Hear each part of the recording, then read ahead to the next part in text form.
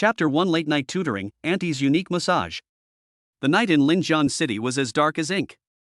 Located in an affluent area, Jinqiu Longwan resembles a sleeping behemoth, perched atop the city's vital energy vein.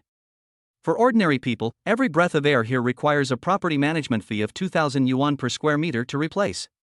Suyu sat at the dining table, looking at the bowl of dark, strangely bubbling nourishing soup in front of him, and his Adam's apple bobbed with difficulty. Xiaoyu, what are you daydreaming about? Hurry up and drink it while it's hot. A gentle voice, so tender it seemed to melt your heart, rang in my ears. The woman who was speaking was sitting opposite him, wearing a dark purple silk dress with a neckline that was just right, not too revealing, yet revealing a breathtaking glimpse of her snow-white skin as she bent over to ladle soup. Her name is Lu Yunyan. At the age of 36, she showed no signs of aging. Instead, she seemed to have ripened like a ripe peach about to burst open. She is the widow of Suyu's deceased father's comrade in arms, the elder who was taken in and cared for Suyu for the past 3 years, and the mother of Chuchinga, the school beauty of No. 1 middle school. Aunt Lu, isn't this soup too nourishing? Suyu felt that just smelling the aroma made the originally dormant blood and qi in her body start to stir restlessly, as if a ball of fire was raging in her lower abdomen. How many times has this happened this month? Tiger penis, deer blood, deep sea oyster extract. Aunt Lu seemed to have an almost obsessive concern about her physical development during puberty. Silly child, tomorrow is the mock exam for qi and blood in the senior year. Lu Yunyan rested her chin on her hand, her peach blossom eyes, always misty, smiling as she looked at Suyu. Her gaze seemed to gently tickle one's heart. Your qi and blood value has been stuck at 0.8 for a long time. If you can't get it to 0.9 before the big exam, how will you get into a martial arts university? Your aunt promised your deceased parents that she would raise you to be healthy, plump, and strong. When she said the words strong and robust, her voice inexplicably lowered, her tongue seemed to intentionally or unintentionally moisten her red lips, and a dark light that Suyu couldn't understand flashed in her eyes. Mom, don't waste your energy. On the other side of the table, a cool and aloof girl in a high school uniform with her hair in a high ponytail put down her chopsticks, her expression indifferent. Martial arts talent is predetermined. Suyu's talent in qi and blood is mediocre.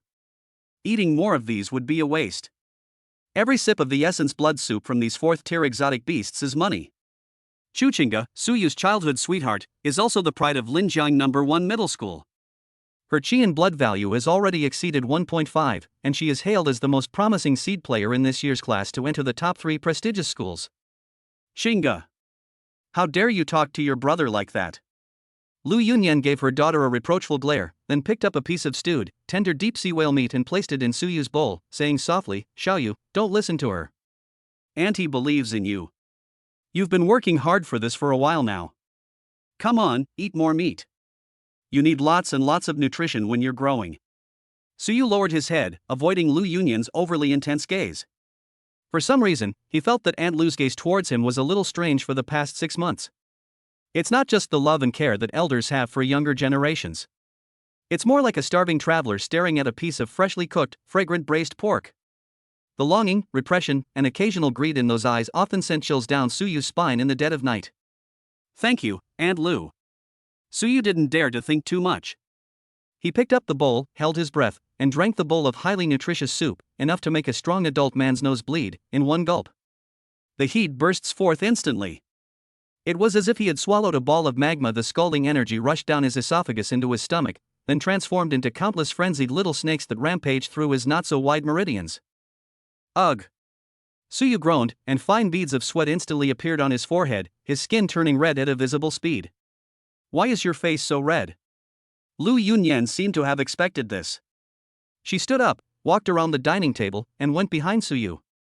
A rich and subtle fragrance instantly enveloped Suyu. That was Lu Yunyan's unique scent, like a ripe datura flower, carrying a hint of sweet danger. A cool, soft yet firm hand gently touched Suyu's burning nape. It seems the medicine was too strong, and the body couldn't handle the nourishment. Lu Yunyan's voice rang in Suyu's ears, her warm breath spraying onto his earlobe, making him tremble all over. Go back to your room and rest early after dinner. Tonight, Auntie will give you a massage to help regulate the effects of the medicine. Otherwise, this chaotic flow of qi and blood will damage your foundation. Massage. Suyu's voice was a little dry. What? Didn't your aunt often bathe and massage you when you were little? Are you shy now that you're grown up? Lu Yunyan gently pressed a major acupoint on his cervical spine, and Suyu immediately felt half of his body go numb. No, then I'll have to trouble Aunt Lu. Sitting opposite, Chu Chinga frowned. Looking at the strange atmosphere between her mother and Suyu, she instinctively felt a little uncomfortable, but couldn't quite put her finger on what was wrong. It seems reasonable that her mother, a renowned physical therapist, would help Suyu regulate her qi and blood. I'm full, I'm going back to my room to cultivate. Chu Chinga coldly pushed back her chair and turned to leave. Only Suyu and Lu Yunyan remained in the living room. It was so quiet that you could hear the ticking of the wall clock and Suyu's increasingly heavy breathing. Go ahead, leave the door a crack. Lu Yunyan patted his shoulder, her eyes full of meaning. Auntie will come over after taking a shower. Suyu's room was at the far end of the second floor. Back in his room, he felt like he was about to explode. The medicinal power of that soup was terrifying. The essence blood of a fourth-tier beast was no joke. He felt as if a volcano was hidden in his lower abdomen, and the violent energy had nowhere to go, making him unbearably hot and his vision began to blur. He tossed and turned in bed, the moonlight streaming in through the window like a layer of pale frost. I don't know how much time passed. Click. The door, which was not locked, was gently pushed open. Suyu was in a state of half dreaming and half awake, feeling hot all over. When she heard the sound, she subconsciously tried to sit up, but found that her body was as heavy as if it were filled with lead.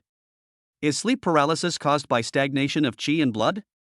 No, that's not right. It was an invisible, viscous force field that suppressed his ability to move. A graceful figure walked in against the dim light of the corridor, and then the door was gently locked from the inside. Lu Yunyan changed her clothes. Or rather, it can no longer be called clothing. It was a black lace slip dress, so thin it was almost transparent, and her voluptuous, exaggerated curves were faintly visible in the moonlight. She was barefoot, with a red rope tied around her ankle, and her footsteps on the carpet made no sound. If you didn't look at her face, this wouldn't be the dignified and virtuous auntie at all, she'd be a demon emerging from the night. Xiaoyu, are you feeling very uncomfortable? Lu Yunyan walked to the bedside and looked down at the boy on the bed, whose face was flushed and who was covered in sweat. Her eyes changed. All tenderness and love were shattered at this moment, replaced by an extreme and undisguised desire. A strange pinkish-purple light flickered deep within the originally black pupils, and the pupils were raised, like a snake sizing up its prey. This is Aunt Lu? Suyu tried to speak, but found his throat too dry to make a sound. Don't speak. Lu Yunyan extended a finger and pressed it against Suyu's burning lips. The fingers were icy cold, carrying a chill that penetrated to the bone, yet strangely, they gave him a feeling of comfort. Your body is full of fire, let Auntie help you cool it down. She lifted a corner of the blanket, and the intoxicating scent of datura instantly became 10 times stronger. Then, Suyu felt the bed sink. That soft, jade-like, and incredibly voluptuous body pressed itself against her. Boom! Suyu's mind went blank. Lu Yunyan's hand, like a nimble snake, slid under the hem of his pajamas, tracing its way up his burning abs. Her palms seemed to possess some kind of magic wherever they touched, the previously turbulent blood and she actually began to gather and flow according to her guidance. What a perfect body! Lu Yunyan whispered in Suyu's ear, her voice hoarse as if sandpaper was rubbing against silk. A pure yang body, it was actually a hidden pure yang body. No wonder for the past 3 years, even just looking at you, I felt the demonic blood in my body boiling. A body of pure yang? Demonic blood? Although Suyu was unable to move, he was still conscious. He was horrified. What was Aunt Lu saying? I've endured 3 years and raised you to be so strong.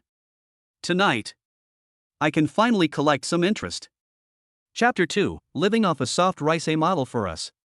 A brilliant purple light shone in Lu Yunyan's eyes, and she no longer concealed it. She suddenly leaned down, her red lips slightly parted, hovering an inch above Suyu's mouth and nose. Hiss. Lu Yunyan took a deep breath. In an instant, Suyu felt as if his soul was being sucked out of his body. An extremely pure golden aura uncontrollably overflowed from her mouth and nose, transforming into countless golden threads, which Lu Yunyan greedily swallowed into her stomach. Lu Yunyan let out a moan of extreme pleasure, almost trembling. It was a feeling of satisfaction, like rain after a long drought.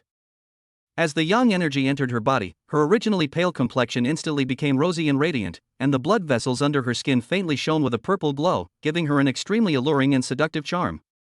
She's a succubus. The image of this terrifying race mentioned in the textbook flashed through Suyu's mind. Legend has it that succubi feed on the essence of human men. Men who are entangled by them will either suffer from depletion of their vital energy or die from exhaustion of their essence, turning into mummies. It's over. Suyu felt utterly hopeless. It turns out that the care they received over the past 3 years was nothing more than raising food in captivity. Am I going to be completely drained by this good ant tonight? As his yang energy dissipated, Suyu felt his body temperature rapidly dropping, and a wave of weakness washed over him. Lu Yunyan became increasingly confused and infatuated. She was practically lying on top of Suyu, her long, beautiful legs unconsciously rubbing against him, her hands tightly gripping his shoulders, greedily demanding more. More. She murmured, her reason seemingly being devoured by desire. She originally only wanted to absorb a little to relieve her injuries, but Suyu's pure yang energy was so delicious that even she, the former succubus empress, almost lost control. Just as Suyu's consciousness was about to sink into darkness, a crisp electronic voice rang out from the depths of his mind. Bite. Host detected to be suffering from soul draining by a high-level succubus. System activation conditions met. Yin-Yang reversal infinite feedback system is binding. Binding successful. At this critical moment of life and death, time seemed to stand still.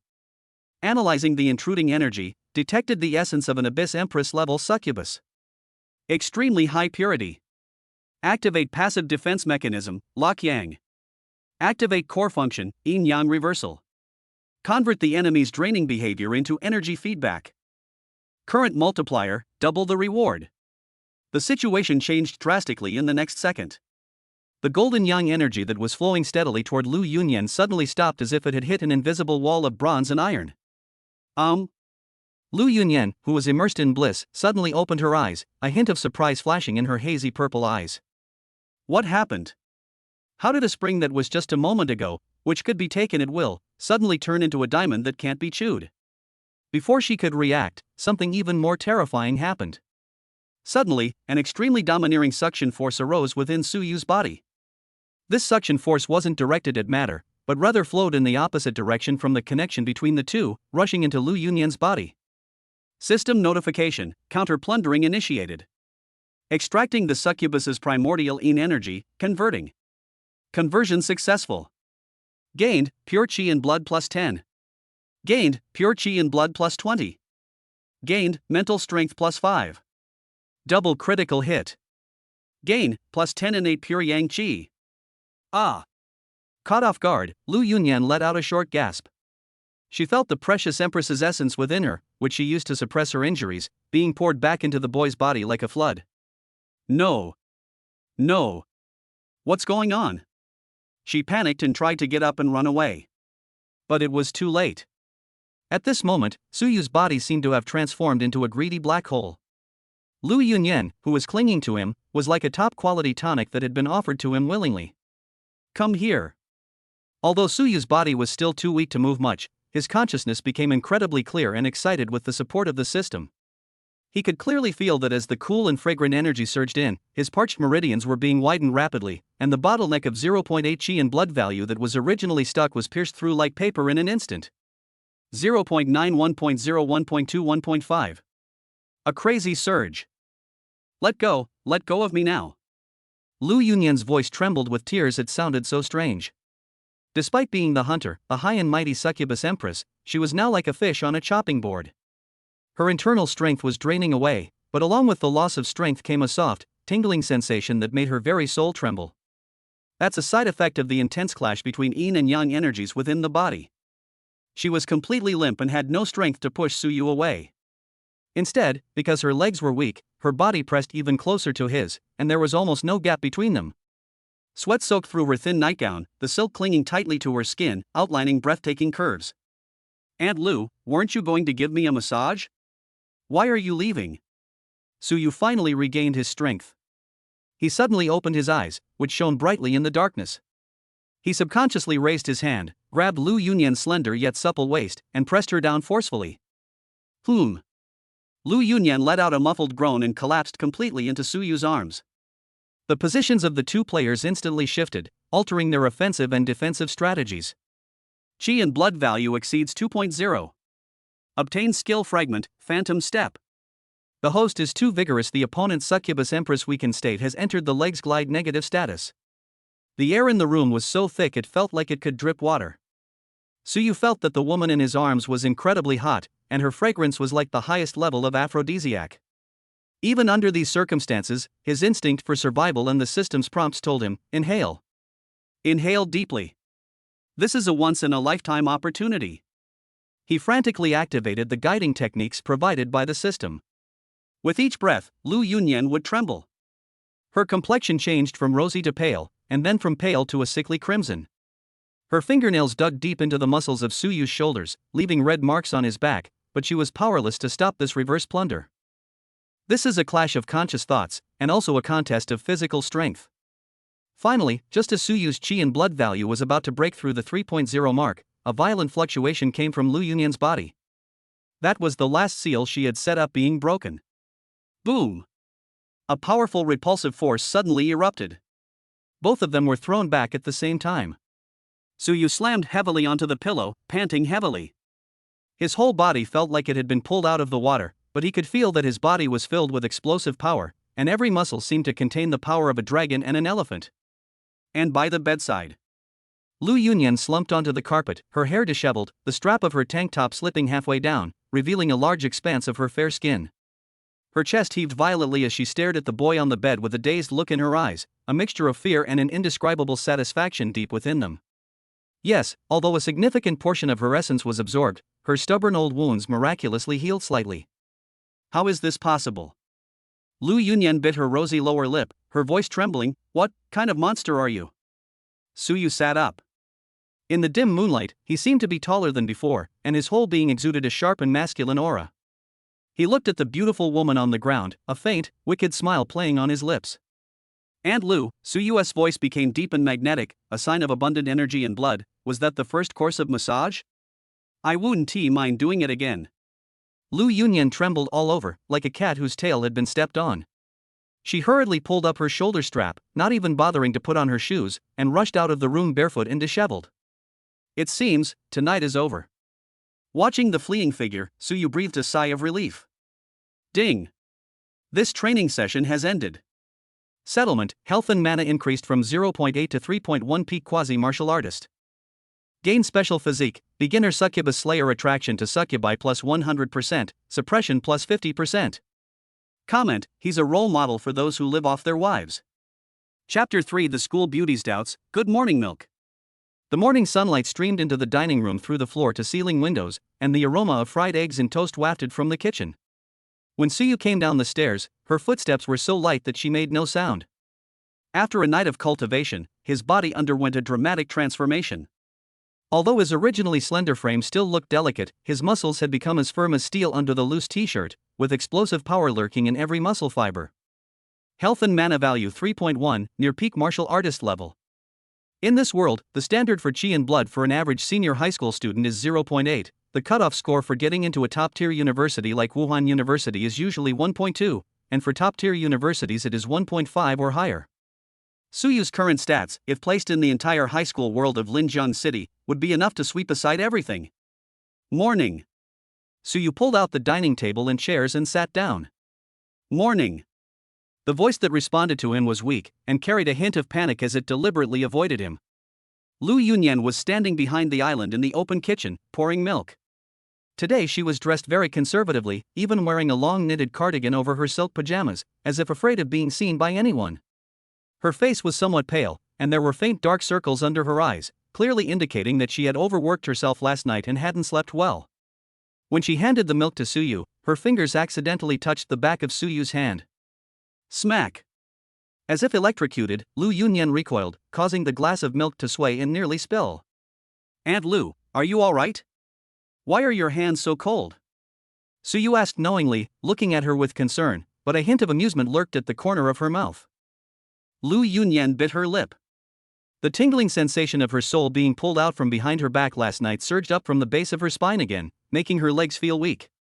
She dared not look directly into Suyu's eyes, which had become much deeper, feeling as if his gaze was aggressive, as if he wanted to strip her naked. No. It's nothing, I probably caught a chill last night. Lu Yunyan tried to remain calm and avoided eye contact. Hurry up and eat breakfast, we have a mock exam today. Just then, a series of crisp footsteps came from the stairs. Chu Chinga came down. She wore the blue and white school uniform of Linjiang No. 1 Middle School, with a pair of straight and slender legs under the pleated skirt. Her long hair was tied up high, and she looked as aloof and proud as a white swan. Mom, why do you look so pale? Chu Chinga noticed her mother's unusual expression and frowned slightly. Has your old injury flared up again? Nothing of the sort, don't make wild guesses. Lu Yunyan quickly denied it, pushing a plate of fried eggs in front of her daughter. Eat quickly, after you finish eating I still need to take you to school. Chu Chinga glanced at her mother suspiciously, then turned to look at Suyu. She was stunned when she saw it. As a genius girl with a qi and blood value of 1.5, her sensitivity to qi is far beyond that of ordinary people. In her eyes, Suyu used to be weak and feeble, like an oil lamp that could go out at any moment. But today's Suyu, although he seemed to be deliberately concealing his aura, sitting there gave her a sense of heaviness, as if she were facing a deep pool. Even more so, his skin became whiter and more delicate than before, with a subtle, warm, jade-like luster, and his eyes were clear and bright, almost dazzling. Why are you looking at me? Is there something on my face? Suyu took a bite of toast and calmly replied. What did you do last night? Chu Chinga narrowed her eyes, her tone scrutinizing. I think I heard some noises coming from your room last night. Cough cough. Lu Yunyan, who was drinking coffee, choked and her cheeks turned red instantly. Suyu remained calm and composed, even winking at Lu Yunyan before turning to Chu Chinga with a smile. You mean commotion? Aunt Lu gave me a special training session last night. I must say, Aunt Lu's massage technique is truly exceptional. I feel full of energy now. Massage? Chu Chinga frowned even more. She looked at her mother. Mom, didn't you say that your massage technique requires special mental techniques and is very energy consuming? Your health isn't good to begin with. Well, Xiao Ya is doing this for the exam too. Lu Yunyan's eyes darted around, not daring to look at her daughter. She could only lower her head and gulp down her coffee to hide her embarrassment, while inwardly cursing Suyu 100 times. That little devil. Did you do this on purpose? You got the benefit and now you're acting innocent. Humph, last-minute preparation. Although Chu Chinga felt something was off, she didn't think too deeply about it. After all, who would have thought that her gentle and dignified mother would be a succubus, and that her seemingly honest childhood sweetheart would be a juicer who was specifically designed to subdue succubi? She said coldly to Suyu, even if mom helps you regulate your qi and blood, don't have too high hopes. The improvement of qi and blood value is accumulated over time. How much could it have increased in a short while last night? 0.01? Just don't embarrass yourself when you get to the exam hall. After finishing the last sip of milk, Suyu licked the milk stains from the corner of his mouth and gave Lu Yunyan a meaningful look. Don't worry, last night, it swelled up quite a bit. Lu Yunyan's ears turned completely red. Linjiang No. 1 Middle School, Martial Arts Field. Inside the massive domed building, the place was already bustling with activity. Today is the Qi and Blood simulation test for all senior high school students, a crucial moment that will determine class assignments and future resource allocation. Dozens of black Qi and Blood testing instruments were placed in the center of the venue. These were high-tech devices used by the military. As long as you punch the target with all your might, they can accurately calculate your Qi and Blood value and explosive power. Have you heard? Zhao Tai from class may first not be a good person, but he seems to have bought a bottle of intermediate-level Qi and Blood potion yesterday. He's aiming for first place in the grade this time. First in the grade? Wasn't it always Chu Chinga? It's hard to say. I heard that Zhao Tai's Qi and Blood has already exceeded 1.6. This data is enough to get him directly into a top-tier university like Wuhan University. The surrounding chatter was incessant. As the school beauty and academic star, Chu Chinga attracted countless eyes as soon as she entered the venue. Suyu followed behind her like an invisible follower, which had been the norm for the past few years. Hey, isn't this our goddess Chinga? A burly boy with a fierce face walked over with several followers. His name is Zhao Tai. His family owns a martial arts school, and they are among the top in the school in terms of both wealth and strength. Zhao Tai ignored Suyu, his gaze greedily sweeping over Chu Chinga's legs and face, and laughed. Chinga, I heard your mother hasn't been feeling well lately? My grandfather has a few hundred-year-old wild ginsengs from Changbai Mountain, as long as you. No need. Chu Chinga interrupted coldly, her face radiating an aloofness. Don't be so quick to refuse. Zhao Tai's face darkened, and he stepped forward to put his hand on Chu Qing's shoulder. We're all classmates, it would be better to share what we have. Just as his hand was about to touch Chu Qing's shoulder, Suyu, who had been standing silently to the side, suddenly moved. No, to be precise, no one saw how he moved. Everyone felt a blur before their eyes. The next second, a long, strong hand gripped Zhao Tai's wrist firmly like an iron clamp. Zhao Tai, isn't it a bit inappropriate for classmates to get physical? Suyu said with a smile, her tone calm. Zhao Tai was stunned for a moment, then flew into a rage. Suyu? You're just an orphan who only knows how to follow women around and live off them, and you dare to stop me? Is this the skill you learned while living in the Chu family? He exerted force, trying to shake off Suyu's hand. However, it remained completely still. Zhao Tai was shocked to discover that Suyu's fingers seemed to be welded to his wrist. No matter how much he tried to activate his proud 1.6 chi in blood, the opponent's palm remained as steady as a mountain. Instead, the bones in his wrists began to creak under the strain. Zhao Tai was in so much pain that he was sweating profusely, and he looked at Suyu in horror. How can this guy be so strong? Let go! Zhao Tai's two henchmen shouted angrily and pounced on Suyu from both sides. Suyu, be careful! Chu Qingga exclaimed. Suyu didn't even lift his eyelids. With a chi and blood value of 3.1, these students, whose chi and blood values had not yet reached 1.0, moved as slowly as if they were in slow motion. With a casual flick of his wrist, Zhao Tai's 180-pound body flew out like a ragdoll, landing squarely on his two henchmen. Ouch! The three of them rolled around in a mess, looking utterly disheveled. The entire room fell silent. Everyone stared wide-eyed at the scene in disbelief. Is this still the same Suyu who is usually timid and has mediocre talent? Did they just casually throw Zhao Tai, who was among the top 3 in the whole school, out? Chu Qing's beautiful eyes were also filled with shock as she stared blankly at the back of the figure blocking her way. The boy's shoulders, which were originally somewhat thin, now appeared unexpectedly broad and reliable. Is this the effect of Mom's special training last night? A storm raged in her heart. What kind of special training happened last night that could transform someone to this extent? Suyu clapped his hands, as if brushing off dust, then turned to Chu Qingga and smiled. Let's go, it's time for the test. Just then, the broadcast came on. Suyu, Class 2, Grade 12, please proceed to test machine number 3 for the assessment. All eyes immediately focused on Unit 3. Zhao Tai got up from the ground, his face ashen, and glared fiercely at Suyu. You little brat, you actually dared to launch a sneak attack. You must have taken some kind of banned drug to have this brute strength. I want to see how many points you can get on the testing machine. If you cheat, you'll be expelled on the spot. Suyu ignored the noise and walked straight to the black testing machine. He took a deep breath. The pure yang energy that had been extracted from the succubus empress and purified by the system began to surge through his meridians. System notification: host is detected releasing power. It is recommended to suppress your power to 30% to avoid damaging public facilities and causing unnecessary trouble. 30%, that's enough. Suyu silently recited in his heart. He didn't strike any fancy starting stance, he simply clenched his fist casually and then punched it out. This punch seemed ordinary, but at the moment it was thrown, a long, whistling sound could be faintly heard in the air. Bang! A loud bang reverberated throughout the entire training ground.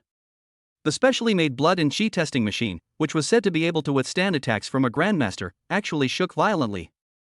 Immediately afterwards, the numbers on the screen started jumping wildly. 0.8, 1.5, 2.0. Ultimately, the numbers settled on a breathtaking figure. Chi and blood value, 2.35.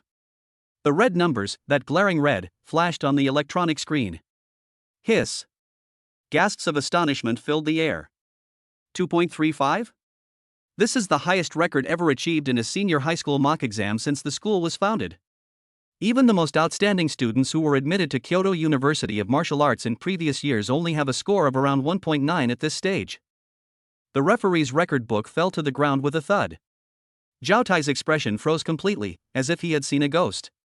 Chu Qingga covered her mouth, her eyes flashing, and her heart pounding faster than usual. Suyu looked at the number and frowned slightly. It's still not well controlled, it's a bit too flashy. He originally intended to use a 1.8 attack to intimidate them a little, but he didn't expect the doubled feedback power to be so violent. In the shadows of the second-floor stands of the training ground, a figure wearing a white coat and gold-rimmed glasses was quietly observing everything. It was Lu Yunyan, the school doctor. She leaned against the railing, a cup of hot tea in her hand, looking down at the radiant young man below, a complex smile playing on her lips. "You little rascal." She gently stroked the rim of the teacup in her hand, her eyes filled with both pride and an undisguised succubus-like desire. "This power was earned by eating my food and using my resources. When we get back tonight, I'll make sure you repay my kindness properly." Just then, her phone vibrated in her pocket. An encrypted text message popped up. "Sir, the Demon Hunter Guild Sky Eye team has arrived in Linjiang City and is investigating the reactions of high-level demons. Please be careful to remain hidden and do not use your primal demonic energy." Lu Yunyan's expression instantly turned cold, and a flash of purple light appeared deep in her pupils. She put away her phone, pushed up her glasses, and her gaze fell on Suyu again, but this time it softened. "Looks like I need to speed things up," she muttered to herself. "Perhaps this kid really is my only way out." Chapter 4: Footsteps outside the door, negotiations in the bathroom. The controversy surrounding the mock exam was like a boulder thrown into the center of a lake, creating ripples throughout Linjiang No. 1 Middle School. To avoid the head teacher's intensely piercing gaze and the subtle inquiries from classmates, Suyu slipped out of the school gate as soon as the school bell rang, without even waiting for Chuchinga. When we returned to Jinqiu Longwan, it was already close to dusk. Pushing open the heavy mahogany door of the villa, the house was quiet. There was no sign of Lu Yunyan cooking as expected, nor was there any aroma of food. A faint chill filled the air, along with a familiar, almost imperceptible fragrance of datura. "Aunt Lu?" Suyu changed her shoes and tentatively called out. No one responded. He frowned slightly and walked into the living room. On the coffee table lay a note, written in Lu Yunyan's delicate yet somewhat messy handwriting.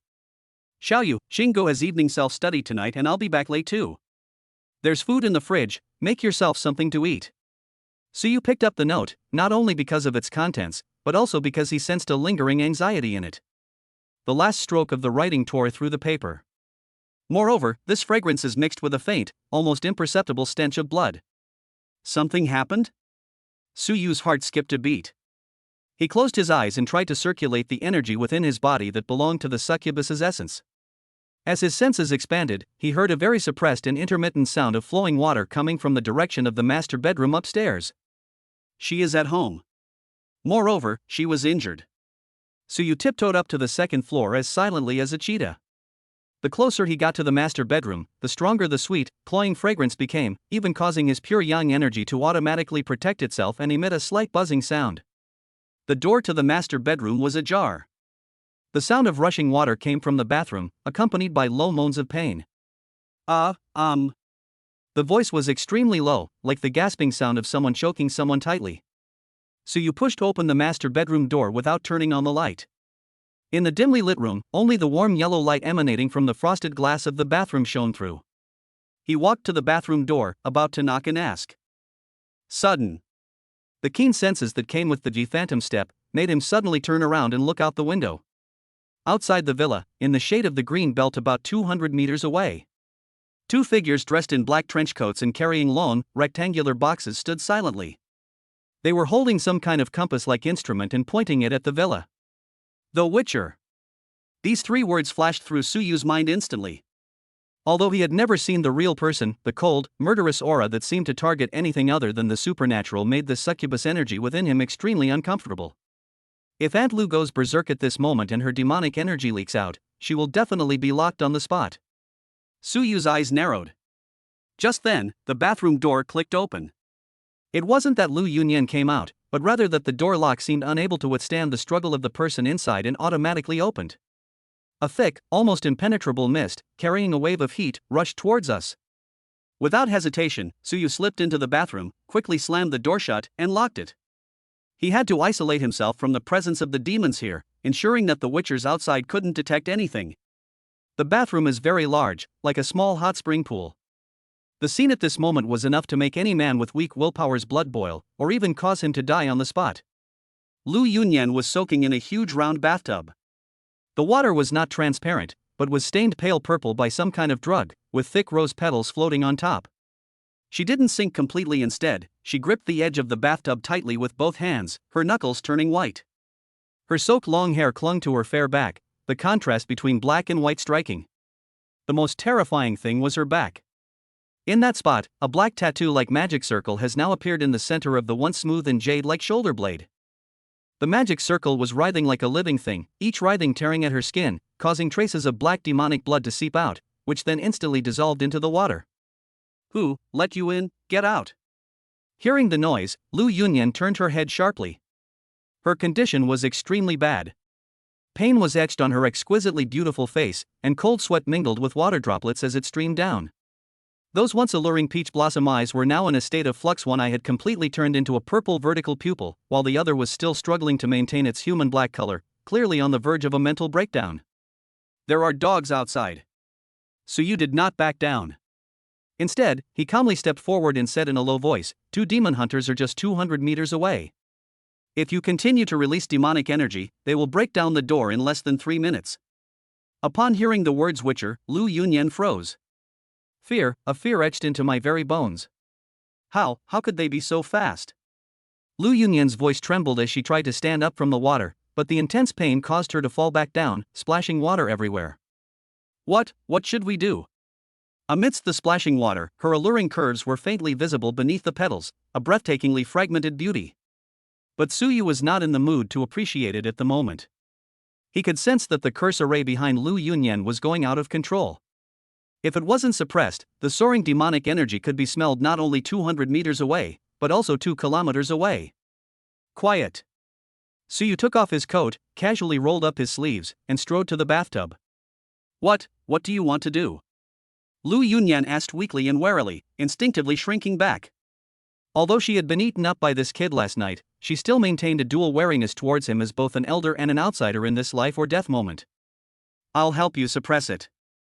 Without saying a word, Suyu knelt on one knee at the edge of the bathtub, reached into the water without a care, and pressed down on her bleeding shoulder blade. Hiss. Scalding hot. Her skin was burning hot, like a red-hot iron. Don't move if you don't want to die. Suyu shouted, his voice carrying an undeniable authority. Immediately afterwards, he mobilized the powerful pure yang energy within his body. With a health value as high as 3.1, the destructive output was no longer unleashed indiscriminately. Instead, under Suyu's precise control, it transformed into a warm and domineering current, pouring into Lu Yunyan's body through his palm. It was like pouring cold water into hot oil. The black curse array encountered pure yang energy, emitting a mournful shriek in puffs of white smoke. Ah! It hurts. Lu Yunyan looked up in pain, waving her hands wildly, and finally grabbed Suyu's arm tightly, her nails digging deep into his flesh. Bear with the pain. Suyu frowned, and beads of sweat appeared on his forehead. This treatment was extremely taxing on him, but he had to do it. Not only to save Lu Yunyan, but also because. Ding! Host is actively emitting pure yang energy. System assessment: this is a high-risk investment activity. Trigger mechanism: forced purchase sale. To compensate for the host's losses, the system will activate forced absorption mode, extracting higher-level magical essence from the target's body as compensation. Suyu's lips curled up almost imperceptibly. Really? This is what they mean by you can't catch a wolf without risking your cub. As pure yang energy was continuously injected, the restless black magic circle finally began to shrink in fear. On an unseen level, Suyu was frantically extracting demonic essence from Lu Yunyan's body, a essence more precious than ordinary demonic energy that was the core essence of a succubus's cultivation over hundreds of years. The steam in the bathroom grew thicker and thicker. The two were in an extremely ambiguous position. Suyu had almost half his body submerged in the bathtub, one hand pressing on her back, while the other hand had to wrap around her armpit and hold her smooth, fragrant shoulder to steady her body. Lu Yunyan's struggles gradually weakened. Instead, she felt a shiver similar to the one that had made her feel ashamed last night. The domineering yang energy washed over her meridians. Although it hurt, the warmth that filled her emptiness and dispelled her coldness after the pain almost made her cry. She leaned weakly against Suyu's chest, her head resting on his shoulder, breathing rapidly. The purple vertical pupils gradually faded, returning to normal human pupils. Have they left? She asked the Witcher outside, her voice barely audible. Suyu did not answer immediately. He remained in that position, silently enjoying the constantly increasing magic essence +1 on the system panel while listening intently to the sounds outside. A long time passed. The sense of crisis from being spied on finally disappeared. I'm leaving. Suyu finally let go of her hand and exhaled a long breath. Lu Yunyan's body went limp and she slid completely into the bathtub, leaving only her flushed face exposed. She looked at the boy in front of her, who was soaking wet and whose shirt clung to his body, with a very complicated expression. In that instant, he was no longer a child who needed care in her eyes, but a man full of aggression who could even control her life and death. Xiaoyu, thank you. Lu Yunyan bit her lip, her hands protectively crossed over her chest, trying to salvage some dignity as an elder. If it weren't for you, Aunt Lu. Suyu interrupted her. He stood up, looking down at the woman in the bathtub with a calm and profound gaze. He reached out and gently lifted Lu Yunyan's wet chin with his fingers, forcing her to look up at him. How long are you going to keep this from me? Suyu's voice was soft, but every word was like a hammer blow. Would an ordinary physical therapist suffer from this kind of injury? Would an ordinary aunt need to rely on the leftover dregs of that blood-nourishing soup to prolong her life?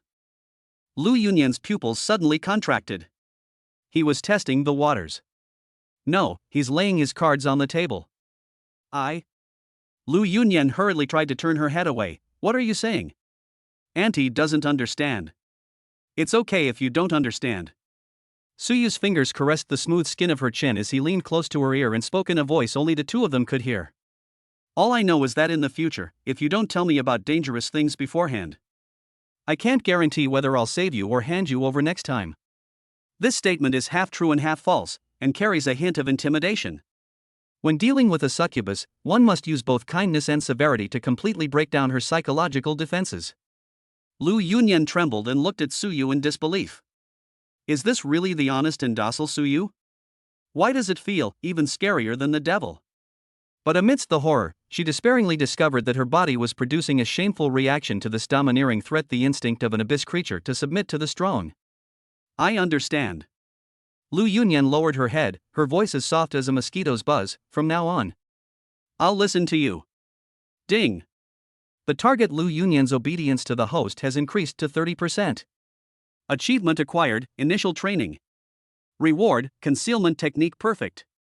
Completely shields the user's and surrounding individuals' aura fluctuations. A glint of light flashed in Suyu's eyes. Great stuff. With this, I won't have to worry about those witcher's sniffs anymore. Just then, the electronic lock on the downstairs door beeped as it opened. Immediately following, Chuchinga's cold voice rang out. Mom? Suyu? I'm back. The atmosphere in the bathroom froze instantly. Lu Yunyan's expression changed drastically, and she hurriedly pushed Suyu. Quick! Chinga is back. If she sees us like this in the bathroom, where will I put my face as a mother? Suyu glanced at the doorway, then at the ant in the bathtub whose cleavage was partially exposed, and a wicked smile appeared on his lips. What are you afraid of? Just say I'm scrubbing your back. Isn't that something we used to do all the time when we were kids?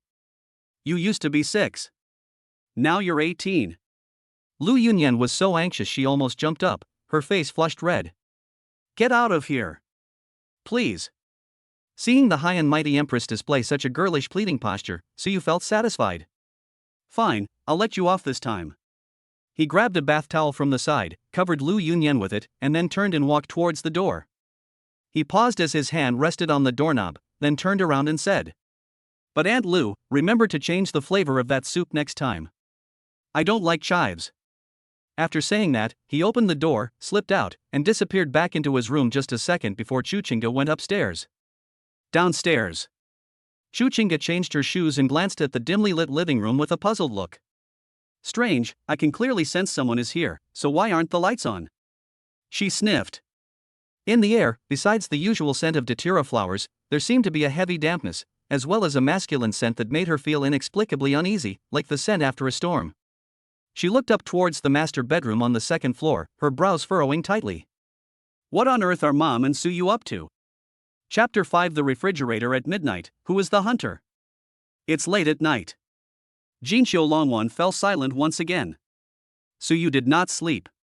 He sat cross-legged on the bed, without turning on the light, but silently felt the earth-shaking changes within his body by the moonlight from the window. Qi and blood value, 3.4. Magic essence reserves, 2/100. It must be said that this so-called demon marrow is even more domineering than simple yang energy. The tiny bit he swindled from Lu Yunyan was enough to expand his meridians once again, and even his eyesight and hearing experienced a qualitative leap. He could even hear Chuchinga's even, long breaths from her room next door, and the faint sound of bare feet on the floor from the living room downstairs. "Oh, are you hungry?" Suyu's lips curled up slightly. Succubi are creatures whose hunger intensifies with increased energy expenditure. Although I had just infused myself with a wave of pure yang energy, it was like giving a thirsty person a mouthful of concentrated salt water. While it temporarily quenches thirst, it is followed by an even more frenzied instinctive backlash. He rolled out of bed, barefoot, and floated out of the room like a ghost. First floor kitchen. Only the refrigerator door was open, letting in a pale, cold light. Lu Yunyan was squatting in front of the refrigerator. She had changed into a slightly more conservative set of silk pajamas and a long-sleeved top, but her flushed cheeks, flushed with anxiety, still betrayed her current state. She was looking for food. The refrigerator was crammed with all sorts of fresh food, raw beef, tuna sashimi, and even several bottles of high-concentration animal blood that had been specially bought to nourish Suyu. Her hands trembled as she picked up a bottle of animal blood, unscrewed the cap, and was about to pour it into her mouth. Gulp. After taking one bite, her brows furrowed tightly. It's fishy, so very fishy. Moreover, that energy was so mixed and chaotic that it couldn't soothe the restless thirst within her. In the past, we could just make do with something like this. But, ever since she tasted Suyu's pure and extremely young energy, her appetite has become completely spoiled. This is what is meant by it is easy to go from frugality to extravagance, but difficult to go from extravagance to frugality. Compared to that human-shaped tonic, any supplement in this world is like chewing wax. Well. Lu Yunyan sighed and dejectedly put the beast blood back into the refrigerator. She squatted on the ground, hugging her knees, her beautiful face filled with frustration and shame. Lu Yunyan, you are the succubus empress. How many powerful humans once knelt at your feet begging for a kiss? How have you fallen so low as to lust after a mere child? She cursed herself in her heart.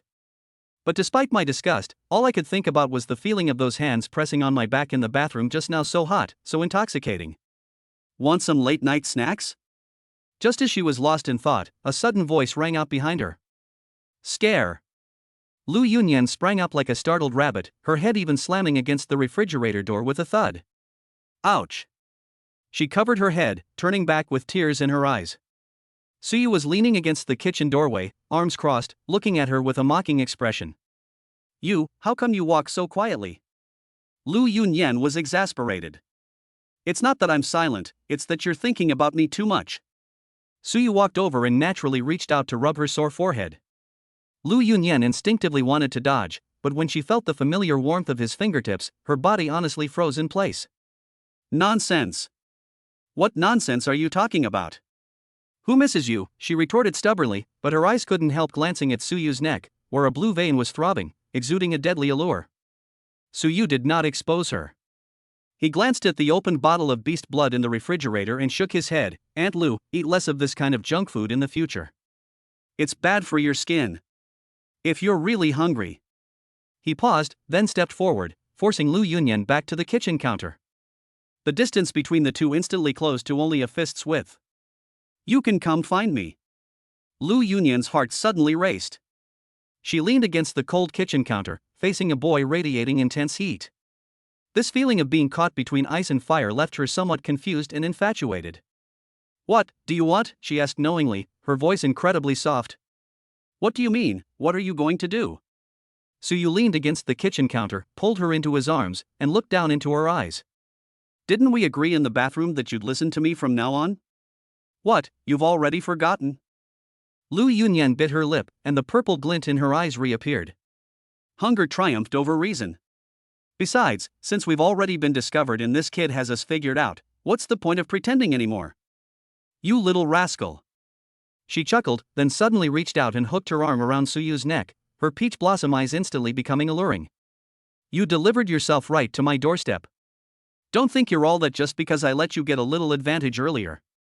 Auntie's appetite is quite large. Since you can't resist it, then enjoy it. As a succubus empress, she regained a semblance of dignity befitting a hunter at this moment, even though the prey looked a bit rough. Just as their breaths were about to intertwine. Clatter. Suddenly, a very light footstep came from the second-floor stairwell. Although it was very soft, it sounded like thunder in the quiet of the night. Su Yu and Lu Yunyan's expressions changed simultaneously. It's Chu Qingge. The two separated instantly. Su Yu reacted quickly, pulling open the refrigerator door behind her and pretending to get water.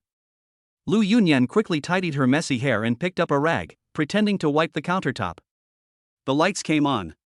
Chu Qingge appeared at the bottom of the stairs with a water glass in her hand. She was wearing a conservative white cotton nightgown, her long hair draped over her shoulders, and she was rubbing her sleepy eyes. "Ha? Mom? Su Yu? Why aren't you two asleep?" She looked at the two people in the kitchen, her eyes filled with a hint of sleepiness and confusion, but this confusion was quickly replaced by doubt. What are a lone man and woman doing in the kitchen in the middle of the night? And, if she wasn't mistaken, when the lights came on just now, weren't the two of them standing a little too close? Ah, Qingge. Lu Yunyan, being a seasoned veteran, immediately put on a loving mother's expression, turned around and smiled. Xiaoyu said he was hungry from studying and wanted to find something to eat. I just came down for a drink of water, so I heated up a cup of milk for him. Yes, I'm hungry. Su Yu held up a bottle of mineral water without changing his expression. But I think I'll just drink water instead. I'm on a diet. Chu Qingge looked at the two of them suspiciously. Heat milk? She pointed to the flaky, dried-out rag in Lu Yunyan's hand. Heat it with a rag? Lu Yunyan's smile froze. I'll go get the pot right now, I'll go right now. She hurriedly threw down the rag, turned around to open the cabinet door, and then, in her haste, even grabbed the wrong frying pan. Su Yu sighed and rubbed his forehead. Why does the Empress's mental fortitude crumble whenever she's around her daughter? Chu Qingge didn't say anything, but quietly walked over and took a glass of water. As she passed by Su Yu, she gave him a deep look with her cool eyes. Then, she turned around, her back to the two of them, and said softly, Mom, I've been feeling a strange smell in the house lately. Lu Yunyan's hand, which was pouring milk into the pot, suddenly trembled. WH? What does it taste like? I can't quite put my finger on it. Chu Qingge took a sip of water, her tone so calm it was unsettling. It's a bit like the smell I smelled when my dad took me to the zoo when I was little, the smell of wild beasts that were about to devour people. The air in the kitchen instantly dropped to freezing point. So you felt a chill run down her spine. Is the intuition of a half-succubus bloodline really this strong? Although it hasn't awakened yet, the instinct is already giving warnings. Maybe it's because the neighbors are renovating and it smells of paint, so you offered a forced explanation. Maybe. Chu Qingge turned around, her gaze sweeping back and forth between Su Yu and her mother's faces, finally settling on Su Yu's slightly swollen lips, which Lu Yunyan had accidentally bumped into in her haste. Go to bed early, the results will be announced tomorrow. After saying that, she put down the cup, turned around, and left. Su Yu and Lu Yunyan both breathed a sigh of relief only after her figure disappeared around the corner of the stairs. Phew! Lu Yunyan patted her chest, looking like she had just escaped a disaster. That scared me to death. How can this girl have such a good intuition? Therefore, we need to be even more careful, Su Yu said in a low voice. Still have to be careful? Lu Yunyan glared at him, suddenly feeling a little aggrieved. When will this life of living like a thief end? Su Yu smiled. Looking at the beautiful and charming empress before him, who had to live a life of extreme caution, he suddenly felt a strong desire to conquer and protect her. Don't worry, Aunt Lu. He leaned close to her ear, his voice firm. Once I've cleaned up all those annoying bugs outside, you can eat however you want in this house. Insects? Lu Yunyan was taken aback. You mean witchers? More than. A cold glint flashed in Su Yu's eyes. And those guys who let this girl smell wild animals. He vaguely sensed that the taste Chu Qingge described might not have been entirely directed at him and Lu Yunyan. After the two witchers left, a darker and more disgusting aura seemed to linger around the villa. Those are real demons from the demon cave, lurking in the shadows. Chapter 6: The Treatment of a Genius, The Shadows That Follow. The next morning, at Linjiang No. 1 Middle School. The moment Su Yu stepped into the school gate, he clearly sensed the difference in atmosphere. In the past, when he walked on the street, he was like a pebble on the side of the road, ignored by everyone. But today, in the short distance of a few hundred meters from the school gate to the teaching building, countless eyes were fixed on him like searchlights. There was shock, jealousy, and doubt, but more than anything, there was a kind of fervor as if we were watching aliens. Look! That's Su Yu.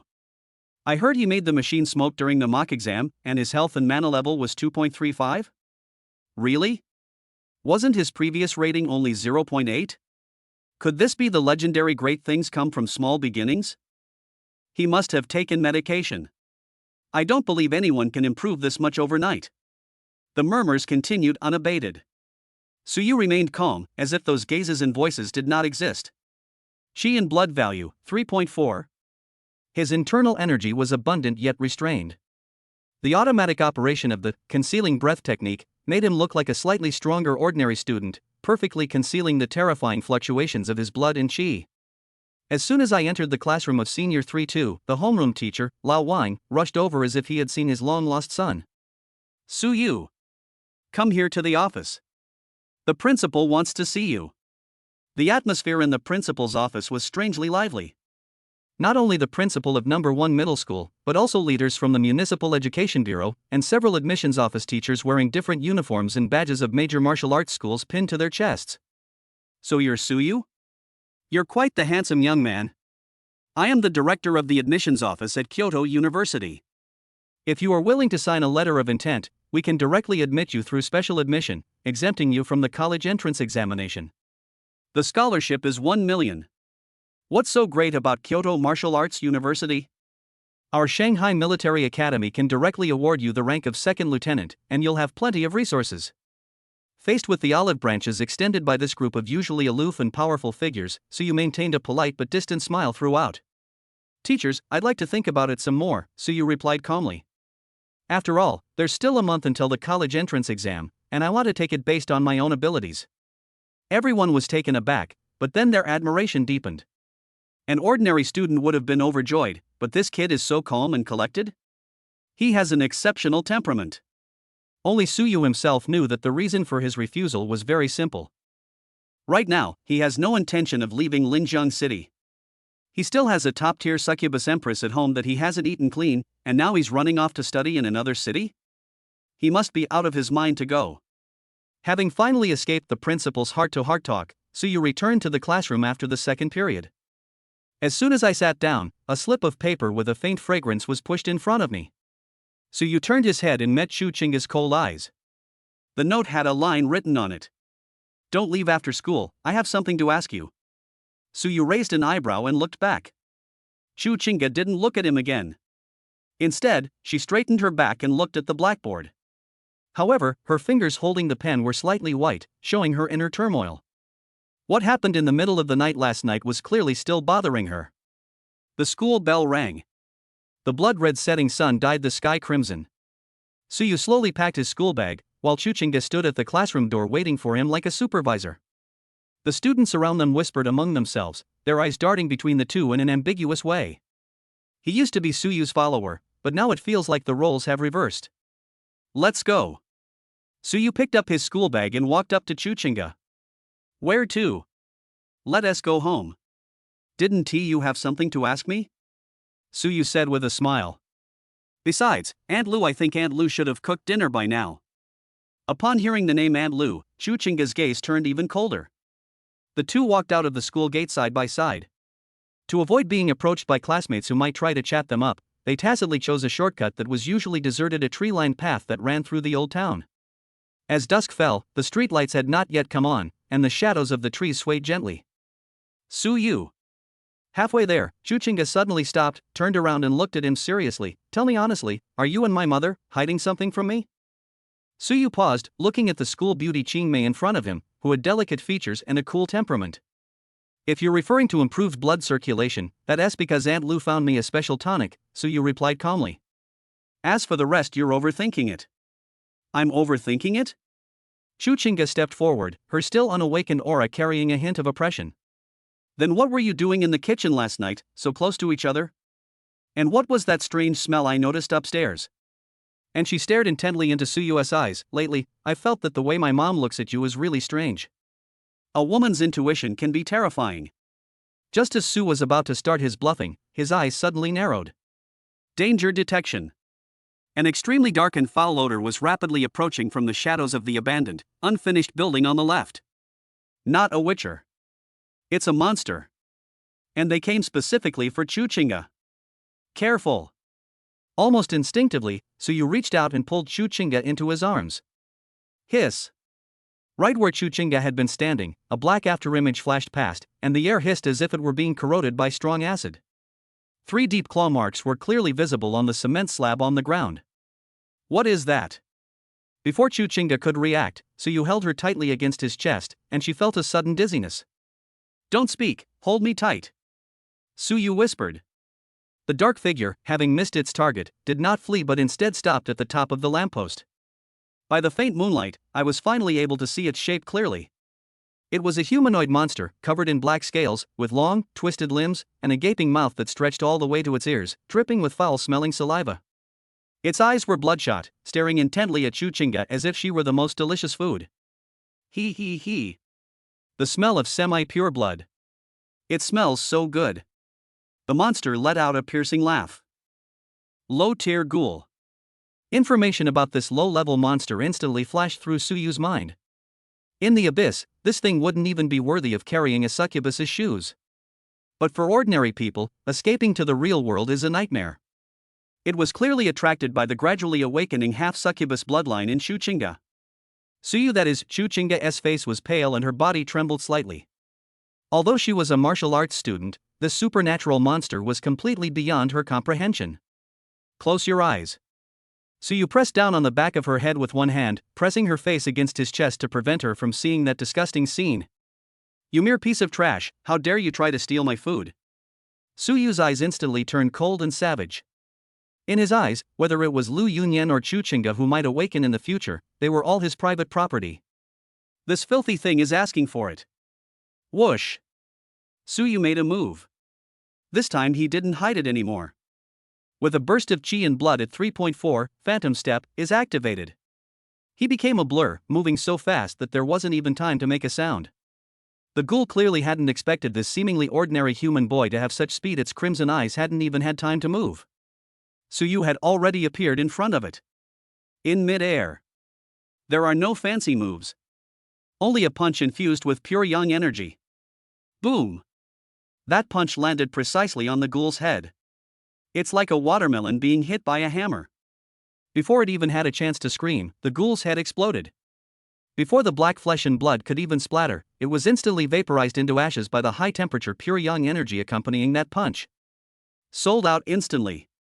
Suyu landed lightly on the ground and shook off non-existent dust from her hands. Ding! Low-level ghoul defeated.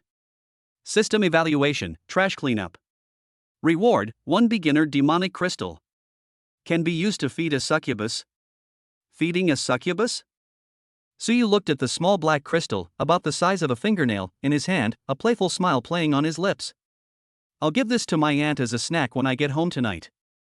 I wonder if she'll like it. At this moment, Chuchinga, who was in his arms, raised her head with trembling hands. Suyu, what, just now? She only felt a gust of wind, and then the chilling feeling that sent shivers down her spine disappeared. Suyu calmly put away the magic crystal and resumed his harmless expression. It's nothing, maybe a big wildcat jumped over it and scared you? A stray cat? Chuchinga looked at the horrific claw marks on the ground, then at Suyu, who hadn't even broken a sweat, her face full of disbelief. Do you think I'm blind? How could a stray cat leave such marks? Suyu shrugged, just about to continue making things up. Suddenly, a piercing siren blared from afar, accompanied by a peculiar energy surge. The Witcher. Someone called the police, or the demon hunters sensed the demonic energy fluctuations from earlier, Suyu thought to himself, realizing something was wrong. Walk! Without a word, he grabbed Chuchinga's hand and started moving again, carrying her swiftly through the alleyways to avoid the main road. The warm, broad hand tightly enveloped hers, and the heat emanating from its palm inexplicably calmed Chuchinga's previously flustered heart. She watched the boy pulling her along as they ran ahead. For the first time, I realized that my childhood sweetheart, who had always been timid and followed behind me, was actually so powerful and mysterious. Suyu, what secret are you hiding? She asked softly in the wind, her voice quickly fading away. 20 minutes later, the two returned to Jinqiu Longwan safely. As soon as I entered, I saw Lu Yunyan pacing anxiously back and forth in the living room. She could no longer sit still after sensing the fluctuations of demonic energy. Shinga. Suyu. Are you all right? Upon seeing the two return, Lu Yunyan practically rushed over, checking Chuchinga from head to toe to see if she was injured. We're fine, Mom. Chuchinga shook her head wearily, but still glanced at Suyu with a complicated look in her eyes. We encountered a little accident on the way. Lu Yunyan keenly detected a very faint smell of blood on Suyu, the stench of abyssal demons. Her pupils contracted as she looked at Suyu. Suyu nodded almost imperceptibly to her, subtly making a done gesture with her fingers, and casually shaking the magic crystal in her hand. Lu Yunyan understood instantly. This kid actually killed a monster all by himself? It's alright. Go wash your hands and eat. Lu Yunyan suppressed her shock and pushed the two of them toward the restaurant. However, her fingers inadvertently hooked Suyu's palm lightly, as if rewarding him or teasing him. The atmosphere at the dinner table was somewhat awkward. Chuchinga silently ate her rice, clearly still processing what had just happened. Lu Yunyan kept serving food to Suyu, her eyes overflowing with seductive charm, a mixture of dependence on a powerful figure and longing for the magic crystal. Xiaoyu, eat more stir-fried eggs with chives to nourish your body. These oysters are good too, very fresh. Suyu accepted everything without hesitation and ate with great relish.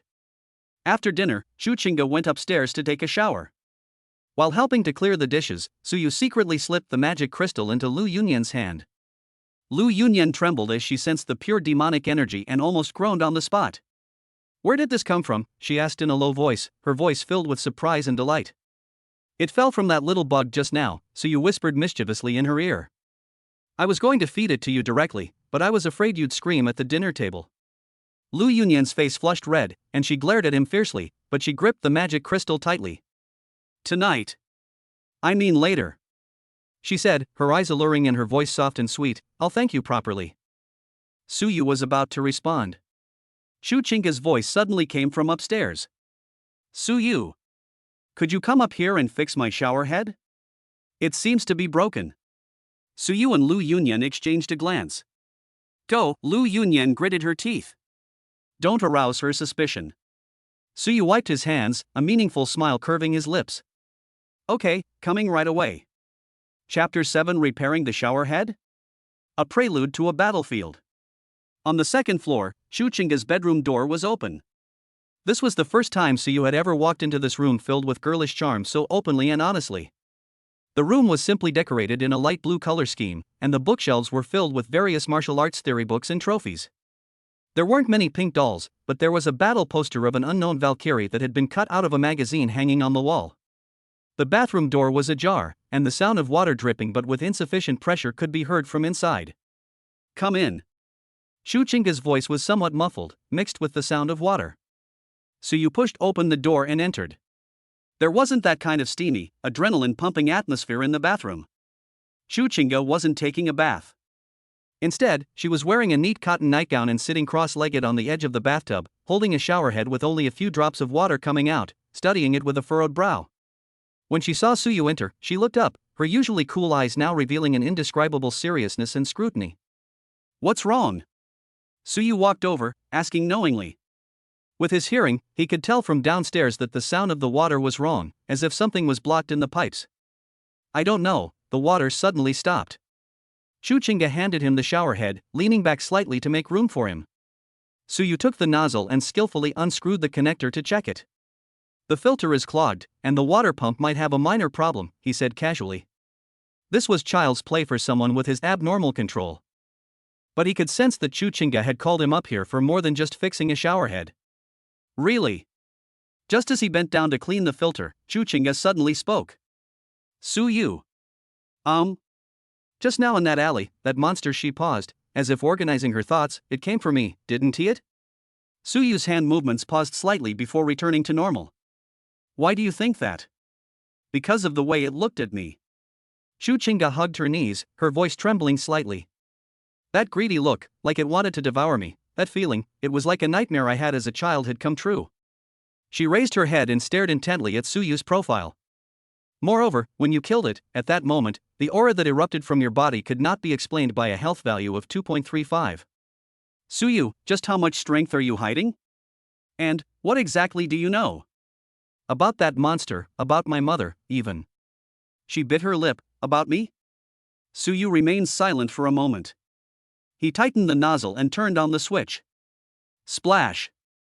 A powerful jet of water gushed out instantly, splashing onto Suyu's sleeves and a few drops onto Chuchinga's fair and delicate bare feet. He turned off the water, turned around, leaned against the sink, and looked down at the girl sitting by the bathtub. This was the first time he had completely overwhelmed the school beauty, whom he had once looked up to, in terms of presence. Shinga. Suyu's voice was calm, yet carried a convincing power. There are some things you don't need to know right now. Knowing them won't do you any good.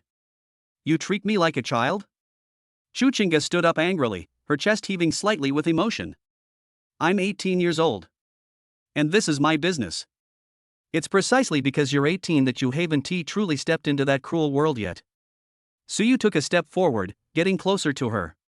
The distance between the two instantly shrank to only half a step. Chuchinga was forced to retreat by his sudden aggression. Her calf hit the edge of the bathtub, and she swayed and fell backward. Ah! Suyu reacted quickly and grabbed her waist.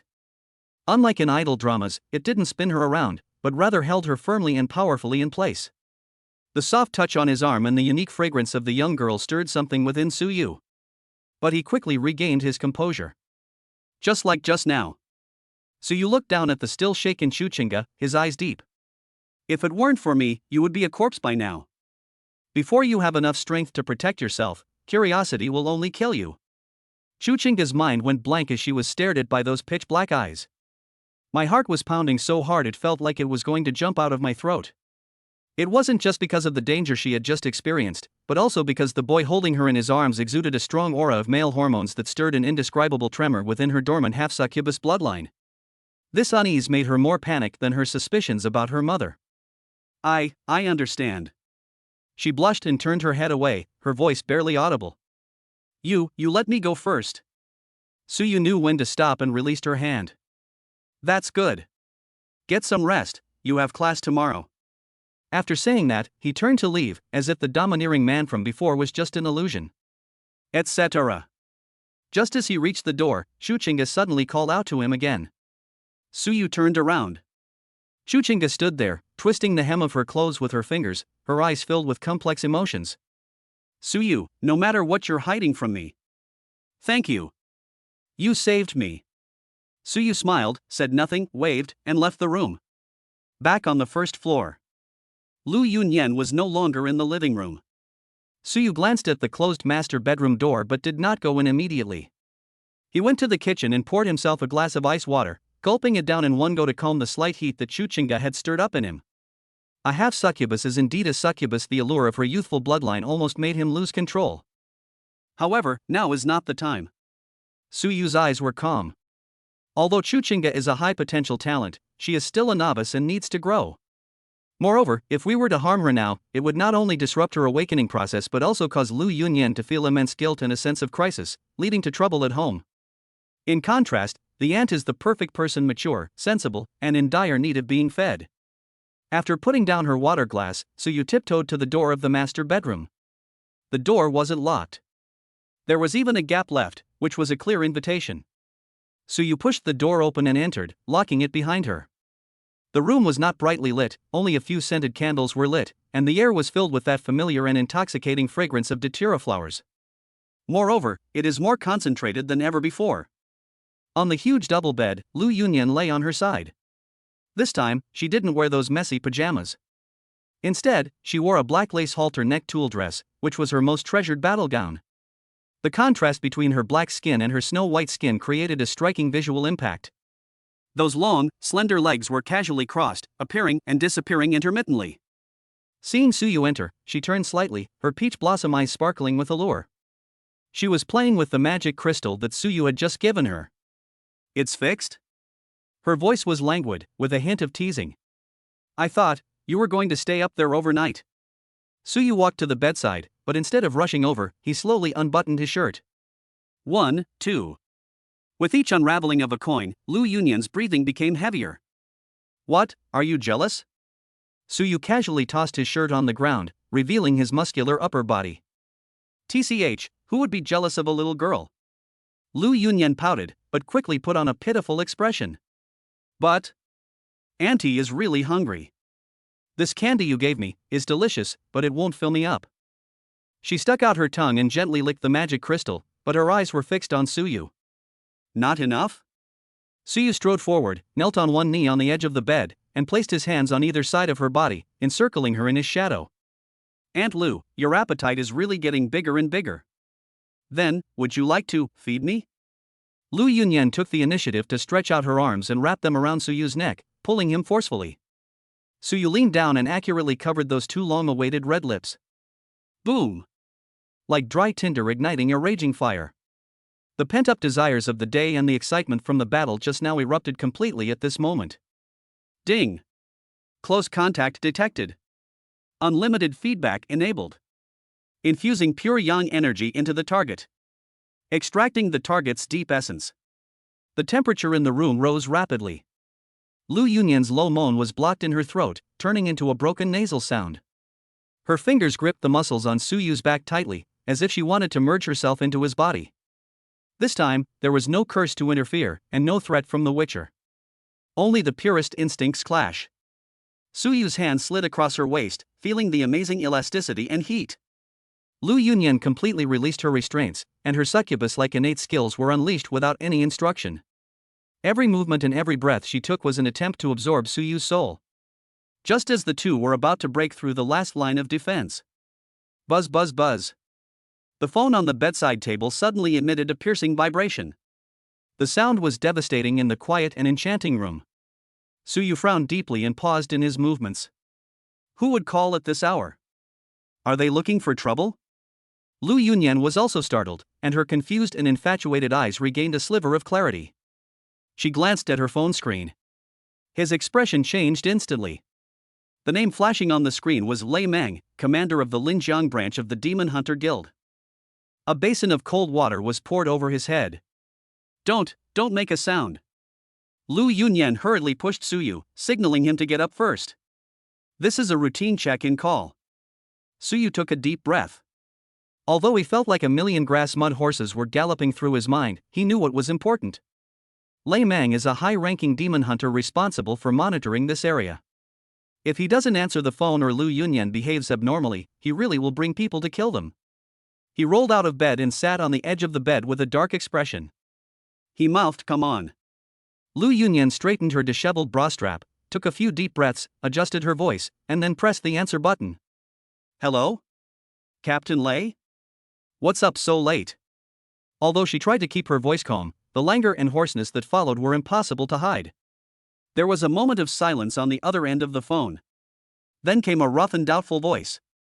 Dr. Lu, excuse me. We detected some demonic energy fluctuations near your house just now. Did you cause that disturbance? No. Lu Yunyan glanced at Suyu and lied, I've been sleeping at home the whole time. Is the equipment malfunctioning? Sleeping? This doesn't sound like someone is actually sleeping. Lei Meng was clearly a seasoned veteran. His tone became playful and dangerous. Dr. Lu, although you've registered with the guild and declared yourself a benign and harmless anomaly, if I catch you engaging in any illegal activities or secretly eating humans. Captain Lei is joking. Lu Yunyan glanced at Suyu, whose face was gloomy beside her, and suddenly giggled, I really wasn't sleeping properly. My boyfriend just got back from a business trip, and we're busy right now. What, does the guild have to interfere? The person on the other end of the phone was clearly speechless. Boyfriend? That'd better be. I'll be making a routine checkup tomorrow, and I hope you'll let me see that boyfriend then. Beep beep beep. The call ended. Lu Yunyan threw her phone away and collapsed onto the bed, utterly exhausted. It's over. She looked at Suyu, on the verge of tears. Lei Meng is coming tomorrow. Suyu squinted at the blacked-out phone screen. Lei Meng? Will you come tomorrow? A cold smile curled at the corner of his lips as he reached out and pulled Lu Yunyan back into his arms. Don't be afraid. Since he wants to see his boyfriend, let him see as much as he wants. However, Suyu looked down at the beauty in his arms, her clothes half undone and her face flushed. Shouldn't we settle the score for what happened when we were interrupted earlier? Lu Yunyan was taken aback, feeling the renewed heat emanating from Suyu, and her face turned as red as a ripe apple. You little rascal, want more? Certainly. Suyu grabbed the blanket and covered the two of them. No one is allowed to disturb us tonight. This time, Suyu directly activated the concealing breath technique to cover the entire room. Even if the King of Heaven himself came, he wouldn't hear a sound from this room. Chapter 8 Feeding, the Empress's Fall. As the concealing breath technique was fully activated, the entire master bedroom seemed to be cut into an isolated island, separate from the rest of the world. The sounds of the wind, the chirping of insects, and even the slightest movement of Chuchinga turning over upstairs were all shut out. The room was so quiet that the only sounds were their heartbeats, which sounded like drums, and their breathing, which grew heavier and heavier. Suyu casually tossed the cumbersome phone deep into the carpet, then slowly lowered his body. Under the covers, their skin pressed together, their burning body heat transferring rapidly through the contact surface, like a spark falling into a dry grassland. Aunt Lu, what were you saying to Captain Lei just now? Suyu's fingers slowly slid down Lu Yunyan's graceful back, finally stopping at her slender waist, circling mischievously. Boyfriend? Busy? Lu Yunyan trembled all over, a jolt of electricity mixed with shame and anticipation. Her eyes, which usually carried a hint of elder's authority or empress's arrogance, were now misty with tears, and the corners of her eyes were flushed with emotion. That was just a temporary measure. She stubbornly argued, but her voice was as soft as spring water. If I hadn't said that, he would definitely have kept pestering me. Since we've said it, we have to do it. Suyu chuckled and pinched her waist with a little force. Lu Yunyan let out a sharp moan and instinctively arched her body, like a cat whose vital point had been pressed. You are nothing like the legendary succubus empress who struck fear into the hearts of countless people. Suyu leaned down, his hot breath spraying onto her sensitive earlobe. Right now, you're more like a hungry puppy waiting to be fed. You, how dare you? Lu Yunyan was so ashamed and indignant that she wanted to die. As a former empress who once dominated the abyss, even in her fallen state, she had never been described with such words. If it were anyone else, she would have torn them to pieces long ago. But it was Suyu. It was this man who possessed a pure yang body that made her soul tremble. Me, being presumptuous? Suyu's eyes darkened, and he could no longer restrain himself.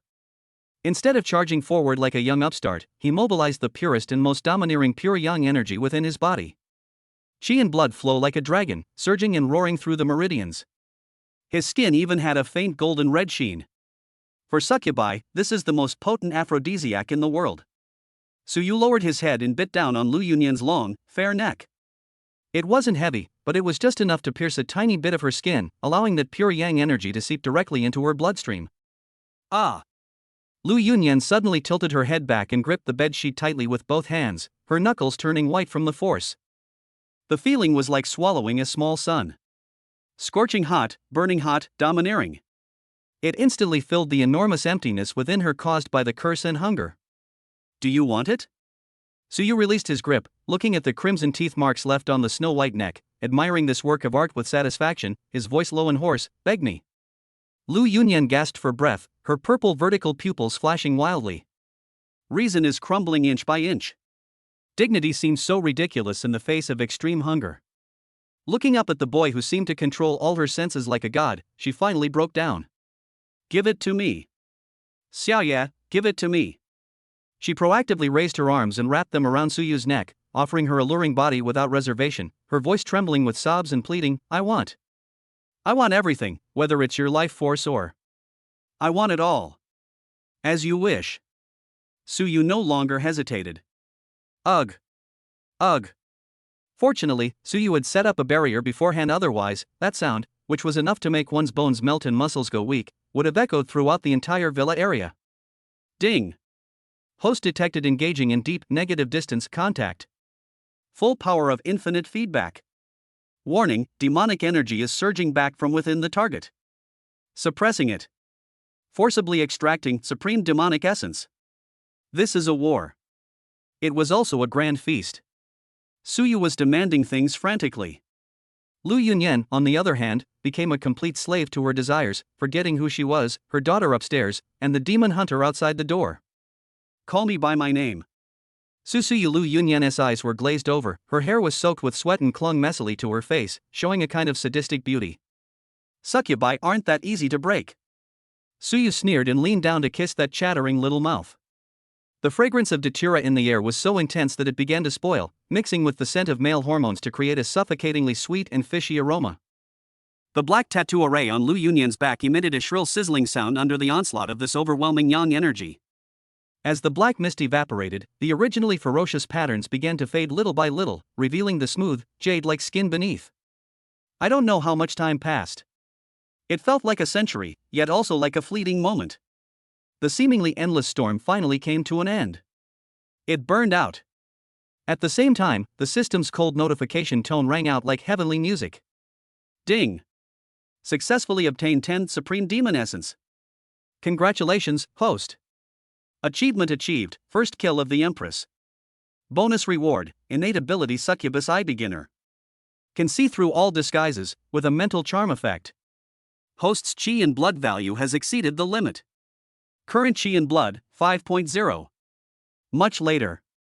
The alluring atmosphere in the room gradually subsided. Suyu leaned against the headboard and pulled the blanket over both of them. Looking at the woman who had fallen asleep in his arms, a complex emotion flashed in his eyes. At this moment, Lu Yunyan's face still had a lingering flush, and there were tear stains at the corners of her eyes, but there seemed to be a satisfied smile on her lips. The Empress's usual unapproachable aura vanished, replaced by an extreme gentleness and charm. Suyu reached out and gently brushed away the stray hairs on her forehead that were damp with sweat. When my fingertips touched her skin, I could feel a warm energy flowing through her body, a result of the harmony of yin and yang. This meal was a huge boost for both sides. Is this what a level 5.0 health and mana is like? Suyu clenched his fist, feeling an almost explosive power surging within him. This is just the beginning. This succubus empress is indeed an inexhaustible treasure. Just then, Lu Yunyan's long eyelashes fluttered, and she slowly opened her eyes. His eyes were still a little dazed when he first woke up, but when he saw Suyu's face so close to his memories came flooding back. Those shameful scenes, those pleas for mercy, that uncontrollable pleasure. Boom! Her face instantly turned bright red, even her ears and neck turned red. She instinctively tried to shrink into the blanket, but Suyu pulled her back. What are you hiding for? Suyu looked at her with a half smile. You think you can just deny it now that you've had your fill? Who's full? Lu Yunyan's voice was terribly hoarse, as if she had grit in her mouth, yet it was incredibly soothing to listen to. She buried her face in Suyu's chest, not daring to look at him at all. You little rascal, you really want to kill me? I have no use for your life, I only want you. Suyu placed a kiss on her smooth forehead, his tone unusually tender. Go to sleep. When Lei Meng comes tomorrow, I'll handle him. Lu Yunyan stiffened for a moment, then relaxed softly. She found a comfortable position in his arms and closed her eyes like a docile cat. Whatever you say. The Witcher did not come that night. Chu Chinga did not go downstairs again. Only in this bedroom, sealed off by a barrier, did two souls, transcending racial and ethical boundaries, become completely intertwined. Chapter 9, Checking Up on Us? No, it's a declaration of sovereignty. The morning sunlight streamed through the gaps in the curtains and onto the messy bed. Lu Yunyan felt like she was falling apart, and didn't want to move a single finger. But the abundant energy within her made her feel better than ever before. For the first time in decades, the cursed magic circle behind him completely fell silent, and the shadow of death that had been hanging over his head for so long also dissipated. What time is it? She mumbled, her voice hoarse beyond belief. 7:30. A clear voice rang in my ears. Suyu was already dressed and standing by the bed adjusting her cuffs. After a night of cultivation, his chi and blood levels stabilized at 5.0, and he looked radiant with a subtle, warm, jade-like luster on his skin. In contrast, Lu Yunyan's eyes and brows exuded an irresistible charm, a blossoming beauty that had been thoroughly nourished. 7:30? Lu Yunyan sat up abruptly, the blanket slipping off to reveal a body covered in suggestive red marks. Oh no! Lei Meng is a cunning old fox. If he says he'll come in the morning, he absolutely means it. She tried to get out of bed in a panic, but her legs gave way and she almost knelt on the ground. With quick reflexes, Suyu grabbed her waist and lightly patted her pert buttocks. Smack! The crisp sound echoed in the room. What's the panic? Suyu looked at her with a half smile. If you dare to eat it, you should have the ability to wipe your mouth clean. Go put on a high-neck shirt and cover up what's around your neck. Leave the rest to me. Lu Yunyan covered the spot where she had been hit, glared at him with embarrassment and anger, but couldn't help feeling a sweet warmth in her heart. She used to be the pillar of her family, but now it seems she has a man she can rely on. I know, you little devil. 20 minutes later, at the restaurant downstairs. Shu Qingge was sitting at the dining table drinking porridge when she saw the two people coming downstairs, and her eyes instantly turned a little strange. Today's mothers are so different. Although she was wearing a conservative turtleneck sweater, the radiant glow that emanated from within was something that no amount of makeup could create.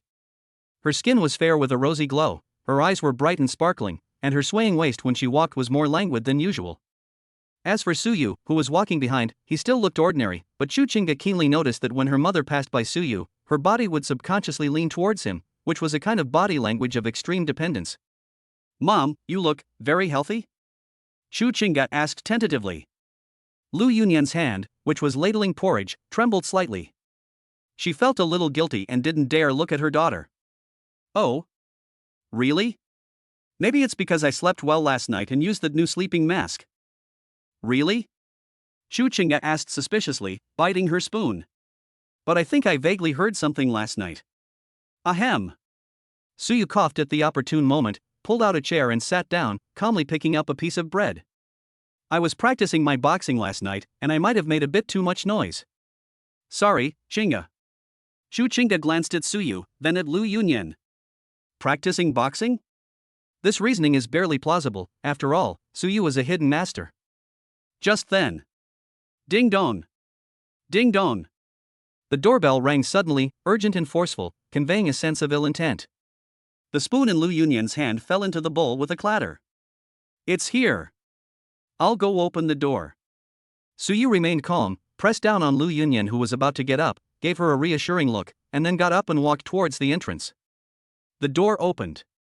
A middle-aged man with a leather jacket, a full beard, and sharp, eagle-like eyes stood at the door. He was also holding a black instrument that resembled a compass. It was Lei Mang, the leader of the Linjiang branch of the Demon Hunter Guild. "Oh, the one who opened the door is a new face." Lei Mang looked Suyu up and down, his gaze lingering on him for a moment, his brows furrowing slightly. "This kid, why does he seem a little too conspicuous? Captain Lei, right?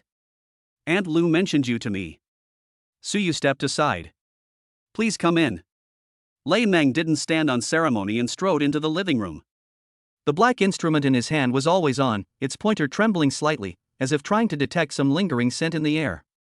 As soon as he entered the restaurant, Lei Mang's eyes locked onto Lu Yunyan. As an experienced demon hunter, he immediately recognized Lu Yunyan's current state. It was the characteristic of a succubus who had just finished eating and was extremely satisfied. "Dr. Lu, you look great," Lei Mang said with a forced smile, casually pulling out a chair and sitting down. "Looks like your boyfriend last night fed you quite well?" The moment those words were spoken, the atmosphere in the restaurant froze. Shu Qingge suddenly looked up at her mother in disbelief. "Boyfriend? What boyfriend? Mom, you have a boyfriend?" Lu Yunyan's face turned pale, and she was at a loss for what to do. She never expected Lei Mang to say it so directly in front of her daughter. "This..." Lu Yunyan stammered, completely at a loss for how to explain herself. "What? Aren't you going to introduce him?" Lei Mang sneered, and the instrument in his hand suddenly emitted a slight beep, the pointer abruptly shifting and pointing at Suyu, who had just walked back to the dining table. Lei Mang was taken aback. The instrument showed an extremely high intensity of energy reaction here, but it was not demonic energy, rather, it was an aura of extreme strength and yang energy. Suyu walked behind Lu Yunyan and naturally placed his hands on her shoulders. This is a posture that exudes a strong sense of protectiveness and possessiveness. "Captain Lei, shouldn't you be more careful about what you say in front of the children?" Suyu's voice was calm, but his tone carried an undeniable coldness. Lei narrowed his eyes, looking at the boy who had placed his hand on the shoulder of the dangerous outsider. "Who are you?" "I am one of the male owners of this house." Suyu's lips curled into a playful smile. "I was also the one who answered the phone last night." Boom! Something seemed to explode in Shu Qingge's mind. The male homeowner? Answering the phone? What is Suyu saying? Lei Mang was taken aback at first, then seemed to understand something, and his eyes became extremely interesting. He glanced at Suyu, then at Lu Yunyan, whose face was flushed but dared not refute him. Finally, my gaze fell on Suyu's hand resting on Lu Yunyan's shoulder. That hand was long and strong, radiating a heat that seemed to distort the surrounding air. Succubus's eye activated. A flash of purple light appeared in Suyu's eyes, and at the same time, he released a trace of his pure yang qi blood, which was as high as 5.0. In Lei Meng's perception, the boy in front of him instantly turned into a small erupting volcano. That's a pure yang body? Moreover, it is a pure yang body that has already awakened and possesses extremely terrifying qi and blood. Lei Meng was not only a demon hunter, but also a martial artist. He understood instantly. No wonder Lu Yunyan, this succubus, has no record of harming anyone yet lives such a comfortable life. No wonder there were such strong energy fluctuations last night. Turns out, they've been raising a Tang monk's flesh at home. And judging by this kid wasn't passively sucked, but rather actively fed? I see. Lei Meng put away the instrument in his hand, and the scrutiny and hostility on his face dissipated considerably, replaced by a kind of playful mockery that only men understand and a trace of respect for the strong. Although he looked young, the strength of his qi and blood was so great that even he, the captain, was shocked. I didn't expect Dr. Lu to have this kind of taste, preferring younger men to nurture. Lei Meng smiled meaningfully, then glanced at Chu Qingge, who looked completely bewildered, and said, "It seems I've been meddling. Since it's a family matter, as long as it doesn't cause a big commotion and affect the neighbors, our guild won't interfere. As long as a powerful human can suppress a demon, or even take it as their own, the guild usually turns a blind eye. This is called legal domestication in the community. Thank you for your understanding, Captain Lei." Suyu picked up the teapot on the table and poured Lei Meng a cup of tea with a smooth and effortless motion. "From now on, I'm in charge of this house.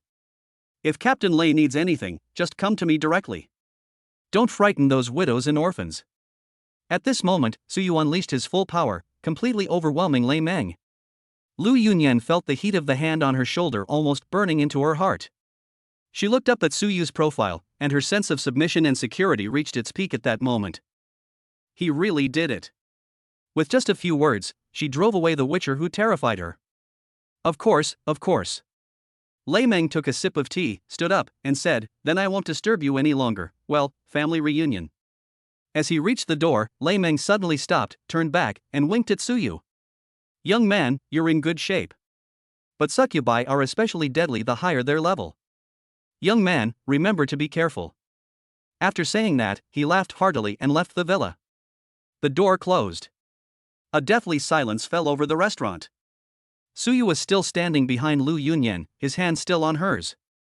On the other side, Chu Qingge was looking at them with an extremely complex, shocked, and even broken expression. "Suyu." Chu Qingge spoke in a trembling voice, her tone questioning, What did that person mean by that? What does boyfriend mean? What does younger man-older woman relationship mean? And..."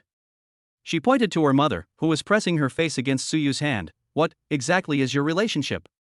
The battleground has arrived as scheduled." But this time, Suyu was not flustered at all. He looked at Chu Qingge and smiled slightly, a smile of complete control. "Qingge, there are some things you're better off not knowing. But since you asked, I'll tell you." Suyu leaned down and, in front of Chu Qingge, whispered intimately in Lu Yunyan's ear. "Right now, I'm protecting this family in my own way. Isn't that right, Aunt Lu?" Lu Yunyan's body went limp under this extremely immoral stimulation. She was utterly unable to resist. Under her daughter's shocked gaze, she could only nod slightly. Yes. "Qingge, from now on, you must listen to Suyu." As Chu Qingge watched the scene, the spoon in her hand clattered to the ground. "My worldview has been shattered." Chapter 10, Reshaping Values, the Prelude to Darkening? The air in the restaurant seemed to solidify, so heavy it was suffocating. The spoon on the ground was still trembling slightly, making a metallic echo. Chu Qingge sat blankly in the chair, her eyes visibly red, but she didn't cry or slam the door like a normal little girl. Instead, she bit her lip tightly until she tasted a trace of rusty blood. Her worldview suffered a devastating blow at that moment. That childhood sweetheart who used to be timid and needed her protection. That dignified and elegant mother who, though somewhat mysterious, always loved her dearly. Just now, in these few minutes, all the images collapsed and were reassembled. "Protect this family?" Chu Qingge finally spoke, her voice soft but trembling with coldness. "Using this method? That's your aunt. Suyu, you're shameless." "Qingge." When Lu Yunyan heard her daughter scold Suyu like that, her instinct to protect her master made her want to reprimand her, but Suyu stopped her as soon as she opened her mouth. Suyu walked around the dining table, stood in front of Chu Qingge, and pulled out the chair opposite her to sit down.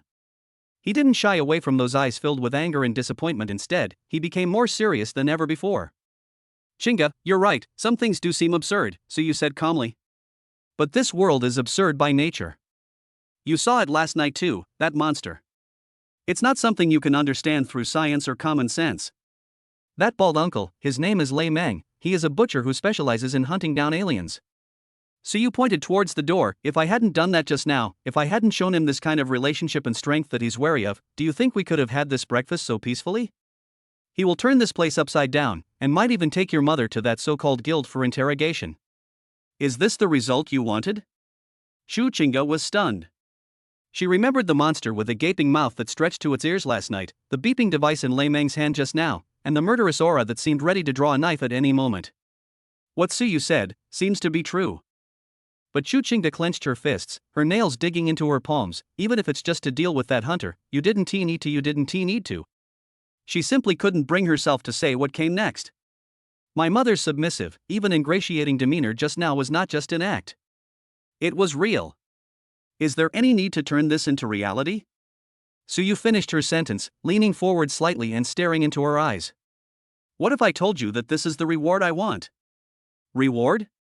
Shu Chinga's pupils dilated. I saved you, I saved this family, and I will continue to use my strength to support a certain need. Suyu's voice was deep and seductive. In this dog-eat-dog world, paying the price is inevitable. Aunt Lu is a smart woman, she made the right choice. As he spoke, Suyu turned to look at Lu Yunyan and snapped his fingers. Aunt Lu, come here. Without any hesitation, as if her body instincts outpaced her brain, Lu Yunyan immediately got up and walked to Suyu's side. Suyu reached out and put his arm around her waist, letting her sit on his lap. Look, Suyu said, toying with the once noble and untouchable strands of hair in front of Shu Chinga, this was a mutually agreeable transaction. In fact, I was the one who lost out. After all, my vital energy is very precious. Suyu, you've gone too far. Shu Chinga suddenly stood up, causing the chair to tip backward due to the violent movement. Watching her mother snuggle in Suyu's arms like a little pet, she felt a strong, indescribable feeling of disgust or jealousy rush to her head. That embrace. I clearly hugged myself last night too. That sense of security, that strong masculine presence, now belongs to the mother. Chinga Lu Yunyan felt the pain in her daughter's eyes and her heart ached. She tried to get up, but Suyu held her waist firmly and she could not move. Can't even handle this? Suyu remained seated as steady as a mountain, his eyes indifferent. Shu Chinga, if this is all the mental fortitude you have, then you'll always be the useless one who needs protection. This world is dangerous, 100 times more cruel than you can imagine. I can protect you for a while, but not forever. Do you want to know the truth? Do you want to gain power? Do you want to rescue your mother from my clutches? Suyu's words were like knives, piercing Shu Chinga's heart with precision. Especially the last sentence, rescue mom. Shu Chinga took a deep breath, her chest heaving violently. She was experiencing a strange feeling. The competitive spirit and possessiveness that the monster had stirred in her half-succubus bloodline last night were now growing wildly under Suyu's stimulation. She wiped away the tears from the corners of her eyes, and her gaze gradually sharpened. Deep within those originally black eyes, a faint purple light flickered. Suyu. She addressed him by his name directly, no longer the somewhat arrogant childhood friend she once was. Her tone now carried an unprecedented firmness. Don't be so smug. I'm indeed not as good as you now. But I will become stronger. I will figure out what's going on. Besides. She stared intently at Suyu's hand around Lu Yunyan's waist, and said, word by word. In this family, my dad used to be in charge, but later my mom started to call the shots. One day, I will make you listen to me. After saying that, she turned around, picked up her school bag, and walked out of the villa without looking back. But that figure from behind was somewhat lonely, and also, a dangerous aura that made people look forward to it. Bang! The door closed. The restaurant fell silent again. Lu Yunyan looked at the gate with some worry. Xiaoyu, won't this be too much of a shock to her? What if she does something rash? Don't worry, her mental fortitude is stronger than you think. Suyu let go of her hand, picked up the glass of milk she hadn't finished earlier, and took a sip. Besides, didn't you notice? The look in her eyes just now. Eyes? Lu Yunyan was taken aback. That's the look of a predator. Suyu licked the milk stains off his lips and smiled. Your good daughter's bloodline is awakening. If you don't give her a strong stimulus, she won't be able to break through that psychological barrier. anger, jealousy, resentment. These are the best catalysts for the succubus bloodline. Suyu wasn't simply trying to spite her, he was playing a much bigger game. A true win-win plan cannot simply be about taking them down, it requires making them completely submit, body and soul, and willingly walk into this cage called Suyu. Then how will I face this child in the future? Lu Yunyan leaned on his shoulder, somewhat lost. No need to deliberately confront it. Suyu gently pinched her chin. Just be my pet like before. Let her see your decline, that will become her greatest motivation to become stronger. I think it won't be long before we see a brand new campus belle from Chu University. At this point, Suyu glanced at the clock on the wall. Alright, I should go to school now. You should also pack up and take care of any assets that need to be dealt with today, especially those shady connections, cut them all off. Yes, master. Lu Yunyan's eyes were alluring, and although she was joking, that master made Suyu feel light as a feather.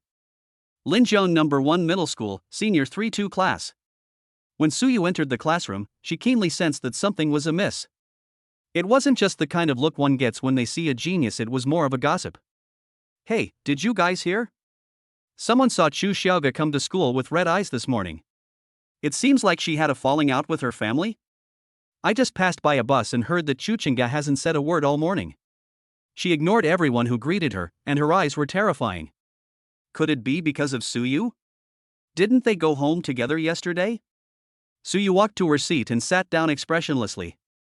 Sure enough, the fat guy sitting in the front row immediately came over. Brother Yu. What's going on? What did you do to the school beauty? I think those simps from class 1 are plotting to cause you trouble. Suyu opened his textbook and said calmly, it's nothing, just disciplining a disobedient child. Education. The fat man's mouth dropped open. Just then, a commotion suddenly broke out at the classroom door. Suyu! Come out here. A boy dressed in designer sportswear and with dyed yellow hair, along with several followers, blocked the entrance. It was Zhou Kai, the rich second generation and little tyrant of the grade. He is also the most high profile of Chu Chinga's many suitors. His family reportedly owns a martial arts school, and his chi and blood value is 1.1, making him a force to be reckoned with in the regular class. I heard you made Chinga cry yesterday? Zhou Kai dribbled a basketball, his face full of provocation. Don't think you're so great just because you got a good score on the mock exam. Who knows if you cheated? If you're a man, come practice with me on the playground. Zhou Kai's voice was loud, instantly attracting the attention of the entire floor. Countless heads peered out of the windows to watch the show. Suyu sighed and closed his textbook. Although the plot is cliché, it's practically a perfect opportunity for him to show off right now. More importantly, he sensed a gaze coming from the end of the corridor. That was Chu Chinga's gaze. She was looking. If we're going to be exciting, let's go all out. Suyu stood up and slowly walked out of the classroom. Practice? He looked at the arrogant Zhou Kai in front of him with the same eyes he would give an ant. Sure. But I'm in a hurry, so let's just eat here. Here? Zhou Kai was taken aback, then burst into laughter. This corridor is so narrow, we can't move around freely. Before he could finish speaking, Suyu made a move. There were no fancy footwork techniques used, it was purely about extreme speed. Snap! A loud bang. Before Zhou Kai could react, the basketball in his hand was slapped to the ground by a slender hand. Immediately afterwards, that hand gripped his neck like an iron clamp. Zhou Kai felt a blur before his eyes, and then he was lifted up by an irresistible force, his feet leaving the ground. Cough, cough, cough. He struggled desperately, his blood and chi surging as he tried to resist, but in the face of Suyu's terrifying suppressive power of 5.0, his blood and chi were like a small flame encountering a tsunami, instantly extinguished. The entire room fell silent. With one hand, a burly man who was 1.8 meters tall was lifted into the air like a chick. Is this power even human? Suyu's eyes were icy as he glanced around at the onlookers, his gaze finally sweeping seemingly casually over the end of the corridor. Go back and tell all you boring people. Suyu applied a little force, and Zhou Kai's face instantly turned a deep liver color. Chu Chinga's affairs are my affairs.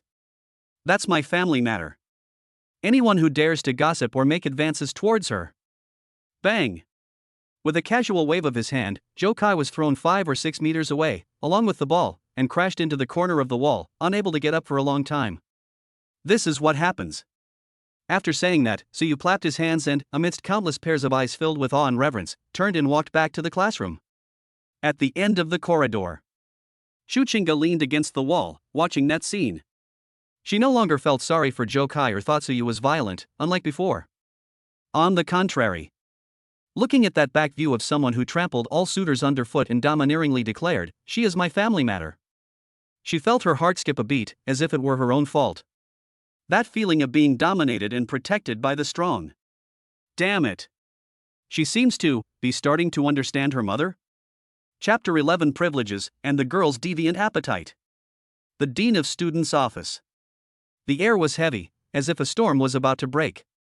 Behind his desk, Wang Gang, the Dean of Students with a receding hairline, was pointing at Suyu, who stood in front of him with a nonchalant expression, his finger trembling with anger. Outrageous. Utterly outrageous. Wang Gang slammed his hand on the table, making the goji berries in the thermos jump around. Suyu. This is a school, not a fighting arena. Beating a classmate into the infirmary, breaking 2 ribs, and you call this your family matter? Joe Kai's parents have already called. If this isn't dealt with seriously, where will the school put its face? Expulsion. Expulsion is a must. Compared to Wang Gang's fury, Suyu appeared remarkably calm. He even pulled up a chair and sat down very naturally, adjusting himself into a comfortable position. Director Wang, don't rush to conclusions. Suyu said calmly, Joe Kai was simply outmatched and provoked me. It's normal for martial arts students to have some minor skirmishes during sparring, isn't it? Bumps and bruises? That's called one-sided torture. Wang Gang roared. That only proves he is too weak. Suyu raised his eyes, his gaze deep. A top student with a chi and blood value of 1.1 can't even withstand one of my moves. Keeping such a piece of trash around is a waste of the school's resources.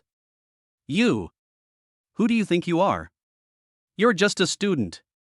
Just as Wang Gang was about to lash out, the office door was suddenly pushed open.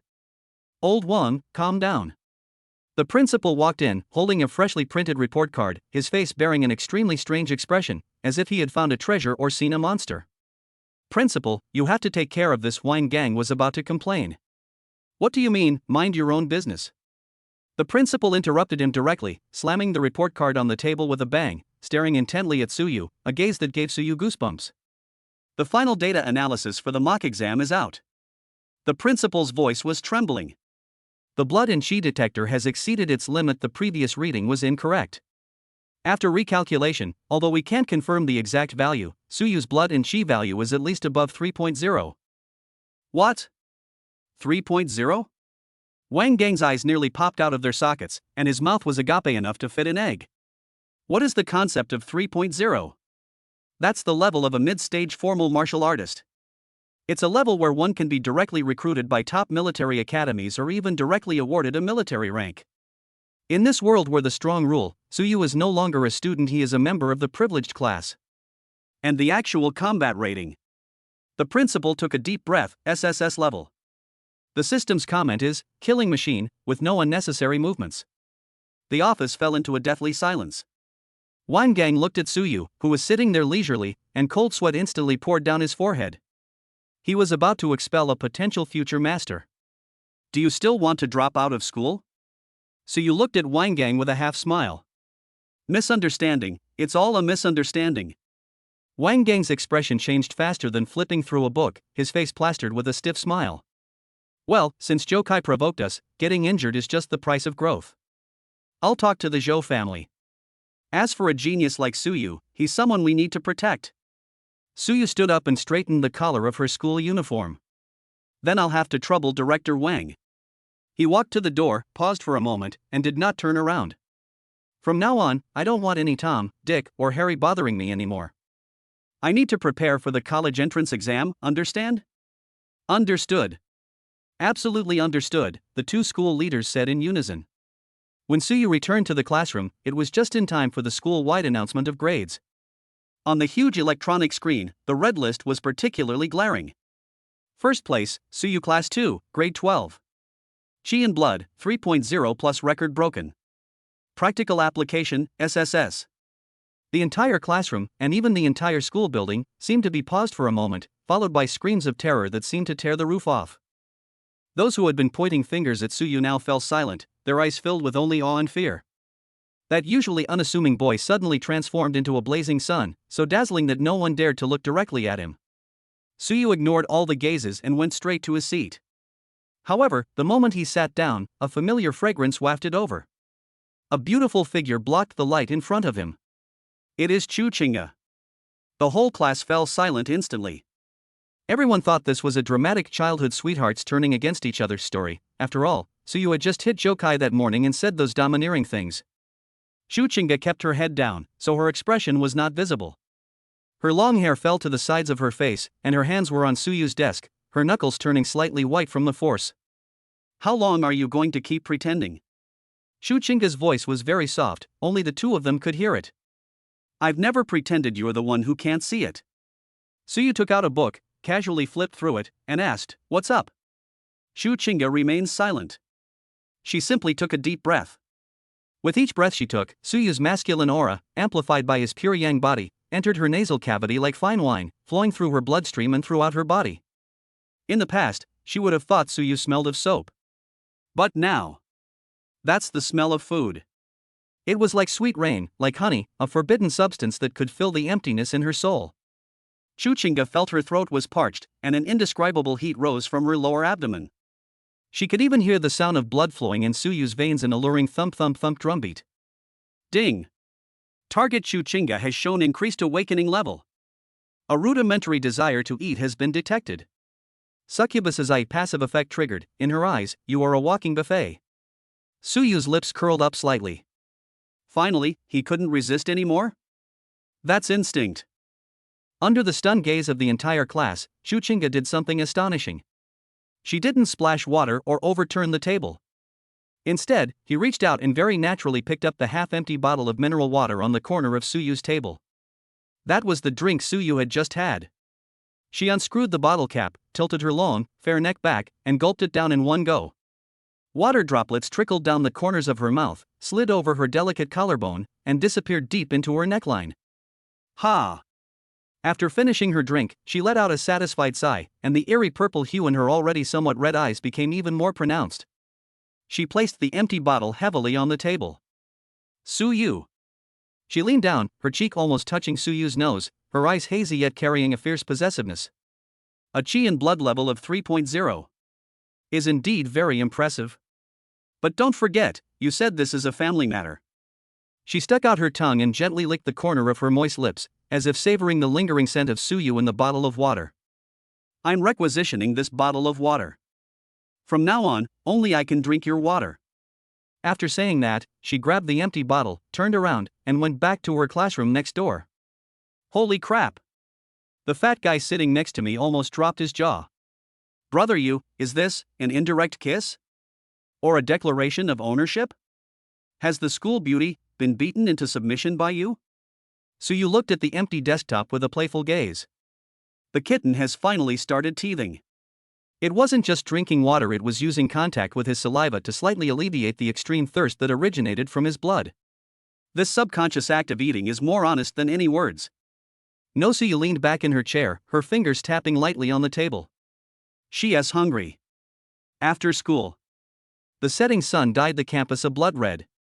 Suyu did not walk with Chu Chinga as usual because he had more important things to do. Lu Yunyan sent a message, I've run into some trouble with asset disposal. Some things have to be settled in person on the black market. Lei Meng has been keeping an eye on me, and I can't get out. Suyu replied, location. I'll go.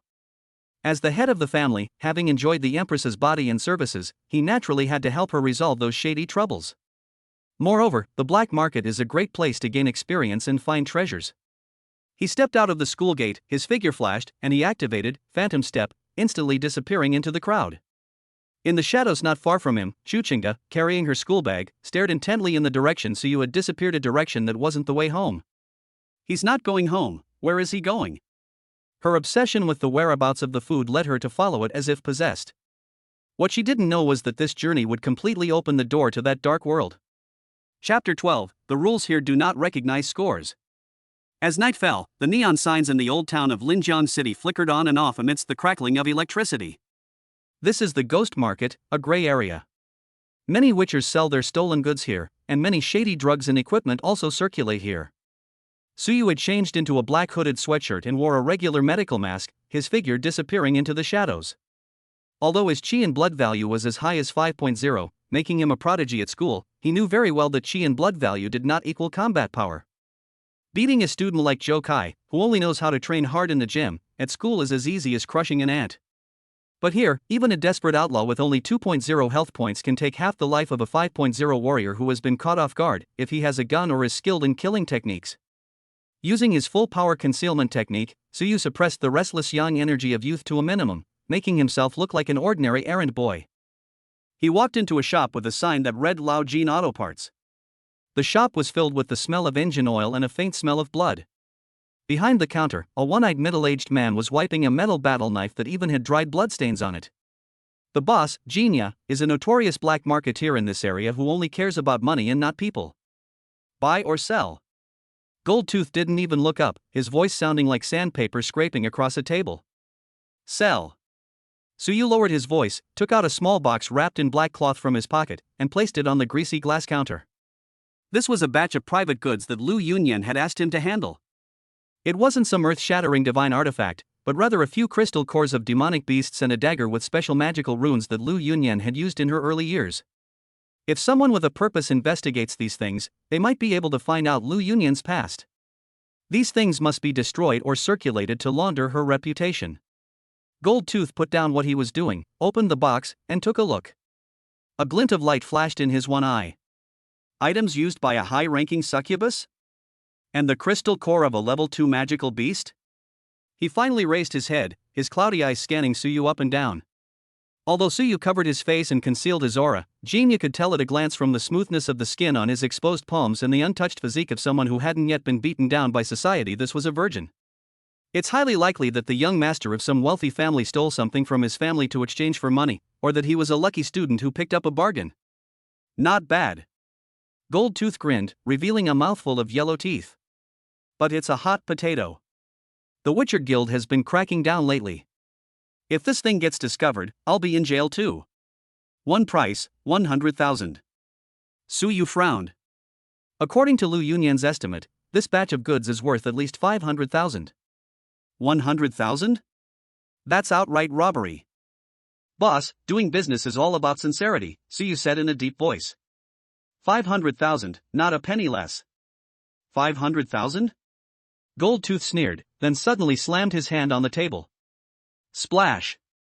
As he moved, the curtain at the back door of the shop was lifted, and 3 muscular men wearing vests walked out.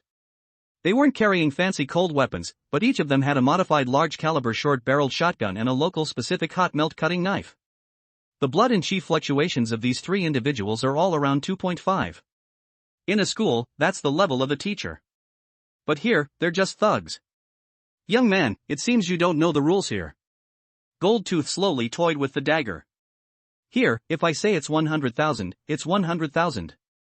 If you don't sell, leave your things, and get out. A classic case of double-crossing. Suyu sighed. So there's no room for negotiation? Suyu tensed slightly as he calculated the distance. The distance from the counter to the Goldtooth was 1.5 meters, and 3 burly men were standing 3 meters behind and to the side. Make your move. Goldtooth's face turned cold. He didn't want to waste any more words. Almost simultaneously, the burly man on the left did not hesitate at all, and slashed directly at Suyu's shoulder with his hot melt knife. His movements were ruthless and skillful, without any fancy moves, and he was completely aiming to cripple Suyu's arm. Suyu made a move. Phantom step. With his full power unleashed at level 5.0, his speed, while fast, wasn't as exaggerated as teleportation. He dodged to the side, and the hot melt knife, scorching hot, grazed his hoodie, instantly releasing a burnt smell. So fast. The burly man was surprised, not expecting this newbie to react so quickly. Suyu did not retreat, but instead rushed forward. He doesn't know any advanced martial arts skills, but he's strong. The power of pure violence. Bang! Suyu threw a punch straight at the burly man's chest. The burly man reacted extremely quickly, parrying with his sword. Click! A sharp, teeth-grinding crack. Suyu's fist slammed heavily onto the blade of the hot melt knife. The terrifying impact of the 5.0 chi in blood actually bent that alloy knife. The immense recoil force was transmitted through the blade, causing the burly man to groan as his wrist dislocated. He staggered backward, knocking over a row of shelves. "He's tough. Attack him all at once." Goldtooth roared immediately upon seeing this, reaching across the counter to draw his gun. The other two burly men immediately cooperated, one raising a gun and firing, the other using a dagger to block movement. Bang! Gunshots rang out in the confined space. Suyu's pupils suddenly contracted. He is a human being, not a god. Although he has high blood pressure and energy, his physical body is not strong enough to withstand bullets. He could only roll awkwardly to the ground. The bullet hit the concrete, sending up a spray of gravel. A pebble grazed Suyu's cheek, leaving a thin trail of blood. Pain. Real pain. This caused Suyu's adrenaline to surge instantly, and his eyes changed from calm to fierce. Court death. Taking advantage of the moment when the other party pulled the bolt, Suyu grabbed a discarded engine cylinder weighing several tens of kilograms from the side and slammed it down like a baseball. Call. The heavy object whistled through the air. The burly man with the gun never expected anyone to throw that thing as a projectile. He couldn't dodge in time and was hit directly in the thigh. He screamed and fell to the ground, his leg bone probably broken. This is the advantage of having high blood pressure and energy. Great effort can produce miracles. No skill is needed as long as you have enough strength. Even a brick can be a powerful weapon. Just as Jinya pulled out his pistol, Suyu had already closed in. He grabbed Goldtooth's wrist and twisted it hard. Ah! Goldtooth screamed as his pistol fell to the ground. Suyu didn't stop. He slammed his knee into Jinya's abdomen, making him bend over like a shrimp. Then he grabbed Jinya's neck with one hand and slammed him hard against the greasy counter. The glass countertop cracked instantly. How much is this thing worth now? Suyu was panting heavily, his eyes cold. His hoodie had a hole in it, and his face was covered in blood. He looked a bit disheveled, but his beast-like aura completely stunned Goldtooth. It's worth 500,000. No, 600,000. I want it. Goldtooth's face turned red as he desperately pounded on the counter, begging for mercy. He misjudged the situation. This isn't a fledgling, it's a little Tyrannosaurus Rex in sheep's clothing. To dismantle an alloy knife with bare hands requires the destructive power of a martial artist with a skill level of at least 3.5, or even close to 4.0. Suyu loosened his grip and said coldly, "Transfer the money." Just the money, no more nonsense. A few minutes later.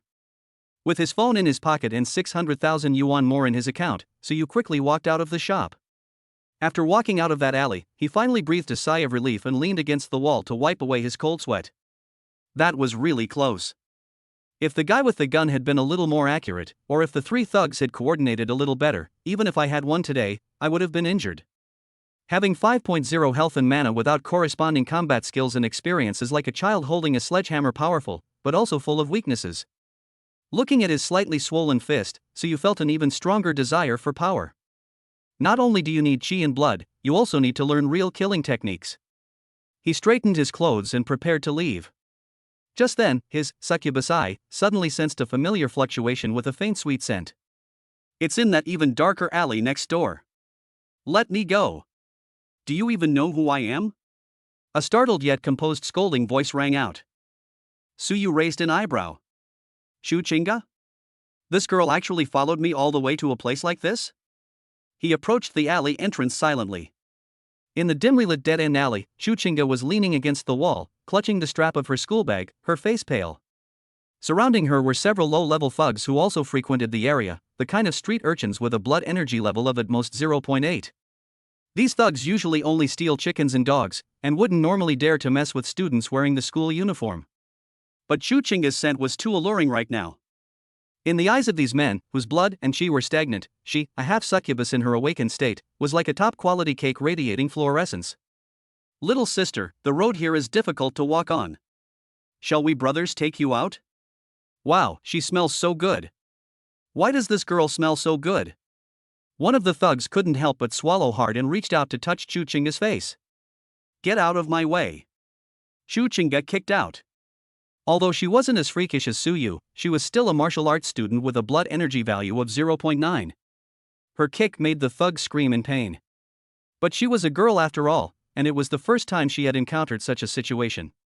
She kicked one away, but the other two took the opportunity to grab her wrists.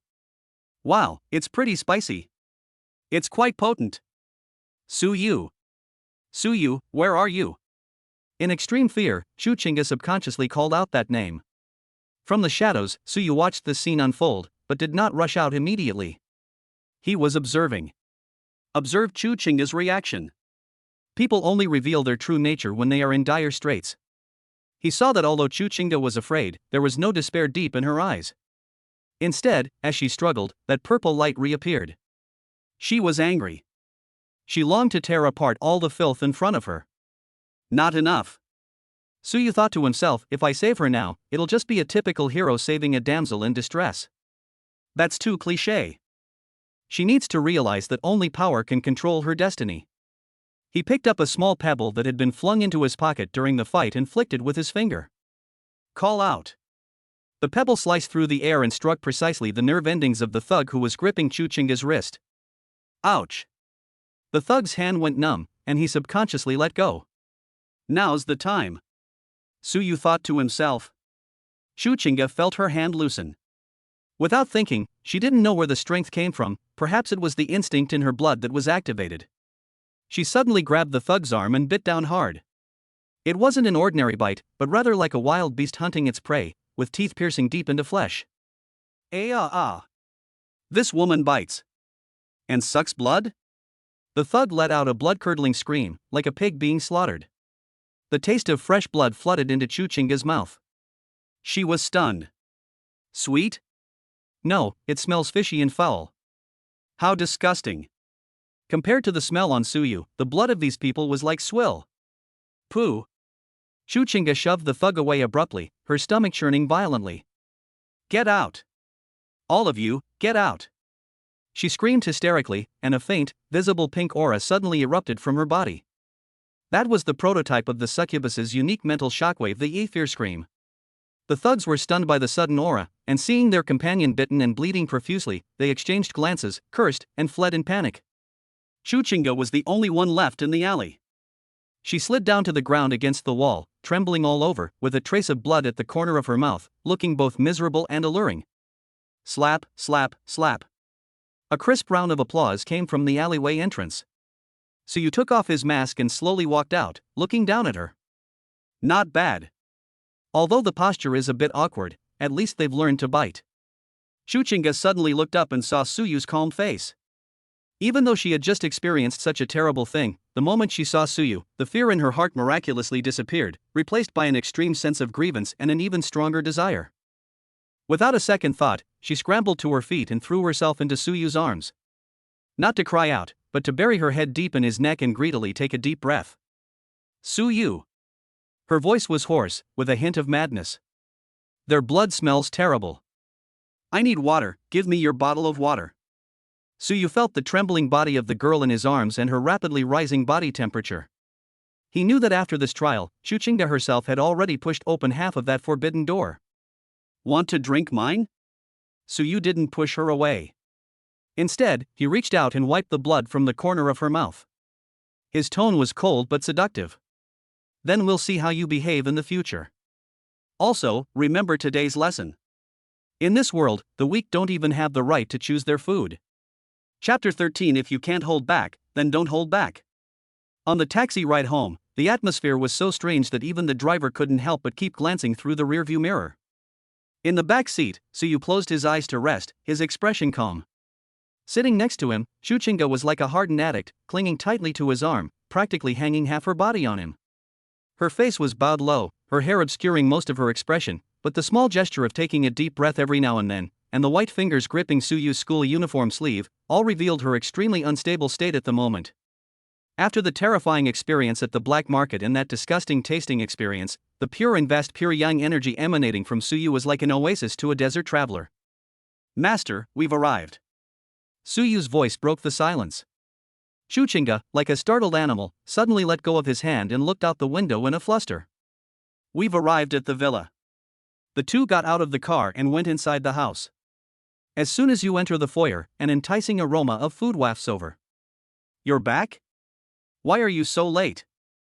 Lu Yunyan came out of the kitchen wearing an apron and carrying a plate of food. She was stunned for a moment when she saw the two of them. Suyu's clothes were somewhat disheveled, the back of her hand was slightly red, and there was a small, still damp bloodstain on her face. Shuchinga was in an even worse state. Her school uniform skirt was stained with dust, there was blood at the corner of her mouth, and her eyes were unfocused and anxious. This is... Lu Yunyan's heart tightened. Her maternal instincts made her want to go forward and care for her daughter, but her sense of being a pet made her subconsciously look to Suyu for instructions. We encountered a few rats and cleaned them up, Suyu said casually after changing his shoes. I also took the opportunity to show your daughter the harsh realities of society. He walked up to Lu Yunyan and kissed her on the cheek very naturally. Thank you for your hard work, Aunt Lu. Lu Yunyan blushed slightly, glanced at Chu Chinga who was standing blankly at the door, and said softly, Chinga, are you alright? Go wash your face and get ready for dinner. Chu Chinga watched that scene. The shyness and satisfaction that my mother showed under that man's gentle kiss. If it's in the morning, she feels nauseous and angry. But now, under extreme hunger and mental exhaustion, she actually felt a little envious. She really wanted to stick close to him too.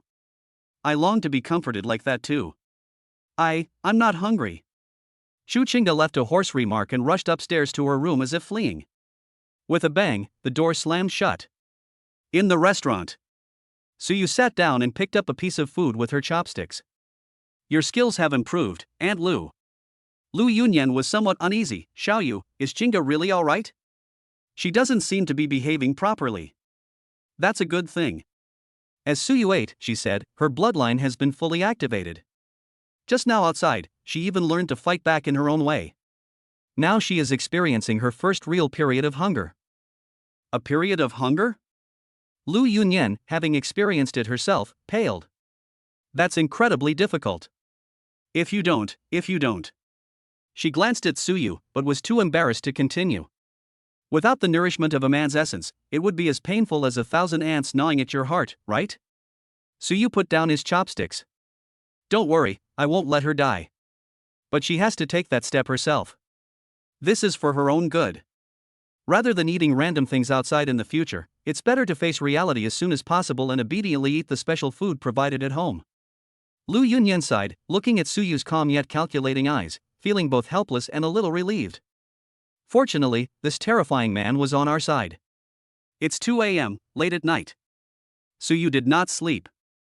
He sat cross-legged on the bed, reviewing the battle at the black market that day, while using the infinite feedback system to regulate the surging blood and qi within his body.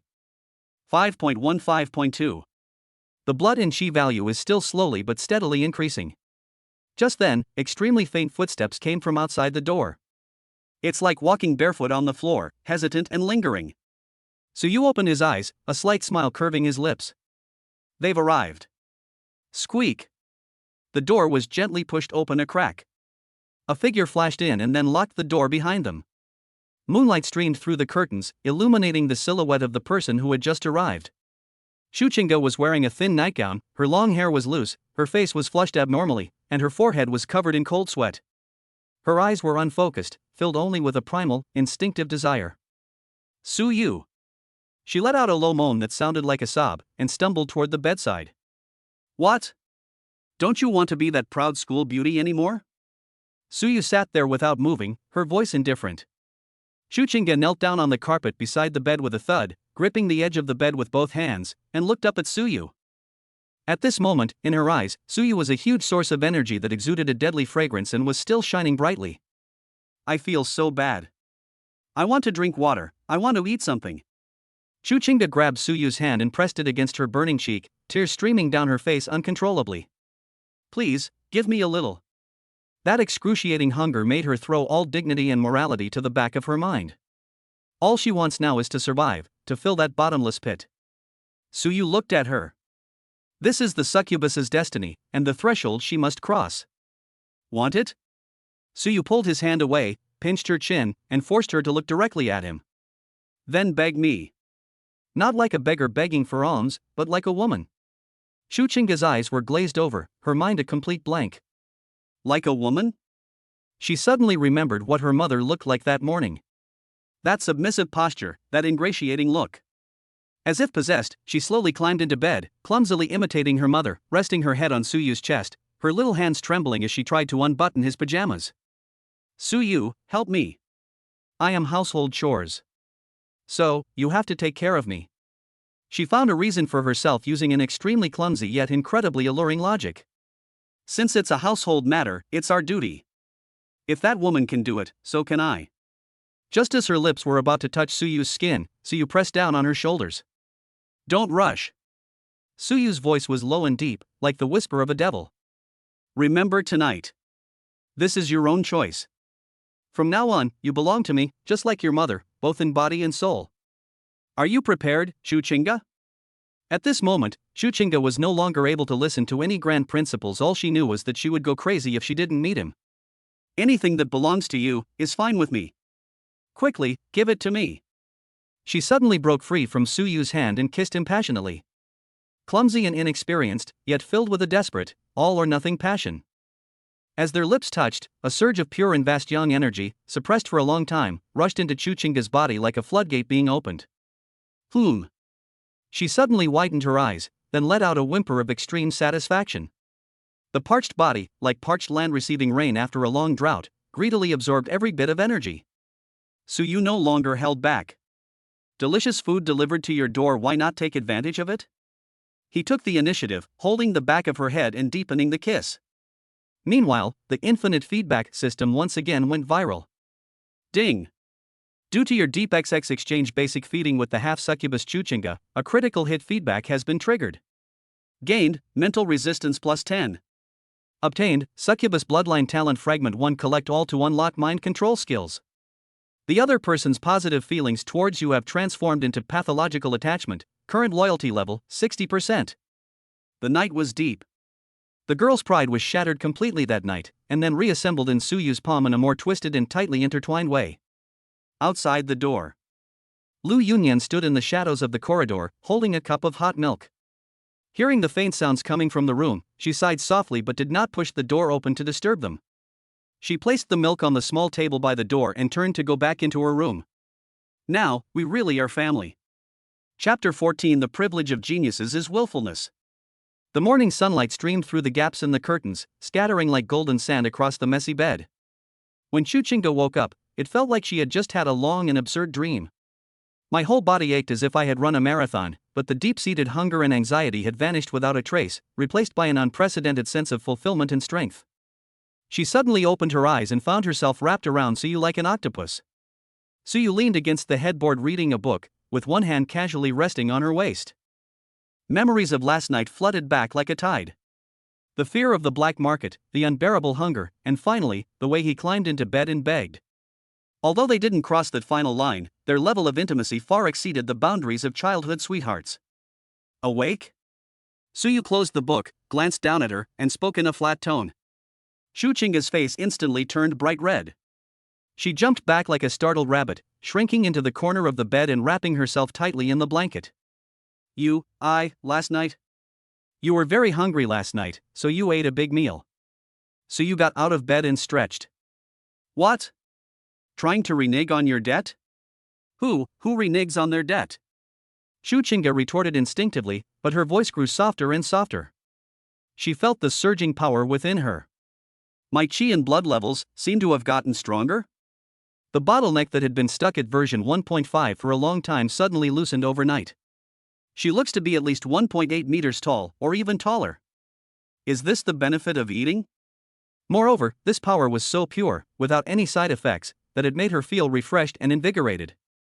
Go take a shower, Suyu said, pointing to the bathroom. Then go downstairs for dinner. There's something important at school today. What is it? Chuchinga was taken aback. The admissions offices of the major martial arts universities should have arrived by now. Suyu smiled knowingly. As the top scorer in yesterday's mock exam, I need to go and choose my future.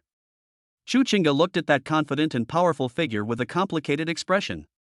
Although last night's madness made her ashamed, the sense of security she felt from being dominated and protected by the strong took root in her heart like poison. She seems to have become somewhat dependent on this feeling. Principal's office, Linjiang No. 1 Middle School. At this moment, this place has practically turned into a vegetable market. The usually aloof principal was now pouring tea for several guests sitting on the sofa with a forced smile. The identities of these guests, if revealed, could cause an earthquake in Linjiang City. Director of the Admissions Office of Jiangnan Martial Arts University. Special instructor appointed by Kyoto First Military Academy. Mentor at the Shanghai Abyss Research Institute. These three are the three most prestigious martial arts holy sites in all of China. In previous years, if Linjiang No. 1 Middle School could send one student to the school through the entrance exam, the principal would take out the family genealogy and revise it. This year, these three families actually gathered together, and all for the same person, Suyu. Oldly, you shouldn't keep it to yourself anymore. The admissions director of Jiangnan Martial Arts University, a chubby middle-aged man, said with a smile, Chi and Blood 3.0 plus, Combat SSS level. This kind of talent absolutely must come to our Jiangnan Martial Arts University. We can offer the highest scholarship, plus a set of S-level cultivation resources. S rank is nothing. The instructor at the Kyoto Military Academy was a burly man with a stern face. He immediately swore, these killing machines belong on the battlefield. Come to our military academy, and you'll be directly awarded the rank of second lieutenant, enjoy special allowances from the military, and graduate as a colonel-level officer. Rude. The mentor at the Shanghai Abyss Research Institute was a bespectacled, mature woman who adjusted her glasses. Suyu's data shows that he has an extremely strong ability to suppress those of other species. He is a natural-born researcher and explorer. Only in our research institute can his potential be fully developed. The three argued heatedly, their faces flushed, while the principal stood by, wiping his sweat, not daring to utter a single word. Just then, there was a knock on the office door. Suyu pushed open the door and entered. He was still wearing that ordinary school uniform, but the moment he walked in, the noisy office suddenly fell silent for a moment. That aura. He was neither humble nor arrogant, and even carried a subtle scrutinizing gaze. Hello, teachers. Suyu nodded slightly and casually found an empty seat to sit down. I heard you were looking for me? Suyu. The director of Jiangnan Martial Arts University was the first to react, rushing over to shake Suyu's hand. I'm from Jiangnan Martial Arts University. Conditions, Suyu interrupted him directly, I don't listen to nonsense. Whoever offers the best conditions, I'll go to their house. The three of them were stunned. So direct? Are students these days also materialistic? Don't they want to talk about ideals? Ahem. The military academy instructor coughed lightly. Great. I like this kind of personality. When you come to our military academy, in addition to the rank and allowance I just mentioned, I can decide to give you access to select one item from the military's Class B equipment warehouse. Our Shanghai Research Institute. The mature female mentor retorted, can tailor-make a gene serum for you. Not only is it free of side effects, but it can also increase your chances of breaking through to the Grandmaster realm within 3 years by 30%. Jiangnan Martial Arts University, the chubby director gritted his teeth, will give you a villa in Jiangnan Bay City. Permanent ownership. Plus an unlimited annual allowance of 10 million. Suyu listened to these conditions, which would drive ordinary martial artists crazy, but his face remained expressionless. He was weighing his options. Military academies have many rules, offer little freedom, and could easily expose the secret of the succubus mother and daughter. Research institutes are like lab rat camps, they're even more dangerous. Jiangnan University. Although it sounds the most materialistic, it offers the greatest freedom and is close to home, making it convenient for him to continue his family-oriented development plan. I choose Jiangnan Martial Arts University, Suyu said. The portly director was overjoyed, excellent. You have a good eye. The other two were disappointed, but they knew that forcing things wouldn't work, so they could only sigh and give up. However, I have one more condition, Suyu suddenly said. What are your conditions? Tell me. As long as it doesn't violate my principles, I'll agree to anything. The chubby director is willing to agree to anything as long as he can sign Suyu. Suyu pointed outside the door. Through the glass window, he could see Chuchinga standing somewhat uneasily in the corridor waiting for him. I need to bring someone with me. Suyu said calmly, I think, with the resources of Jiangnan Martial Arts University, recruiting a student with a chi and blood stat of around 1.5 and special spiritual talent should be a piece of cake, right? 1.5? Special talent? The chubby director glanced at Chuchinga outside the door, his eyes lighting up. Succubus, cough, mental type? No problem. This is the kind of talent you could get in even without special privileges. Of course, we can take her in. This is practically buy one get one free. Although this bonus was meant to please Suyu, 1.5 is still a genius level device. Besides, Suyu leaned forward slightly, staring into the fat director's eyes. I will not live in the dormitory. I want to have the absolute freedom to leave the school. The school cannot interfere with my private life. That's the key point. He has 2 succubi at home that need to be fed at any time. If he stayed in the dormitory every day, the house would be blown up. The chubby director hesitated for a moment. This was a bit against the rules, but looking at Suyu's determined eyes, he gritted his teeth and said, fine. You're an S-level special recruit, so these privileges are your right. Deal. Suyu smiled. This is the world of the strong. Rules are made for the weak. The strong are those who make the rules. Step out of the office. Chuchinga immediately came forward, her eyes filled with concern. How are you? They didn't give you any trouble, did they? Suyu took out a newly signed special recruitment agreement from his pocket and casually slapped it into her arms. Take a look. Chuchinga took it with some confusion, then looked down and her body suddenly froze. Special admission notice for Jiangnan Martial Arts University. Besides Suyu's name, there was another line of smaller print below. Attached guaranteed admission spot, Chuchinga. This is for me? Chuchinga's voice trembled slightly. She dreamed of getting into Jiangnan Martial Arts University, but with her previous grades, although there was hope, it was definitely not going to be that easy. I told you. Suyu put his hands in his pockets and walked past her. As long as you're obedient, you'll get a share of everything I want. Whether it's power or the future. Chuchinga held the thin piece of paper, watching Suyu's back, and her eyes suddenly felt hot. The shame of last night seemed insignificant at this moment. This domineering man, although he took everything from her, he also truly gave her everything she wanted. Suyu. She clutched the notice tightly and hurried after him. This time, she didn't walk behind him, but moved a little closer, like a shadow chasing the light. Wait for me. I want to drink water again tonight. She whispered in his ear in a voice barely louder than a mosquito's buzz. Suyu paused, glanced at her sideways, and smiled slightly. Approved. Chapter 15 Caged Birds and Their Feeders. At the breakfast table that morning, the atmosphere was subtly harmonious, yet tinged with an indescribable sense of the bizarre. In the past, Chuchinga's breakfast usually consisted of a glass of skim milk and 2 slices of whole wheat bread. She ate with extreme restraint, maintaining the image of a school beauty who was untouched by worldly concerns. But today, in front of her was a 3-person serving of steak, 5 poached eggs, and a large bowl of seafood porridge. She was looking down, and although her movements remained basically elegant, she was eating at an astonishing speed. It looked like a starving tiger cub desperately trying to alleviate the energy depletion in its body that had just been expanded by consuming high-calorie food. The increase in her qi and blood value from 1.5 to 1.8 placed a huge burden on her physical condition, especially since she could only rely on overeating without the replenishment of high-level nutrient solutions. Eat slowly, no one's going to take it from you. Suyu sat in the main seat, holding today's morning paper, still with that calm and collected demeanor. Upon hearing Suyu's voice, Chuchinga paused for a moment, her hand holding the fork still. She looked up, a little sauce still on the corner of her mouth, and a hint of submissive submission flashed in her eyes. I'd like another one. Lu Yunyan, who was busy in the kitchen, came out with a cup of freshly heated milk. She was not surprised to see her daughter like this, but a complicated look flashed in her eyes. As a former succubus empress, she knew this feeling all too well. Once the door is opened, so-called reserve is less than a piece of paper in the face of the instinct for survival. Xiaoyu, I've also done some research on going to Jiangnan Martial Arts University. Lu Yunyan gently placed the milk beside Suyu, her tone gentle and respectful, displaying the demeanor of a perfect housekeeper. Although the school provided a villa, what about this house, and the unfinished things in the basement? Do I need to stay and clean them up? She was testing the waters.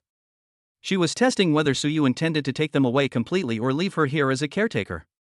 Suyu put down the newspaper and took a sip of milk. Put these houses up for sale. Destroy all the worthless junk in the basements, don't leave any loose ends.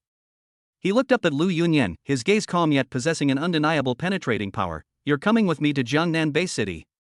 Since we're family, let's move there. I'm not used to eating takeout. The huge weight in Lu Yunyan's heart was instantly lifted, and a genuine joy appeared in her eyes and brows. Okay, I'll arrange the moving company and the asset swap procedures right away. For succubi, following the strong is instinctive. Suyu, a powerful figure who not only accepts the mother and daughter but also provides them with shelter and food, is an extremely rare and exceptional owner. When we returned to school to complete the departure procedures, the atmosphere in Class 2 of Senior 3 was so oppressive that it was suffocating. There are only 2 weeks left until the college entrance examination. All the students were either buried in their studies or frantically pushing their bodies to the limit for that mere 0.1 increase in blood and energy. The air was thick with the smells of anxiety, sweat, and despair. Suyu, however, was packing his things and leaving. "Brother you're just leaving like that?" The chubby classmate looked at Suyu's empty desk with envy and jealousy. "Special admission, an S-level treatment, the kind that allows you to bring your family, you're too awesome." Suyu stuffed the last book into his bag and patted the fat man on the shoulder. "Do your best on the exam. If you can't make it in the future, come to Jiangnan City and find me. I'll reserve a security guard position for you at the gate." The fat guy rolled his eyes. "Get lost. I could at least get into a second-tier martial arts school." The students around him cast complicated glances at him. There was envy, jealousy, and also awe. Especially Zhou Kai's empty seat. Hearing that he was still in the hospital, the Zhou family originally wanted to cause trouble, but when they heard that Suyu had been specially recruited by Jiangnan Martial Arts University and even had a background of military attention before enrollment, the Zhou family didn't dare to utter a word and completed the transfer procedures overnight. This is reality. In this world of advanced martial arts, the college entrance examination is a narrow bridge for ordinary people, but for a genius like Suyu, it's just a boring interlude. "Let's go." At the classroom door, Chuchinga stood quietly with her school bag on her back. She didn't wear a ponytail today. Her long hair was down, covering half her face, making her look more melancholic and alluring than usual. Seeing Suyu come out, she naturally reached out to take the bag from Suyu's hand. This scene shattered the glasses of the entire class. Is Chuchinga, the aloof and beautiful woman, carrying Suyu's bag? Is this still the school beauty who never even glances at boys? "I have my own hands." Suyu avoided her hand and said calmly, "You can maintain your pathetic self-esteem at school. Once you leave the school gates, you can fulfill your obligations." Chuchinga's hand froze in mid-air. She bit her lip and finally just let out a soft "oh" before obediently following half a step behind him. Leaving behind the noise of the school, the two walked along the tree-lined path home. Suyu walked slowly, pondering his next move. The account held 600,000 yuan that had been extorted from the black market gold tooth. For an ordinary family, this is a huge sum of money. But for a martial artist, it's a pitiful amount. A slightly better C-grade alloy battle knife starts at 1 million. A bottle of intermediate-level qi and blood supplement to aid cultivation, 500,000. Not to mention those advanced combat techniques and secret manuals. Having vital energy and blood but lacking the means to transform it into lethality. Suyu looked at his poem. Last night at the black market, although he bent a knife with brute force and injured someone by throwing heavy objects, these were all unorthodox methods. When faced with a true expert, such as that military academy instructor or an old hunter who often teeters on the brink of death, his fighting style is full of flaws. "We don't have enough money." Suyu sighed. At this moment, Chuchinga, who had been silently following behind, suddenly spoke up. "If you need money, I can give you all the New Year's money and scholarships I've saved since I was a child." She lowered her head and said softly, "About 200,000. Suyu stopped and turned to look at her. The girl's eyes were serious, not trying to please, but stating a fact. Her things were his things. "Is that your dowry?" Suyu teased. Chuchinga blushed and turned her head away. "Say what you want. Anyway, you'll be providing my cultivation resources from now on, so I have no use for this money." Suyu smiled, neither refusing nor immediately agreeing. "I'll keep it for now and buy myself some nice clothes. I don't want the person I take out to look like a country bumpkin." In fact, he already had a plan in mind. This world has a highly developed internet, and there is a forum and trading platform called Martial Arts House. Although he couldn't afford top-tier combat skills, he could buy some basic and practical techniques. For example, the instructional videos and notes on mastering basic combat. Or perhaps, basic mastery of cold weapons. These things aren't expensive. You can buy a lot of experience posts from veterans or retired martial artists for just tens of thousands of yuan. With his infinite feedback system, as long as he starts practicing, even the most basic straight punch, he can gain a special level of proficiency or attribute feedback as long as someone practices with him. After you get home, change your clothes. Suyu suddenly spoke, breaking the silence. Change to what? Chuchinga instinctively hugged her chest, looking at him warily. If it's some strange clothes, I. What are you thinking about? Suyu tapped her forehead. Change into your workout clothes. Let's go to the basement. What? Suyu narrowed his eyes, a serious look in them. Sparring partner. Now that your health and mana are already at 1.8, you're perfect as a human punching bag. I need to learn how to fight more efficiently before I go to Jiangnan Martial Arts University. Chuchinga was stunned. She initially thought Suyu was going to do something indecent to her again, but... Is it getting beaten up? Looking at Suyu's fervent eyes, she suddenly felt that last night's humiliating feeding was actually easier than being a punching bag. But would she dare to refuse? I dare not. Okay. Chuchinga replied, feeling frustrated. Chapter 16: The Correct Way to Grind Proficiency. The villa's basement was originally used to store miscellaneous items and wine, but now it has been cleared out and converted into a simple training room. There were no professional pads or expensive force gauges. There was only a cement floor and two people less than 3 meters apart. Suyu sat cross-legged on a yoga mat, holding his phone, browsing paid content on the Martial Arts Home Forum. Federal Military Combat Techniques, Basics Abridged Version Price, 199 yuan. Analysis of Weaknesses in Human Body Structure Price, 50 yuan. 72 Quick Bone Removal Techniques Price, 300 yuan. Suyu bought the whole bunch of cheap goods for less than 600 yuan. For true scions of noble families, these commoners are utterly worthless. They practice the profound or even earth-level combat techniques passed down through their families. But for Suyu, that was enough. A towering building rises from the ground. What he lacks now is not flashy special moves, but the foundation to accurately strike the target. I've finished reading it. 10 minutes later, Suyu put down his phone. Thanks to his amazing memory and the brain development brought about by his 5.2 chi in blood, he had already memorized the key points of those movements. As long as your body keeps up with your mind, you've learned it. He stood up and looked at Chuchinga opposite him. Chuchinga changed into a tight-fitting black sports vest and yoga pants, which outlined her breathtaking curves. Her previously messy long hair was tied into a high ponytail, revealing her slender, fair neck. But her delicate little face was now filled with tension. Ready? Suyu cracked his wrists, making a series of snapping sounds. You be gentle. Chuchinga swallowed hard, adopting the standard fighting stance taught at school. Although my blood and chi have increased, I haven't trained to withstand blows. Once you're on the battlefield, the enemy won't care whether you're in pain or not. Suyu's eyes turned cold, and his figure vanished from the spot in an instant. Wow, so fast. Chuchinga's pupils suddenly contracted. Although Suyu didn't use her full strength, the speed still made her feel suffocated. Instinctively, she raised her arms to try to block. However, Suyu did not throw punches as directly as before. Just as they were about to make contact, Suyu's wrist flicked out of nowhere, like a snake circling around Chuchinga's block and precisely gripping her wrist joint. Go with the flow, guide, and exert your strength. The first move of military grappling techniques that I just learned in the video. Ah! Chuchinga felt an irresistible, strange force coming towards her, and she instantly lost her balance, feeling dizzy and disoriented. Bang! She was thrown heavily onto the cement floor covered with a thin carpet. At the same time, a pleasant notification sound rang in Suyu's mind. Ding! Successfully executed basic grappling, triggering feedback mechanism. Proficiency plus 10. Due to the opponent's special constitution half succubus and the current limb entanglement state, an additional bonus of agility plus 0.1 is gained. It really worked.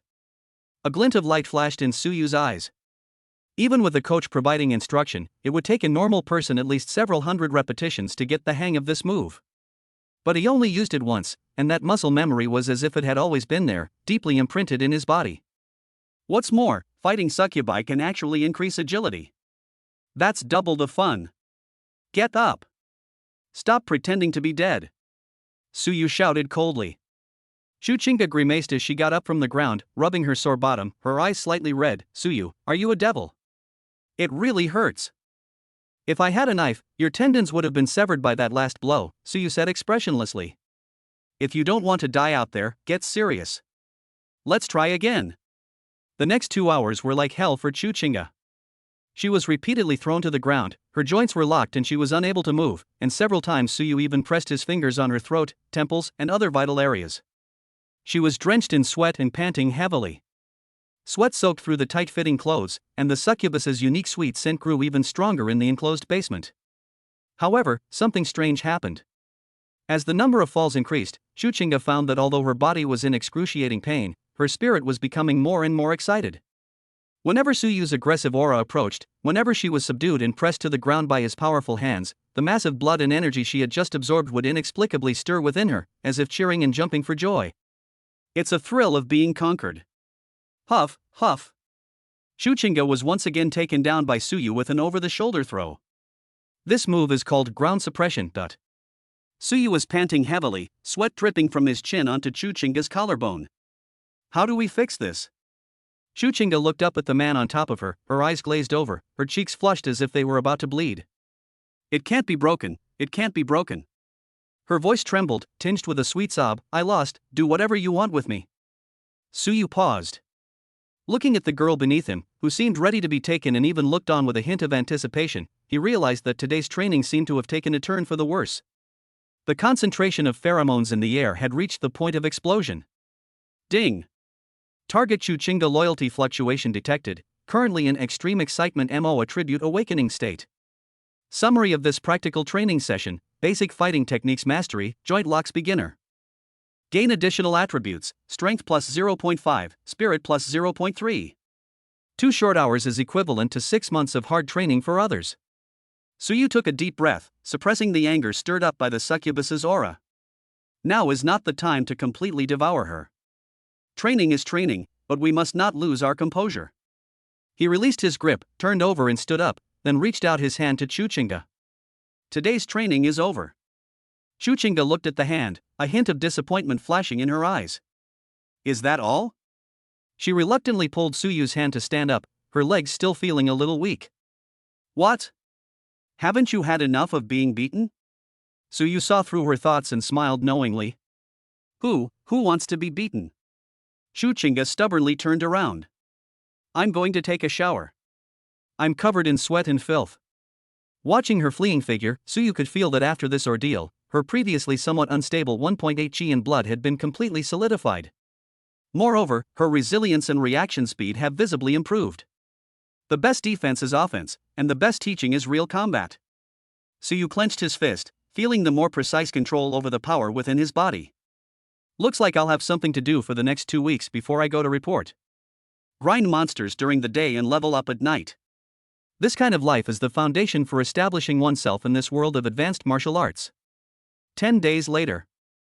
A black van pulled up in front of the villa. It was a moving company vehicle, which would also take them to the train station. The villa has been listed for sale, and the basement has been cleaned up.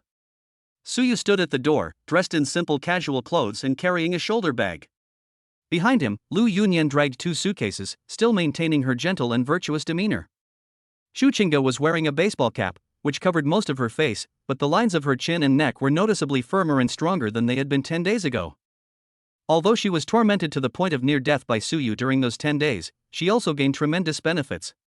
That body, which was originally just a pretty but useless display of energy, has now transformed into real combat power.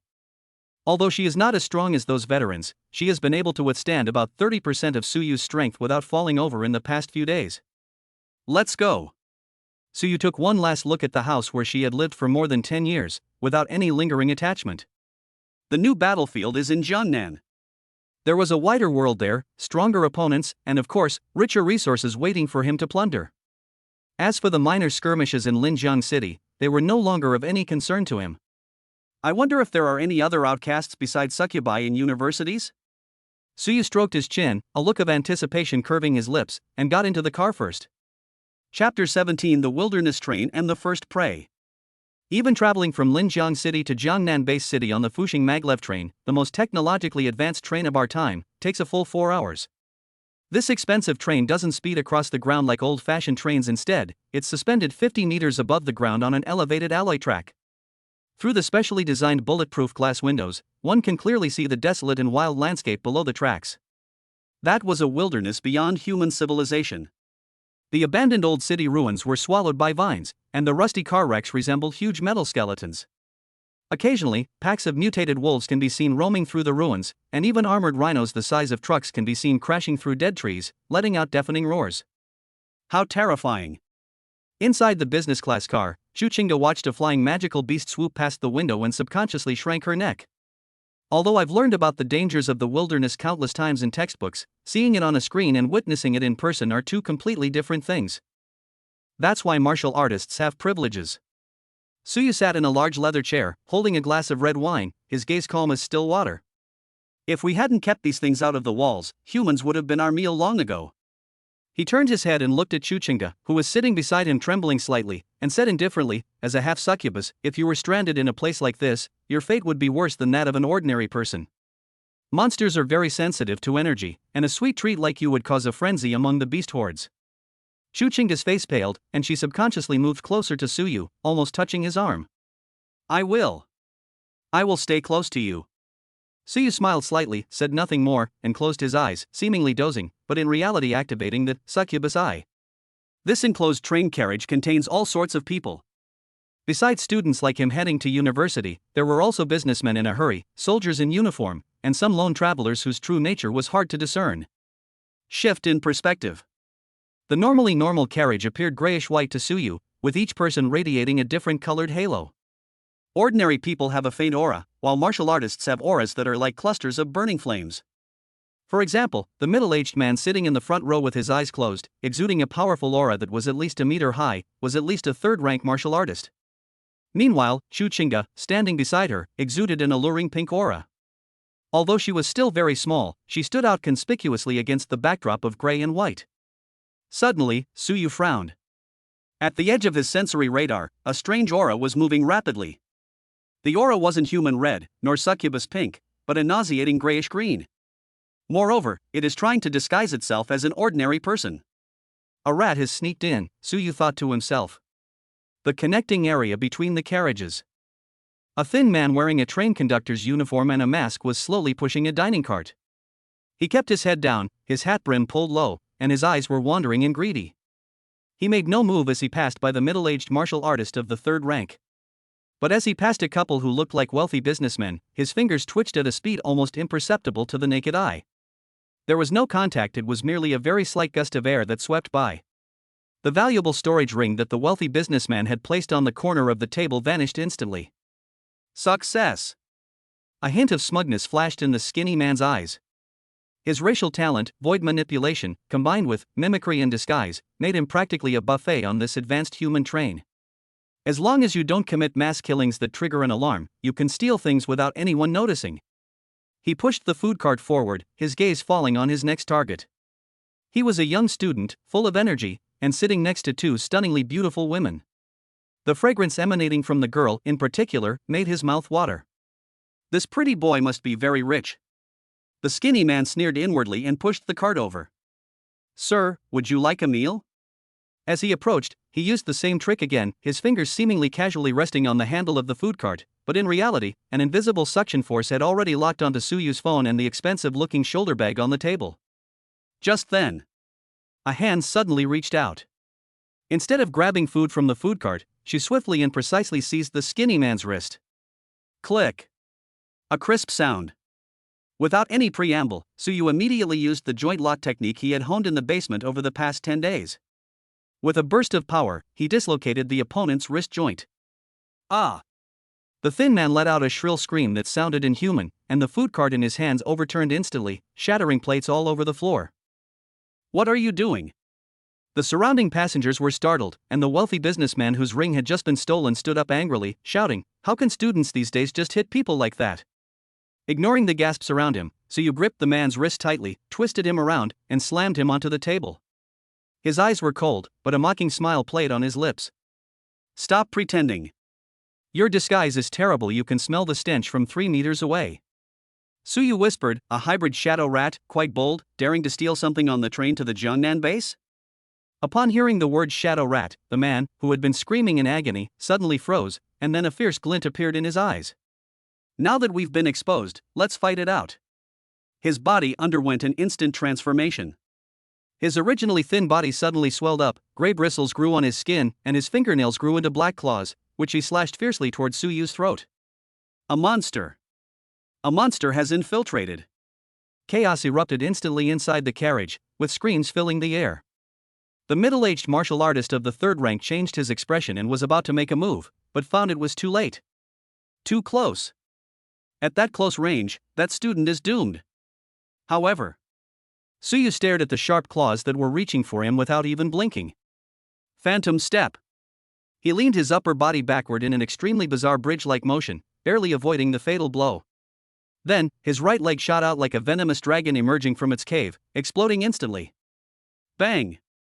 He kicked the shadow mouse hard in the soft belly. The full-blown burst of chi and blood at 5.2, coupled with the improved control over power over the past 10 days. That kick was like a cannonball.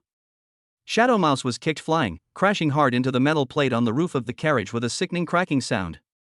He then fell to the ground like a lump of mud, spitting out green blood, twitching twice before going still. A gold ring rolled out of its chest and landed right at the feet of the wealthy businessman. The entire room fell silent. Everyone stared in disbelief at the scene.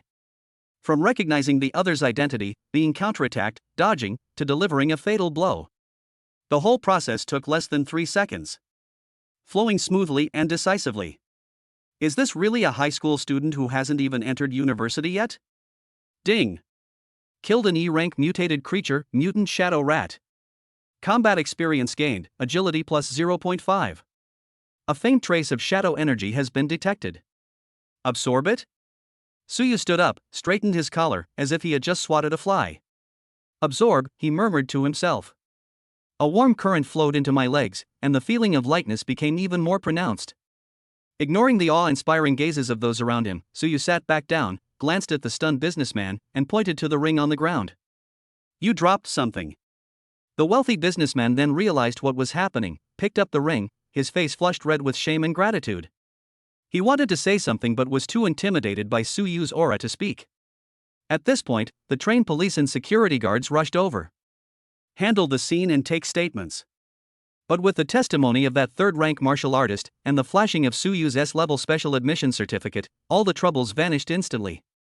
Instead, the train conductor came over in person to express his gratitude and promised to waive their train fares for life. How do you know it's not human? After the chaos subsided, Chuchinga peeled grapes for Suyu while asking him in a low voice. That happened so fast, she didn't even have time to react and offer help. Suyu ate the grapes that she offered to her mouth, and gently traced her lips with her fingers, the sound only the two of them could hear. Because it smells terrible. I don't miss you, you smell like a peach. Chuchinga's cheeks flushed bright red instantly. She lowered her head, not daring to look at him again, but a strange ripple stirred in her heart. This man is like a demon when he kills monsters, and like a devil when he flirts. She is simply irresistibly charming. Attention passengers, the train is about to arrive at its final destination, Jiangnan Bay City. The broadcast started. Suyu turned to look out the window. In the distance, a magnificent city, like a steel behemoth, slowly emerges on the horizon. The alloy city walls are hundreds of meters high, the skyscrapers pierce the clouds, and the patrol airships fly all over the sky. That is the center of humanity, and also the paradise of the strong. A glint of ambition flashed in Suyu's eyes. Jiangnan, here I come. I hope I can have a few more full meals. Chapter 18: The so-called S-rank privileges. The high-speed rail station in Jiangnan Bay City is itself a behemoth forged from steel. The dome is hundreds of meters high, and countless hovering drones shuttle through the air like worker bees. A huge holographic projection screen plays frontline battle reports and advertisements from major conglomerates. The population density here is more than 10 times that of Linjiang City, and there is a faint sense of oppression in the air, the pressure unintentionally released by high-level martial artists passing by. This is way too big. Chuchinga clung tightly to Suyu's clothes, like a frightened bird that had just entered the city. Even though she was already a quasi-martial artist with 1.8 chi in blood, she still appeared insignificant in the face of such a grand scene. In contrast, Lu Yunyan was much calmer. She wore large sunglasses that covered most of her face, and a well-fitting trench coat that completely concealed her alluring figure, which had once been that of a succubus empress. She pushed her suitcase behind her, looking as elegant as if she were taking a stroll in her own backyard. Suyu? As soon as I stepped out of the VIP passage, a middle-aged man in a dark blue suit came up to me. He wore a badge on his chest, a mountain peak pierced by a sword, the emblem of Jiangnan Martial Arts University. I am Wang Chang from the School Affairs Office, and I am specifically responsible for receiving S-level freshmen. The middle-aged man smiled broadly, his gaze quickly sweeping over the two women behind Suyu. A hint of surprise flashed in his eyes, but he quickly masked it professionally. The car is ready outside. Please follow me. The vehicle that came to pick me up was an extended black hovercraft. With its streamlined body, bulletproof glass, and even the emblem of Wuhan University of Technology printed on the front, it has priority in traffic congestion. Student Su, although school has not officially started yet, your S-level contract has already taken effect as instructed by the principal. In the car, Wang Chang handed Suyu an electronic document while explaining. This is your campus card, and also your identification. In Jiangnan City, with this card, you can enjoy the highest priority access to all public facilities and receive a 30% discount at any martial arts gym or pharmacy. Suyu took the black and gold card and gently stroked it with his fingertips. This is the taste of power. Outside the car window, tall buildings stood in rows. Unlike Linjiang City, a small city with a maximum of no more than 30 stories, the buildings here are often hundreds of stories high, and each building is covered with a special coating that can absorb solar energy and free energy. Our school is located in the eastern district of Jiangnan City, backed by Longling Mountain, where there is a miniature spiritual vein, so the energy concentration inside the campus is 3 times that of the outside world. Wang Chang pointed to the lush mountain range in the distance and said, "Is that my dormitory?" Suyu pointed to a cluster of buildings that were faintly visible at the foot of the mountain. To be precise, that's the Hidden Dragon District. Wang Chang corrected him, his tone tinged with arrogance. That's a villa area specifically for S-level and A-level students. As for ordinary students, they live in apartment buildings on the other side. Class. A blatant class division. But that's exactly what Suyu likes. Half an hour later, the vehicle entered Jiangnan Martial Arts University. The school gate was as magnificent as a triumphal arch, and the guards on both sides were all third-rank martial artists armed with guns, and there were even stronger auras lurking in the shadows. The car didn't stop, but drove straight through the teaching area and into the quiet Qianlong area. The environment here is amazing. Surrounded by an artificial lake and shaded by green trees, each villa is at least 100 meters apart, ensuring absolute privacy. We've arrived at Villa number 9. The car slowly came to a stop in front of a 3-story modern villa. It has a private garden, an underground training room, and you can even see a small outdoor swimming pool behind it through the fence. Here's the key. I've already registered your fingerprint and iris scan. Wang Chang helped unload the luggage and said very tactfully, the school can provide a student care manager, but since Su has brought, well, a family member, I won't arrange for outsiders to bother her. He glanced at Lu Yunyan. Although the woman didn't speak, he felt that this family member had a kind of aura that made even a 4th-rank martial artist like himself feel uneasy. Thank you. Suyu nodded. After Wang Chang left, the large iron gate slowly closed. This land now completely belongs to Suyu. Wow! Chuchinga, who had been looking tense just moments before, instantly came back to life. She threw down her school bag and dashed into the garden like a joyful little deer. Suyu! Suyu! This place is so big. Much bigger than our old house. Suyu ignored her clamor and walked straight into the villa. The decor is minimalist and cool, with all the furniture and appliances, and they are all top brands. The first floor features a huge living room and an open kitchen, the second floor is a bedroom, and the basement is a gravity training room with all alloy walls. Good.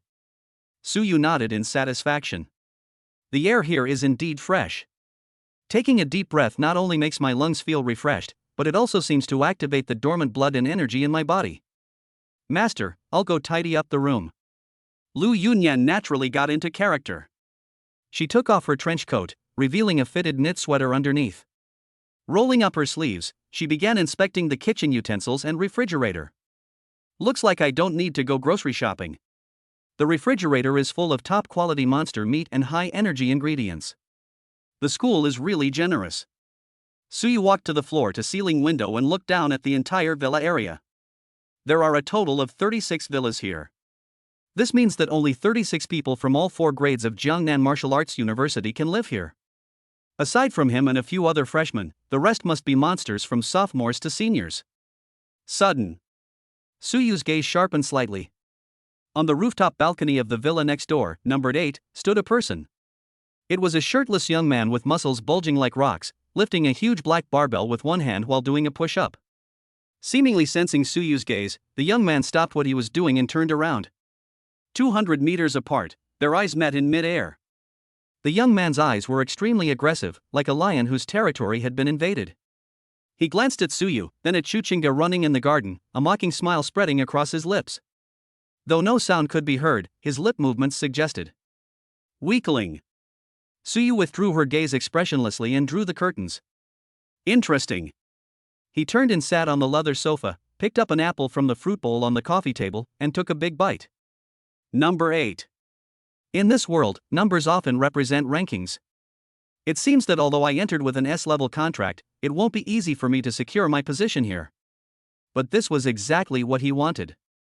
Only by trampling these geniuses underfoot and draining their resources can I feed myself and the two gluttonous succubi at home.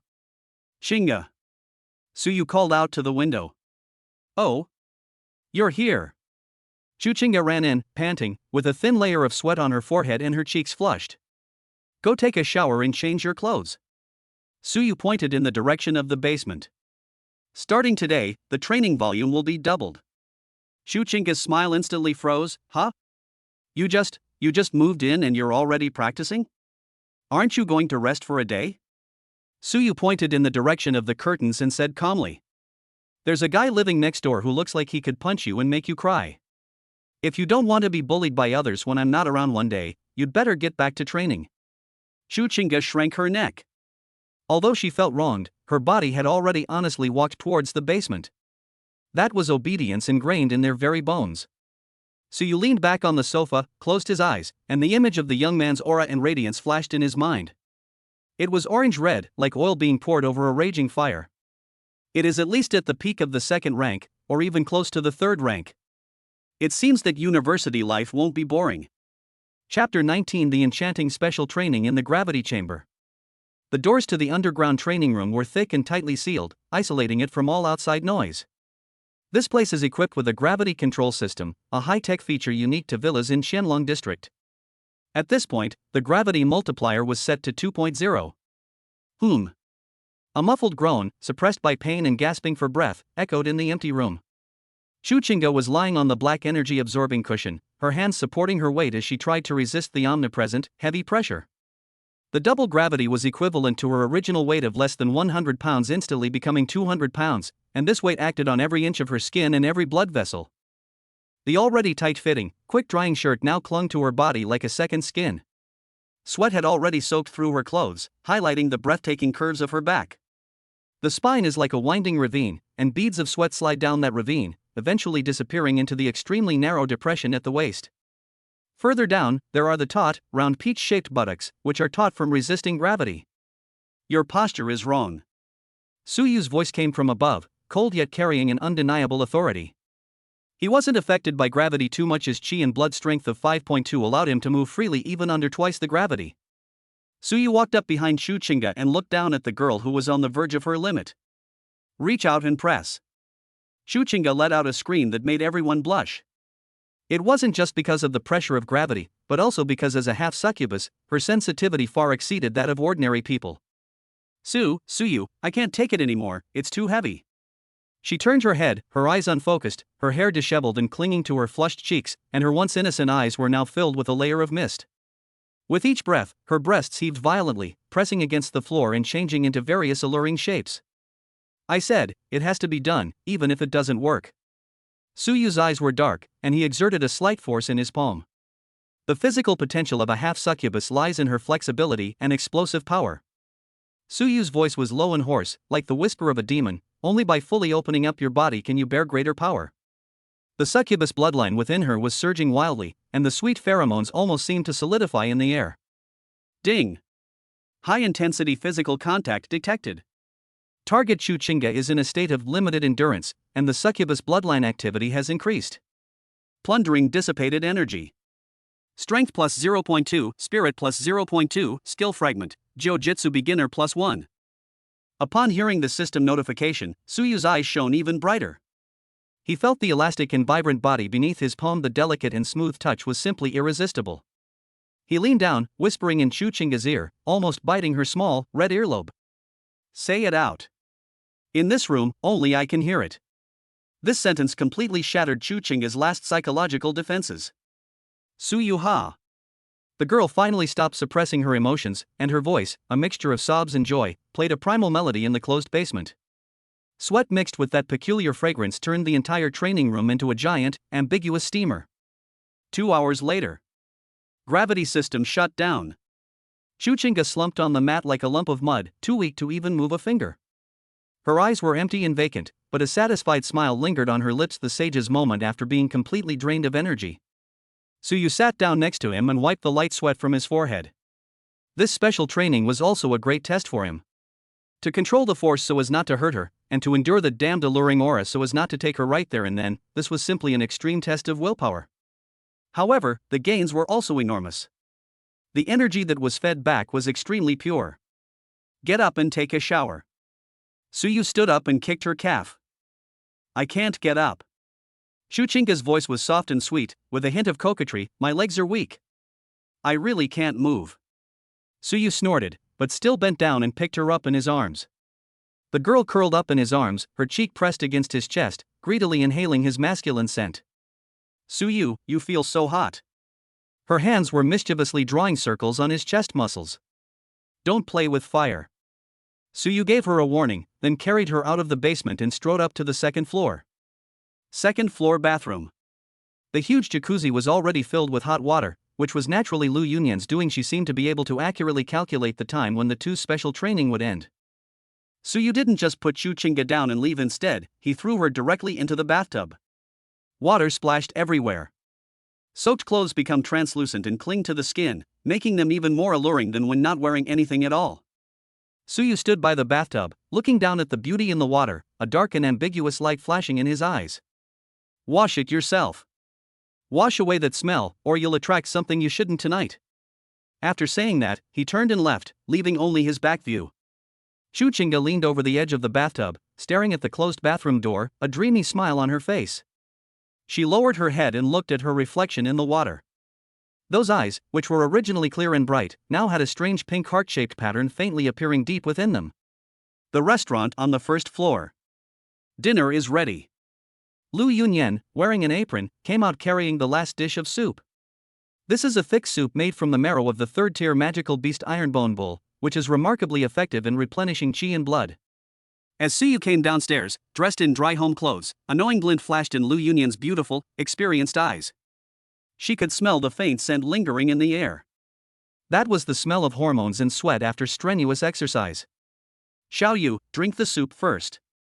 Lu Yunyan ladled out a bowl of soup and handed it to her, her tone as gentle as a virtuous wife's. How is Chinga? You didn't bully her too much, did you?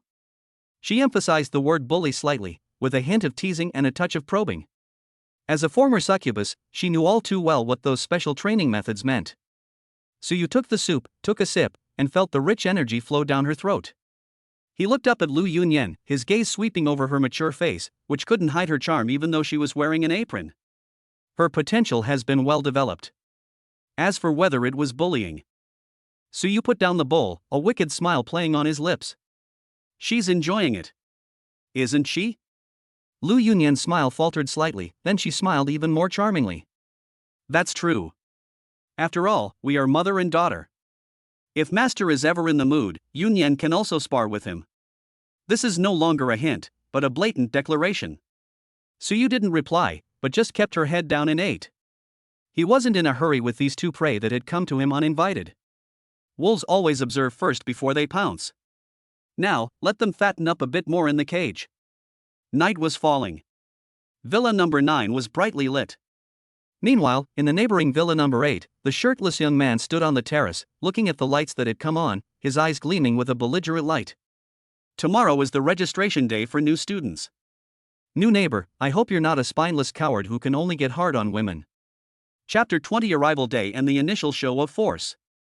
The next morning, sunlight pierced through the thin mist and shone on the campus of Jiangnan Martial Arts University. Today is the official registration day for new students. Although the entire Qianlong district remained quiet, a sense of youthful vigor and pent-up energy had quietly permeated the air. Suyu got up very early. To be precise, he only slept for 3 hours. Even in such a safe environment, he maintained a high degree of self-discipline. He didn't spend the rest of the time idle. Instead, he adapted to his new physical functions in the gravity chamber. After absorbing the shadow energy of the mutated shadow rat, his leg muscle explosiveness and nerve reaction speed had significantly improved. Qi and blood value, 5.2 greater than 5.25. Although the improvement from one night of training was minimal, for Suyu now, every bit of progress in his control over his body could be transformed into a winning factor in actual combat. I'm so hungry. Chu Chinga's soft, gentle voice came from the stairwell. After yesterday's grueling special training, she was in good spirits, but her body was still noticeably sore. Suyu sat at the head of the table, a medium-rare monster meat steak in front of him. He cut off a piece, put it in his mouth, and said without turning his head, "After lunch, go report for duty. Today might be a bit chaotic." Chaos?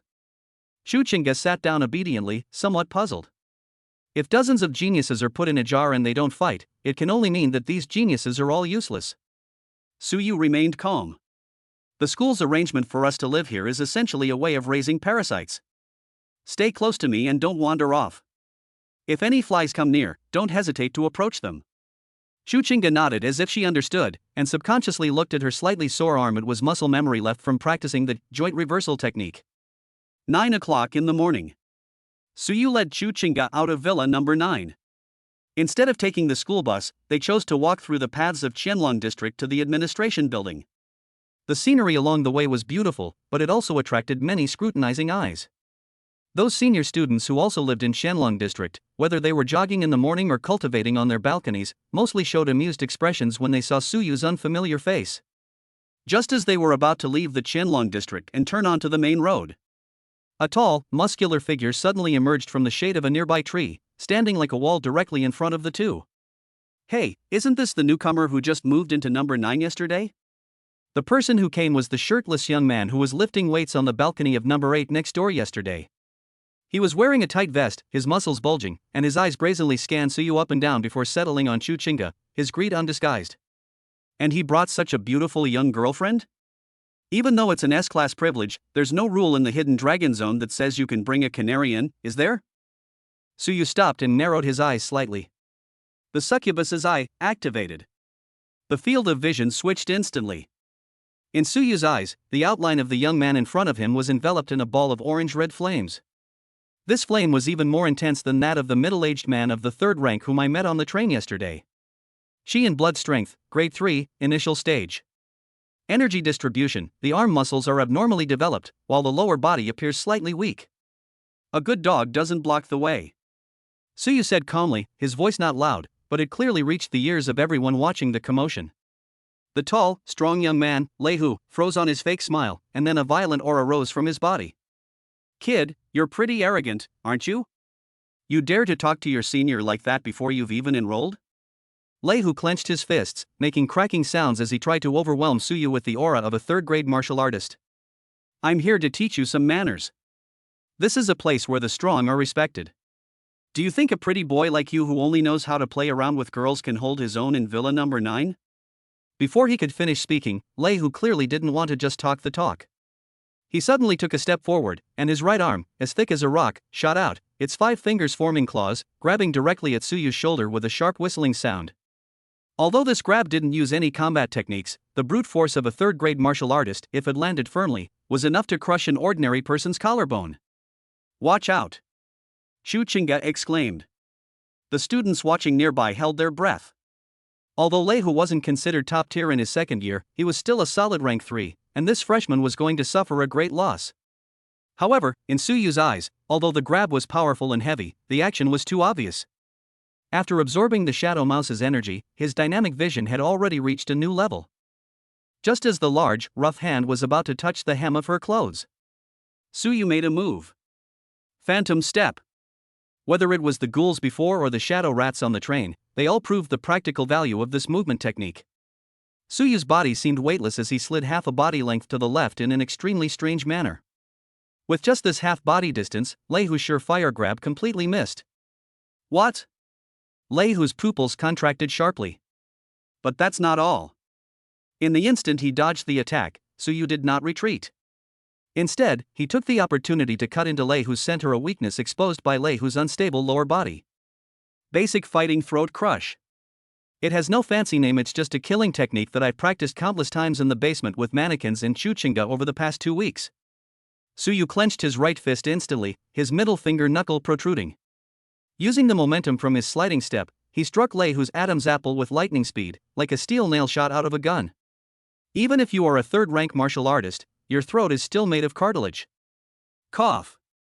Lei Hu felt as if his throat had been struck by a hammer, and the intense pain instantly cut off his breathing.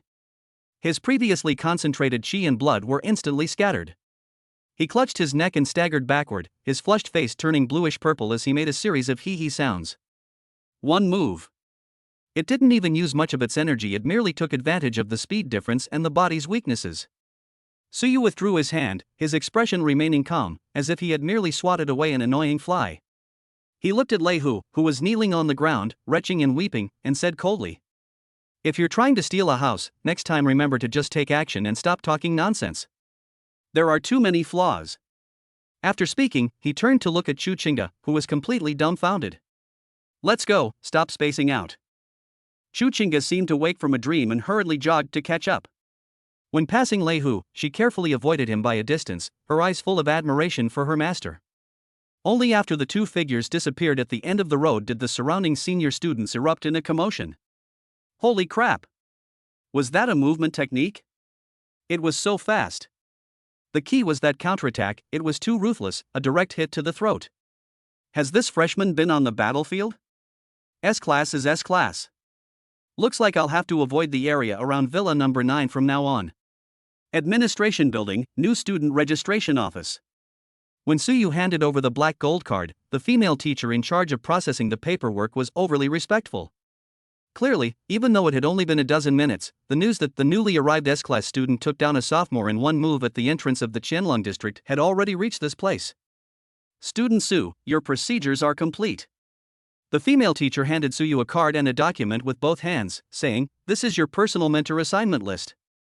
As an S-level student, you can choose from all the professors in the school."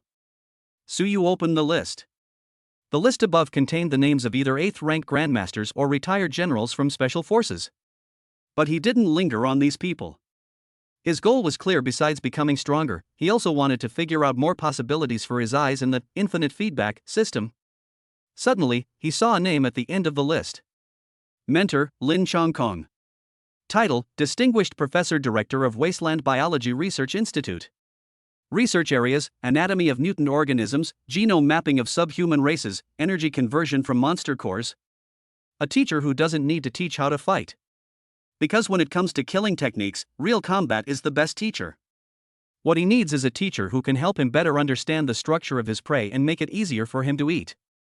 It's him. Suyu pointed to Lin Chongkong's name. The female teacher paused for a moment, her expression turning somewhat strange. "Student Su, are you sure?"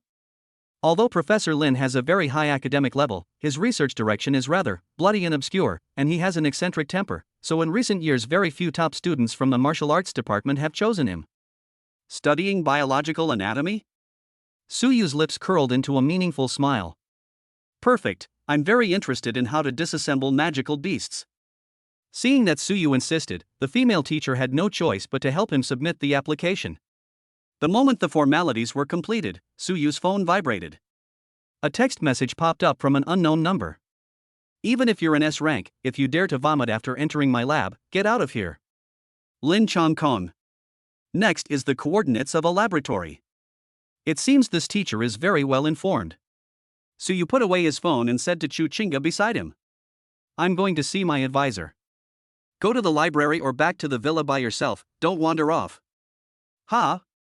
Aren't you taking me?" Chuchinga was a little disappointed. "That's the dissection room." Suyu looked at her with a half smile. "If you want to see the internal organs of your own kind preserved in formalin, you can come along." Chuchinga's face turned deathly pale instantly, and she shook her head like a rattledrum. "No, no, no. I'm going back to the villa. I'm going back to clean." Watching Chuchinga flee in panic, Suyu turned to look at the dark tower deep in the campus. The new hunting grounds look interesting. Chapter 21: The Professor's Greeting Gift. The black experimental tower stands alone in the northernmost corner of the campus, surrounded by weeds, and even the ubiquitous cleaning robots are reluctant to approach it. The air was filled with a faint smell of formaldehyde and a certain indescribable sweet and fishy odor. Suyu pushed open the heavy iron gate. It didn't have the high-tech feel I expected. Instead, it resembled a slaughterhouse from a century ago. Under the dim light, huge glass jars were neatly arranged, filled with all sorts of bizarre creature limbs, floating in the dark green culture medium. Close the door. A hoarse voice came from deep within the laboratory. Suyu closed the door behind her and walked towards the sound. There was an old man with a stained white coat and messy hair, sitting with his back to him in front of an autopsy table. Lying on the platform was a creature still twitching slightly, a low-level magical beast, the bone-spiked wolf, resembling a wolfhound but with its back covered in bone spurs. Since you've chosen me as your mentor, you have to abide by my rules.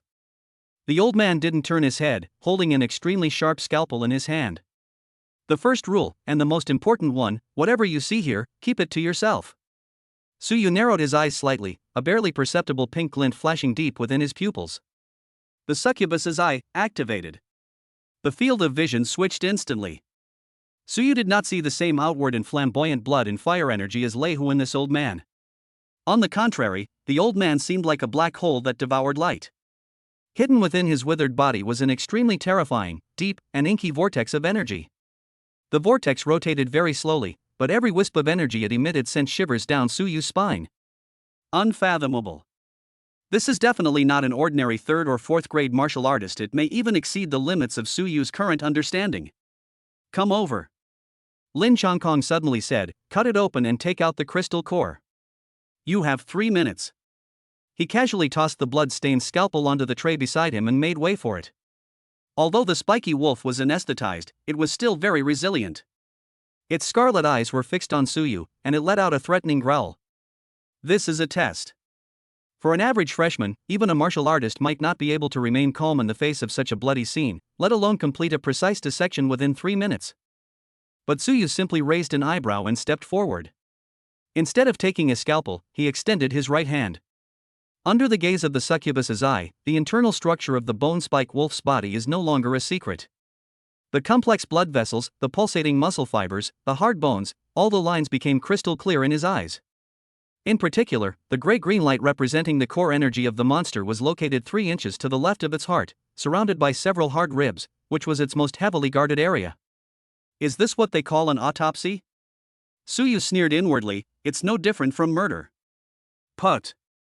Suyu's fingers came together like sharp blades, and without the slightest hesitation, he pierced directly into the bone-spike wolf's chest cavity. His movements were incredibly fast and extremely tricky. He chose the point of least resistance based on the direction of the muscle texture he saw. Blood splattered, landing on Suyu's cold profile and white shirt. Awah! The bone-spiked wolf let out a shrill scream, but it was completely unable to move under Suyu's huge hand, which felt like an iron clamp. Suyu's hand moved precisely through the flesh, avoiding the major artery, and directly gripped the gap in the rib, then suddenly exerted force. Snap! Bone fracture. He pinched the thumb-sized crystal core between 2 fingers and pulled it out abruptly. Smack! The crystal core, still stained with warm blood, was tossed onto the tray in front of Lin Chongkong. Suyu picked up the rag beside him and slowly wiped the bloodstains from his hands, saying calmly, 30 seconds. No knife needed. Lin Chongkong's cloudy old eyes finally lit up. He turned around and looked at the new student for the first time. Pulling out a heart with bare hands? That's interesting. The old man grinned, revealing a mouthful of yellow teeth. Young people these days are either as delicate as sissies or only know how to use those rigid fighting techniques. There aren't many like you who are so brutal and direct. That move you just made, it seemed to be able to see right through the gaps in the bones? Suyu did not answer, but simply looked at him calmly. Not saying anything? Very well, keep that vigilance. Lin Chongkong didn't press further, but instead leaned closer to Suyu and suddenly twitched his nose twice. That look wasn't like looking at a person, but more like looking at a rare experimental subject. And the smell on you is very unique. The pure yang energy is frighteningly concentrated, almost like a walking, breathing tonic. But mixed in with this scent is a pungent odor that can only be found deep within the underground caverns, the stench of a high-ranking succubus? Suyu's eyes sharpened instantly, and his right hand instinctively reached for his waist, his body muscles tensing. This old monster could smell it just by his nose? Don't be nervous, I'm not interested in your private life. It's normal for young people these days to have some fun. Lin Changkong waved his hand, seemingly unfazed by the situation, then turned and took out a thick stack of documents from the cabinet, tossing them to Suyu. I only care about research. Since you can tolerate the stench of blood here, then stay. This is the first draft of Anatomical and Weakness Atlas of Common Warcraft. Take it back and memorize it. Remember, just killing isn't enough, you need to know how to make the most efficient use of every corpse. At this point, the old man took out a bottle of purple potion from his pocket and tossed it to Suyu. Judging from the succubus scent you're wearing, your pet must be quite powerful, right? This is a berserk suppressant I concocted. Succubi are easily driven to go berserk by their instincts when stimulated by excessive pure yang energy. If you ever go too far in bed and that thing goes crazy and tries to drain you dry, force feed it to her. Suyu took the potion and looked at the swaying purple liquid inside. His opinion of his mentor rose even higher. This old man may seem crazy, but he is actually very perceptive.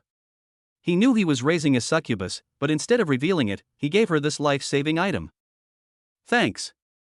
Suyu offered no explanation and carefully put away the medicine and documents. Get lost. Come back tomorrow afternoon, and I'll take you to a nice place then. Lin Changkong waved his hand and buried his head back in the bloody wolf corpse, which seemed to be more attractive than Suyu. As I stepped out of the experimental tower, dusk was approaching. Suyu looked at the sky dyed red by the sunset and took a deep breath of the air, which, although tinged with a fishy smell, felt free. This mentor was the right choice. Not only did they not waste time with words, but the things they gave were also practical. That bottle of medicine was indeed a necessary safety net for Chu Qingda, who was still growing and becoming increasingly obsessed with herself. Back to Villa Number 9 in Qianlong District. As soon as you enter, an enticing aroma of food wafts through the air. Master, you're back. Chu Qingda was wearing a large men's shirt, Suyu's shirt, the hem of which just covered the top of her thighs, revealing a pair of fair and smooth long legs. She was kneeling in the entryway to help Suyu get his slippers. That's a view you only see at home. The shirt had a large collar, and as she lowered her head, the view of her bare body underneath was faintly visible, the snow-white skin almost dazzling. Suyu looked down at her, his gaze sweeping over her long neck and deep cleavage. After yesterday's gravity training and today's embarrassing incident, this girl seems to have completely awakened some incredible attribute. Now, when she sees Suyu, the fear in her eyes has lessened, replaced by an expectation of being noticed, and even a desire to be punished. Where's Aunt Lu? Suyu changed his shoes and gave her a light pat on her pert buttocks. Mum. Chu Qingda let out a soft, sweet nasal sound, her body trembled slightly, and her cheeks flushed. Mom. Mom is making soup in the kitchen. She said Master worked hard today and wants to give you a good nourishing meal. Suyu walked into the living room and saw Lu Yunyan carrying a clay pot out of the kitchen. She was dressed casually at home as usual, her tight-fitting pencil skirt outlining her mature and voluptuous S-curve, and her beautiful legs, clad in black stockings, gleamed delicately under the lights. Seeing the bloodstains on Suyu's body, Lu Yunyan was not alarmed. Instead, a hint of excitement flashed in her charming eyes. That was the succubus's instinctive reaction to blood and the aura of a powerful being. It seems the place Xiaoye went to today wasn't very clean. Lu Yunyan put down the casserole, walked up to Suyu, and gently stroked the bloodstain on his shirt collar with her slender fingers. She tiptoed slightly, leaned close to Suyu's ear, and breathed softly. Why don't you take a bath first? The water is ready, and I've also checked Qingda's body. She's in a very good condition right now, perfect for serving her master. Suyu wrapped his arms around Lu Yunyan's slender waist, feeling the soft touch of her mature body. He lowered his head, looked into those alluring eyes, and sneered. Aunt Lu, are you looking for a replacement for yourself, or are you playing with fire? Lu Yunyan giggled and pressed her body even closer, her full breasts pressing against Suyu's chest. I'm just fulfilling my duties as a steward. After all, a man like Master, who possesses a pure yang body, can harm his health if he doesn't properly release his pent-up desires. Besides, that child Qingda is currently hoping that Master will give her a second glance. Suyu let go of his hand and strode towards the stairs. Then let her get up here. Also, save that pot of soup for me. I might get very hungry tonight. Watching Suyu's retreating figure as he went upstairs, Lu Yunyan's smile grew even more alluring. She turned to look at Chu Qingda, who was still kneeling in the entryway, her face flushed and her heart pounding.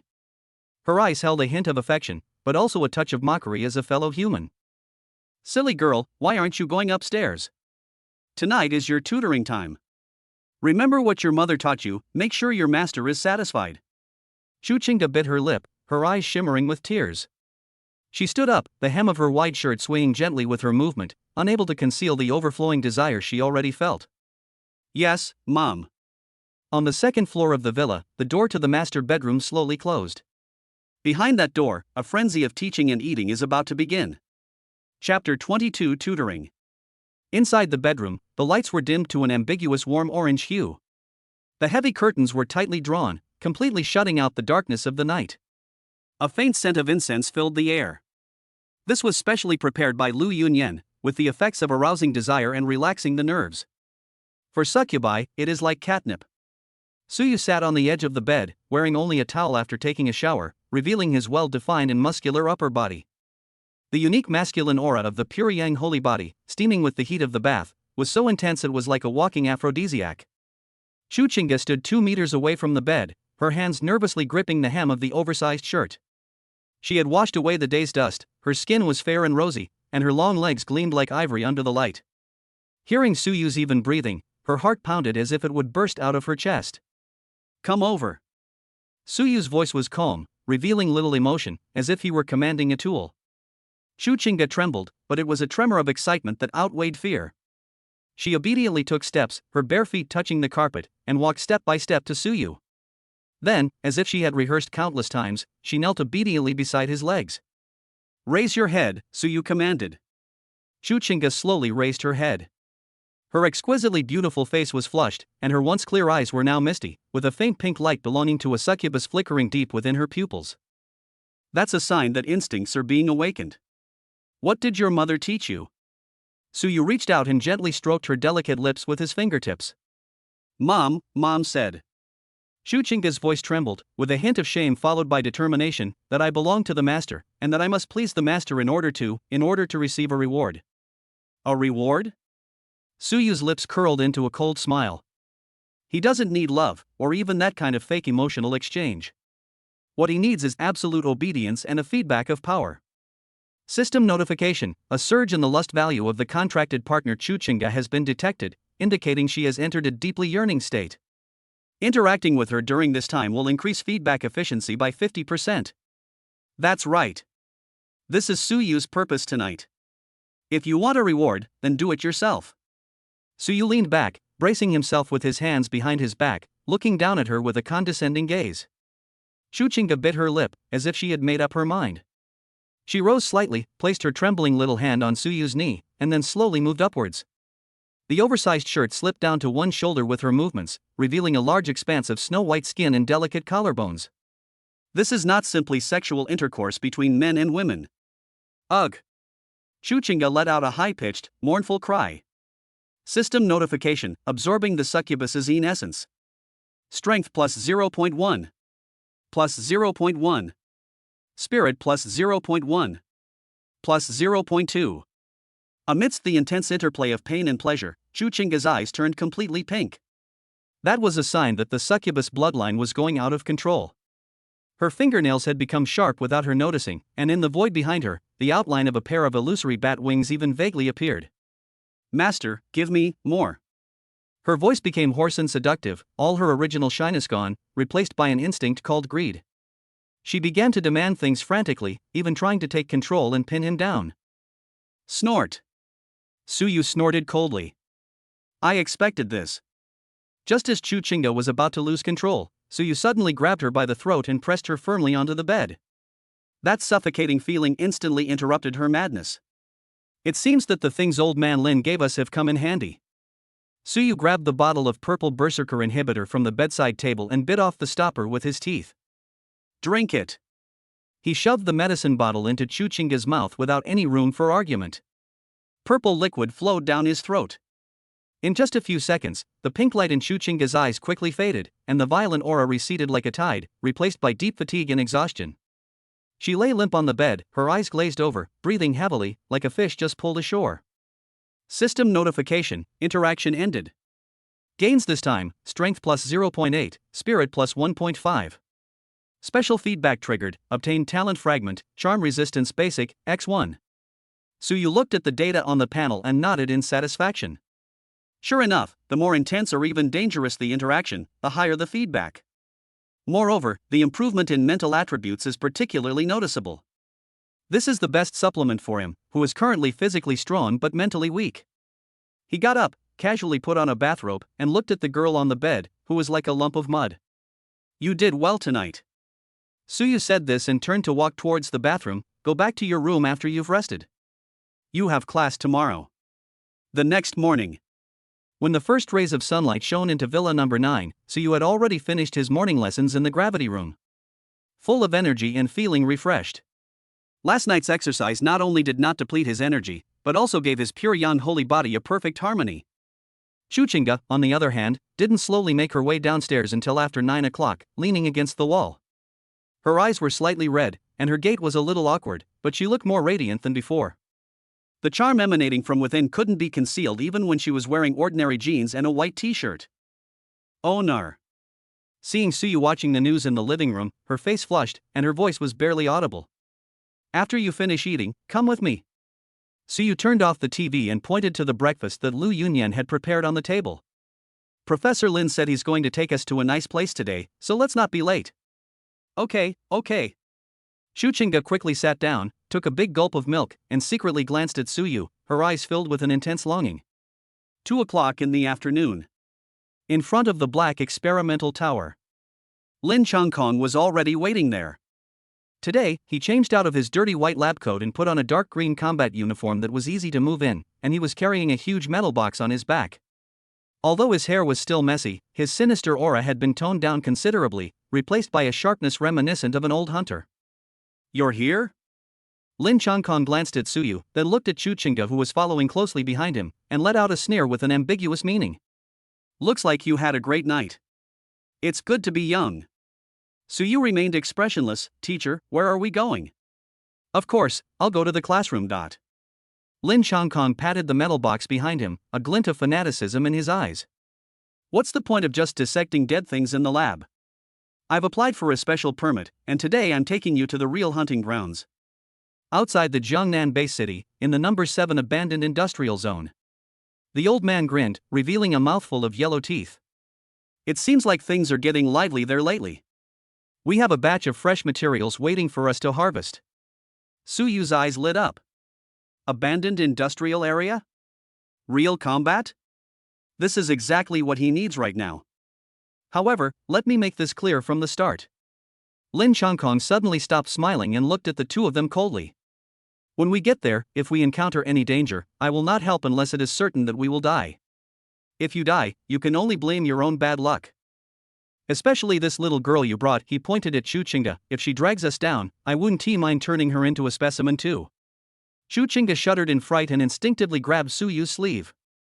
Suyu grabbed her wrist with his other hand, feeling the slight tremor, and a cruel yet confident smile curled at the corner of his mouth. Don't worry, teacher. She is my property. No one can touch her until I've squeezed every last drop of value out of her. Then let's go. Lin Chongkong turned around and walked towards a heavy off-road vehicle parked next to him.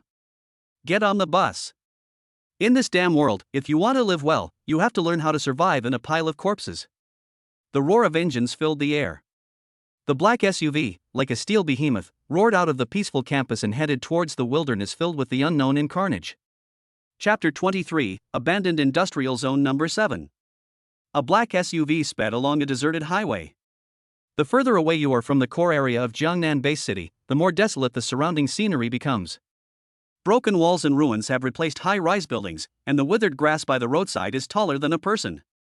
Occasionally, you can see huge mutated birds circling low in the sky, emitting chilling cries. The atmosphere inside the car was somewhat somber. Lin Chongkong gripped the steering wheel with one hand and held a cheap cigarette between his fingers in the other, the smoke filling the cramped space. Industrial Zone 7 was a chemical plant before the cataclysm.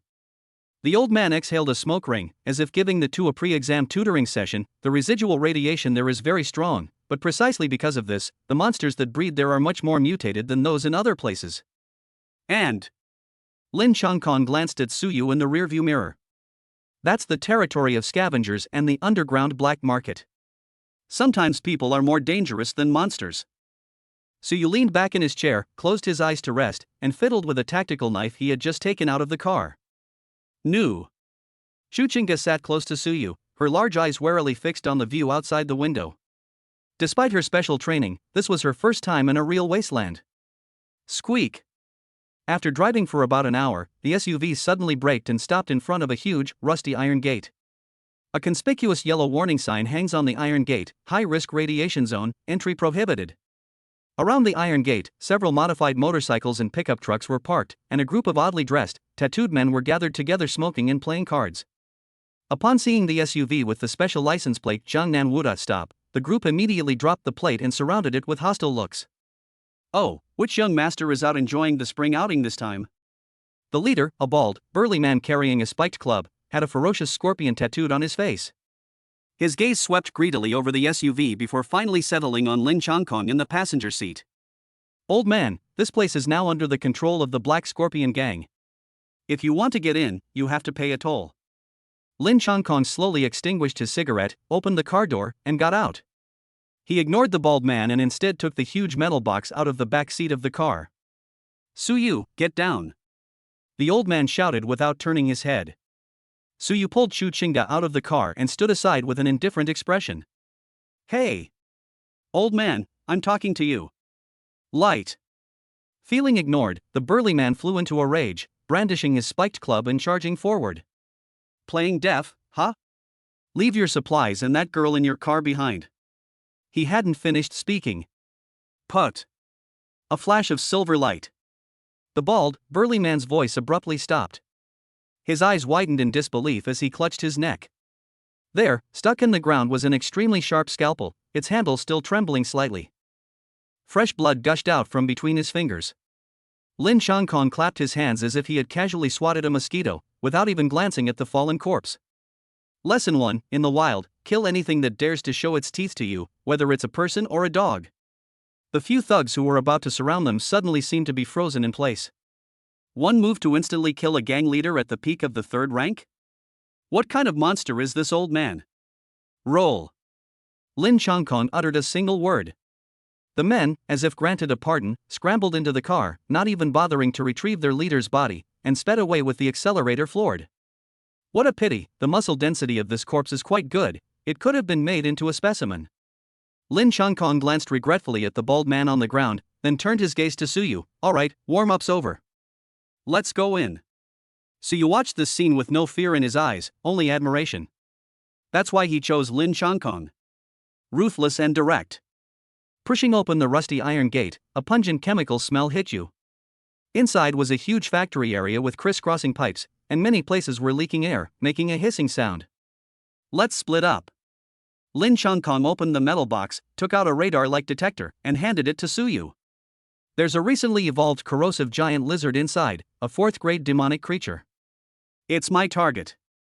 As for you. The old man pointed to the dilapidated workshops on the outskirts.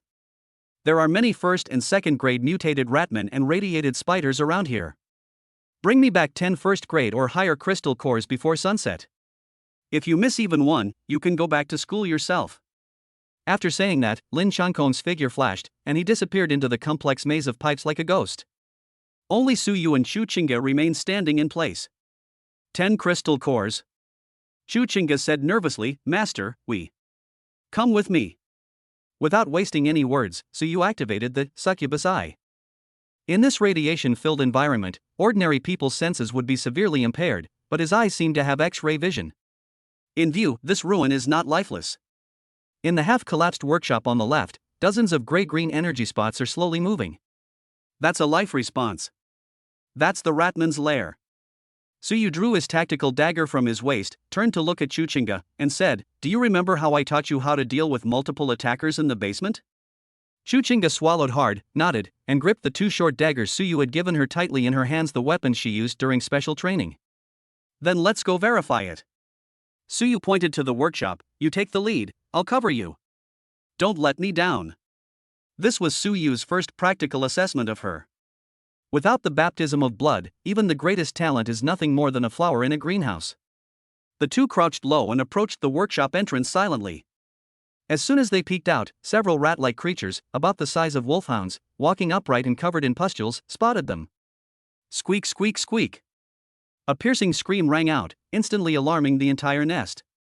A dozen or so ratmen rushed out frantically, carrying rusty iron pieces or bones in their hands, their eyes gleaming with a bloodthirsty red light. Superior! Suyu gave a low shout. Chuchinga gritted her teeth, suppressing her inner fear, and rushed out with a sway of her body. Although she was still a bit clumsy, after absorbing the energy fed back from Suyu, her speed had far surpassed that of ordinary people. A rat man pounced. Chuchinga instinctively dodged to the side, and the short dagger in her hand, following muscle memory, stabbed fiercely into the ratman's armpit, one of the weaknesses Suyu had taught her. Puff! Blood splattered. The ratman screamed and fell to the ground. The first killing. The sensation of the blade cutting into her flesh made Chuchinga feel nauseous, but it also awakened a certain wildness within her. However, there were too many enemies. Soon, 3 ratmen surrounded her in a triangular formation, blocking her escape route. Chuchinga panicked a little, her steps faltered, and she almost got scratched in the face by a ratman's claw. Just then, a dark shadow swept past her. Phantom step. Suyu was like the Grim Reaper descending. Instead of using a dagger, he delivered a powerful whip kick, slamming it into the head of the foremost ratman. Bang! The ratman's head exploded like a watermelon. Immediately afterwards, Suyu grabbed the neck of another ratman and squeezed it hard. Click! A crisp sound of bone cracking. In just 2 seconds, all 3 ratmen that were attacking Chuchinga were killed. Suyu stood in the pool of blood, a few drops of blood staining his white shirt, his expression cold and indifferent. Too slow. If this were a real battlefield, you would already be dead. He looked at the still shaken Chuchinga and said sternly, "Don't hesitate, don't be afraid. Treat them like the wooden stakes in the basement." Again. Suyu's shout actually lessened the fear in Chuchinga's eyes, replaced by a fierce determination to please her master. Yes. The next half hour was a one-sided massacre. Although Suyu was supposed to be there to oversee the situation, he didn't interfere much, only taking action when Chuchinga was in mortal danger. More often than not, he was forcing Chuchinga to adapt to this life or death struggle. As the last ratman fell, the entire workshop was filled with corpses. Chuchinga leaned against the wall, panting heavily, her body covered in blood.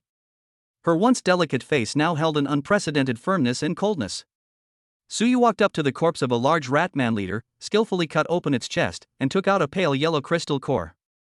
Including the ones I collected before, there are exactly 11. Well done. Suyu put the crystal core into his bag and, unusually, praised him. "Although your skills are still very rough, at least you dare to kill." Hearing her master's praise, Chuchinga, even though she was exhausted, still managed to put on a bright smile. As long as master is happy, Chinga will do anything. Just then. Boom! A huge explosion suddenly came from deep within the pipeline area in the distance. Immediately afterwards, a terrifying energy surge erupted. Suyu's expression changed. That's the direction Lin Chankong went. A 4th-grade demonic creature, the corrosive giant lizard? Let's go take a look. Suyu did not hesitate.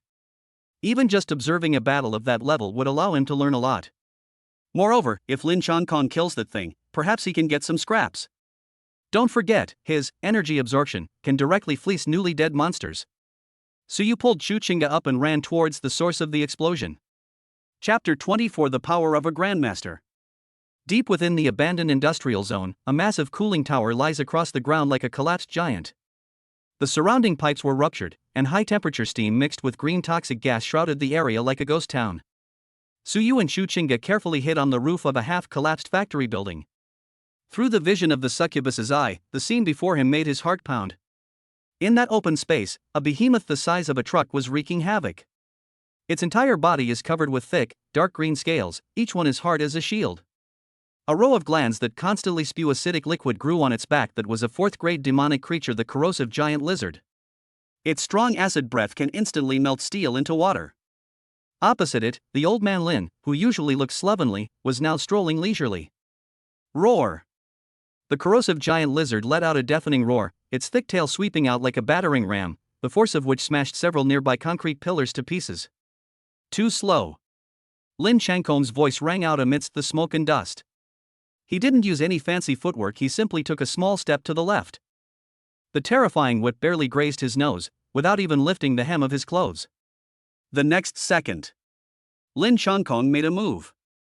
The scalpel he always carried with him now seemed to have transformed into the scythe of death. It was just a flash of silver light. Put. The corrosive giant lizard's seemingly indestructible scales were sliced open as if made of paper, revealing a half-meter-long wound on its abdomen from which blood gushed forth. Is this the control of a grandmaster? Suyu lay prone on the roof, holding her breath. He could see clearly that Lin Shankong did not use that earth-shattering burst of blood energy, but instead compressed his power to the extreme. Each cut is made at an angle that follows the gaps in the monitor lizard's scales, avoiding the hardest bones and cutting directly into the weakest points of the muscle texture. This is the highest level of anatomy, the mastery of dissecting an ox. Oh whoa! Driven mad by pain, the corrosive giant lizard's glands on its back swelled violently, then sprayed out a cloud of green acid in all directions like a high-pressure water gun. This is an indiscriminate area of effect attack that is impossible to avoid. Careful! Suyu's expression changed, and he immediately pulled Chu Chinga back to the cover. Sizzle sizzle. A few drops of acid splashed onto the wall where they had just been hiding, instantly corroding the hard cement and creating large, smoking holes. However, Lin Shankong, who was at the center of the storm, smiled. Idiot, I've been waiting for you to spout this for a long time. Instead of retreating, Lin Shankong advanced, and just as the acid rain was about to hit him, his aura suddenly changed. A black, almost tangible aura suddenly erupted, forming a circular shield around him. The acid that landed on the shield was deflected. Die! Lin Shankong stomped his foot, and the ground collapsed with a roar. He transformed into a blur and charged directly into the gaping maw of the corrosive giant lizard. Suyu's pupils suddenly contracted. Suicide attack? No, the next moment. The corrosive giant lizard's body suddenly froze. Immediately afterwards, its massive body began to tremble violently, and a hoarse sound, like a broken bellows, came from its throat. Puff! A muffled thud. A bloody hole suddenly burst open in the back of the monitor lizard's head. Lin Shankong, covered in blood, crawled out of there, clutching a fist-sized, dark green crystal core that was still pulsating in his hand. Boom! The corrosive giant lizard's massive body lost its support and crashed heavily to the ground, raising a cloud of dust. A fourth-grade demon, dead. Come down, you've had enough of the show. Lin Shankong shook the sticky liquid off his hands and shouted in the direction where Suyu was hiding without turning his head. Suyu took a deep breath to calm his shocked emotions, and jumped down with Chu Chinga. Upon closer inspection, the oppressive aura emanating from the giant lizard intensified even in death, its lingering ferocity still sent chills down one's spine. Teacher, that technique is amazing. Suyu sincerely praised it. Destroying the brain core from the inside is indeed the fastest way to kill such a tough-skinned monster, but daring to crawl into the mouth of a fourth-grade demon is simply inhuman. Strong my ass, he got all spit on me, it's disgusting. Lin Shankong disdainfully took off his coat and threw it on the ground, then tossed the priceless grade 4 crystal core to Suyu, saying, Here, keep this for me. This stuff is corrosive, and your backpack will be good at preventing it from decaying. Suyu took the crystal core. It was burning hot to the touch, and the energy contained within was astonishingly vast. However, he didn't dare to take the stuff for himself and obediently put it into a specially made isolation bag. Suyu, come and lend a hand. Lin Shankong took out several huge cutting saws and harvesting tools from the metal box. This beast is a treasure from head to toe. Especially those venom glands and the tender meat near its heart, don't waste them. Suyu nodded and stepped forward to help. The moment his hand touched the corrosive giant lizard's corpse. System notification, high-level energy residue detected, rank 4 monster corrosive giant lizard. Is it absorbed? Suyu's heart stirred. Previously, killing low-level monsters was an automatic absorption process, but this time there's a notification? Is it because the level is too high? He glanced at Lin Shankong, who was busy cutting off the poison glands, and, making sure the other wasn't paying attention to him, silently thought. Absorb. Boom! A surge of intense heat instantly flowed into his body through his palm. This energy was more than 100 times stronger than the previous shadow rat. It washed over Suyu's meridians like magma, almost making him cry out. Absorption successful. Constitution plus 2.5. Strength plus 1.8. Maximum chi and blood value increased. Acquired skill fragment, corrosion resistance intermediate X1.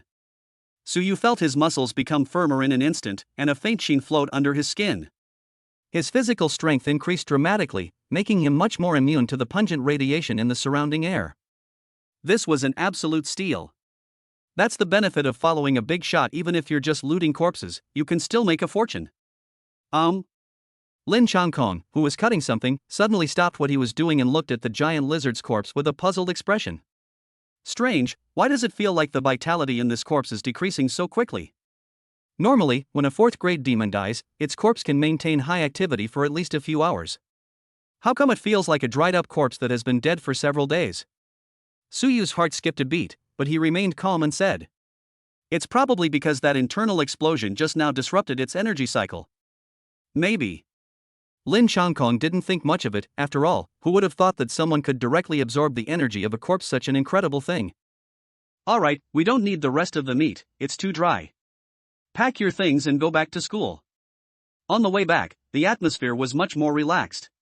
Lin Changkong seemed to be in a good mood, having obtained a 4th grade crystal core and a complete poison gland, enough for him to conduct experiments for a long time. "Suyu, since you want to learn my skills, then don't just rely on brute force." As Lin Changkong drove, he said, "This weekend, the school has a challenge called the Freshman Trial Tower. It's a ranking battle for all freshmen, and also a battle for resource allocation. I want you to get first place." Suyu raised an eyebrow. "What are the benefits?" "Getting first place grants access to the top floor of the S-level library. There's an ancient book there that records how to unlock the secrets of the human body." Lin Changkong looked at Suyu through the rearview mirror and said, "Your pure Yang Saint body is only in its infancy. If you want to truly unleash its power, that book will be very useful to you." The human body's hidden secrets? A glint of light flashed in Suyu's eyes. While relying solely on system-based skill point allocation is fast, the efficiency is definitely greater than the sum of its parts if combined with a systematic cultivation method. New. Suyu's lips curled up slightly. "I will get first place." Chapter 25 Loot and Medicated Bath. The off-road vehicle, covered in smoke and dust, roared into the gate of Jiangnan Wuhan University. It was evening, the time when classes ended, and the appearance of this iconic vehicle belonging to the mad mentor Lin Changkong immediately attracted the awe-inspiring yet curious gazes of the surrounding students.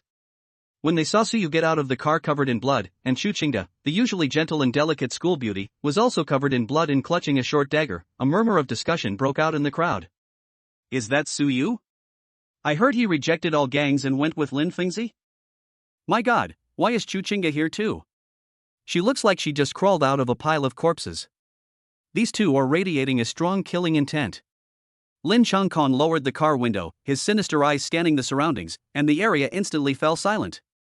"Suyu, go back and properly digest what you've learned today." The old man threw out a sentence, ignoring the reactions of those around him, stepped on the gas, and the car roared toward the experimental tower.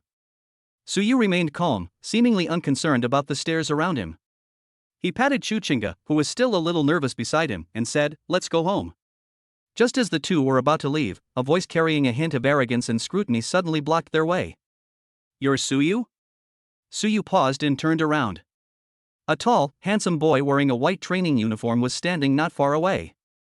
He had a gold badge embroidered on his chest, the symbol of a student council officer. Behind him followed several senior students whose auras were not weak. "What is it?" Suyu asked calmly. "I am Gu Jian, a sophomore." The boy slightly raised his chin, his gaze lingering on Suyu for 2 seconds, seemingly assessing his strength, before revealing a disdainful sneer. "I heard Professor Lin gave you his only special admission spot this year. I thought you were some kind of superhuman, but it turns out you're only at the 1st grade realm?" He shook his head, seemingly somewhat disappointed. "I'm one of the specially invited guardians of the Freshman Trial Tower this weekend. I hope you can make it to my level and not ruin Professor Lin's reputation too badly." After saying that, Gu Jian didn't waste any more words. He turned and left with his men, his posture extremely arrogant. "Gu Jian." The surrounding freshmen gasped. "That's a top 10 expert on the World War II strength ranking. It's said that he's already halfway into the 3rd rank, and his thunderclap sword technique is so fast you can't even see it." Suyu was in trouble this time. Being targeted by such an old student, he'll probably be targeted in the trial tower. Chu Qingda tugged at Suyu's sleeve with some concern. "Master, that person looks very strong." Suyu watched Gu Jian's departing figure, a hint of indifference flashing in his eyes. Has one foot already stepped into the 3rd rank? In his view, these greenhouse-grown flowers were not even as good as the dying Ratman leader in the abandoned area. Just a clown. Suyu looked away. "Let's go back. I'm hungry." Villa number 9, Xianlong District. As soon as you open the door, a comforting and warm feeling washes over you. Lu Yunyan, who had been waiting for a long time, came forward to greet them. Welcome home, my master.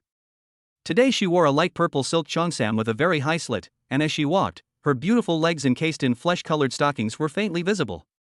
Seeing the two covered in blood and gore, Lu Yunyan showed no disgust. Instead, a glint of light flashed in her alluring peach blossom eyes. She leaned closer to Suyu, her pert nose gently inhaling his chest, and closed her eyes in blissful ecstasy. A strong aura of killing intent, and the scent of high-level demons.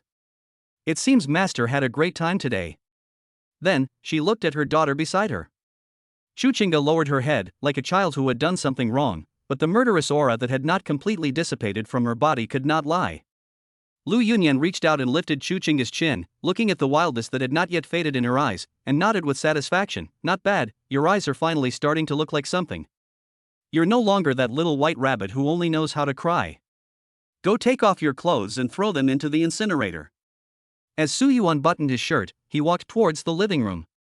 Also, let's deal with today's spoils.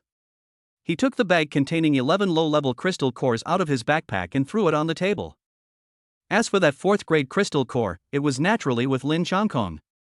Lu Yunyan picked up the bag and felt the abundant energy fluctuations inside, her smile becoming even more alluring. Yes, master. The hot water is ready, and I've added some special seasoning that's perfect for your current condition. In the bathroom. The huge jacuzzi was already filled with steaming water. The water had an eerie pale red hue and emitted a scent that was a mixture of herbs and some strange fragrance. Suyu stepped naked into the water. Hiss. As soon as it entered the water, a stream of scalding heat pierced its pores like needles.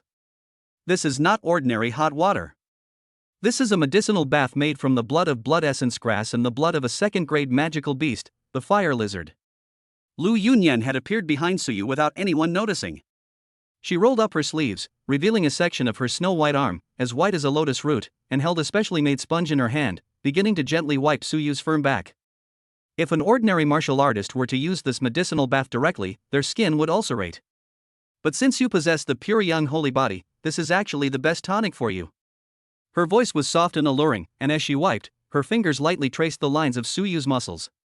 System notification, external medicinal stimulation detected, being absorbed. Constitution plus 0.2. Plus 0.3. With his eyes closed, Suyu felt the heat and medicinal power coursing through his meridians, then being rapidly devoured and assimilated by the domineering pure yang energy. This feeling of becoming stronger is captivating. Do you know Gu Jian? Suyu suddenly asked.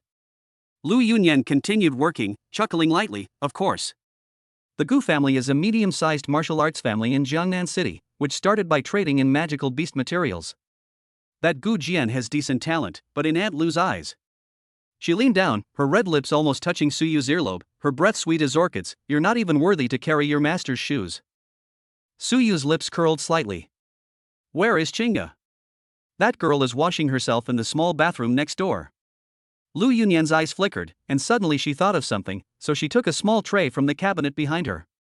The tray held the 11 low-level crystal cores. Master, Chinga has half succubus blood. Besides cultivating like a human, there is actually a faster way to become stronger.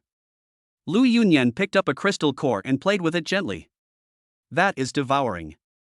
These low-level crystal cores would cause a human to explode and die if eaten directly, but to us succubi, they're like candy, a treat. If you allow me to. Suyu turned his head and looked into Lu Yunyan's suggestive eyes. Are you asking me for resources? No, it's to forge a more suitable weapon for you. Lu Yunyan knelt by the bathtub, tilted her head back, and looked at him with a humble yet fervent gaze. Although this weekend's trial tower is mainly the master's stage, if Chinga can become stronger, she can also help you clear out a lot of weaklings, right? Suyu remained silent for a moment. Then, he reached out from the water and pinched Lu Yunyan's delicate chin with his wet fingers. Give her 3. The rest is for you. A burst of surprise instantly flashed in Lu Yunyan's eyes. Succubi rely heavily on energy for growth, and these crystal cores are a great source of nourishment for them. Thank you for the gift, master. She excitedly stuck out her tongue and gently licked Suyu's fingers, a gesture of utter submission. However, if you eat my food, you must give back the value of it. Suyu withdrew his hand, leaned against the edge of the bathtub, and his eyes became deep. Didn't Gu Jian say he was the tower keeper? Tell me, is there any way to ensure that if he encounters me in the tower, he will suffer a terrible death without revealing my own hand? Lu Yunyan was stunned for a moment, then giggled. Of course, my master. She stood up, reached into her collar, and slowly pulled out a silver needle as thin as a cow's hair and almost transparent. This is the chaotic divine needle of the succubus race. It doesn't need to pierce the body as long as it's activated with blood and qi. It can emit a colorless and odorless pheromone. For young male martial artists in the prime of their lives, this is a great thing that can make them lose their composure and reverse their blood flow at crucial moments in battle. Suyu looked at the silver needle, a cold glint in his eyes. A fair and square duel? That's something only an idiot would do. Since the other party wanted to intimidate me, I wouldn't mind preparing a surprise for him. Very good. Suyu stood up from the water, creating a splashing sound, her sculpted body exposed to the air. Teach me how to use it. Then, you'll be my sparring partner tonight. Looking at the aggressive man in front of her, Lu Yunyan's breathing became rapid. Yes, master. Chapter 26: Chaos and the Teaching. The steamy atmosphere in the bathroom diffused the warm, ambiguous lighting, creating a hazy and dreamlike effect. Although named needle, Chaos of the Gods is actually more like a solidified, special kind of spiritual poison. With the almost invisible needle between her fingertips, Lu Yunyan moved gracefully to Suyu, who had just emerged from his bath. She didn't rush to hand over the needle, but instead picked up a large bath towel and gently wiped the water droplets off Suyu's body. Master, the succubus' methods have never been about direct combat, but about disrupting the mind. Her voice was like a soft knife coated in honey, tingling and numbing as it burrowed into my ears. Lu Yunyan's fingertips lightly traced Suyu's firm abdominal muscles, her eyes glazed over as if admiring a masterpiece. This chaotic divine needle was made from the scale powder of the third-tier demonic creature, the dream butterfly, mixed with the blood and sweat of a succubus. She gently took Suyu's right hand and placed the silver needle in his palm. In that instant, Suyu felt a faint coolness on his fingertips, as if it were not metal, but a piece of living ice silk. When in use, it will instantly vaporize as long as a trace of pure yang energy is injected. Lu Yunyan held Suyu's hand and slowly guided the direction of the wisp of air. No need to aim deliberately, just detonate it within 3 meters of Gu Jian, and that special fragrance will enter his body through his pores and breath. And then? Suyu looked down at her, his gaze deep. Then? Lu Yunyan chuckled. She had already dried Suyu's body, but instead of letting go, she pressed herself even closer. Although the silk cheongsam was smooth, it was now slightly damp, which accentuated her exaggeratedly stunning curves even more tightly. Under normal circumstances, this stuff might at most give you a wet dream.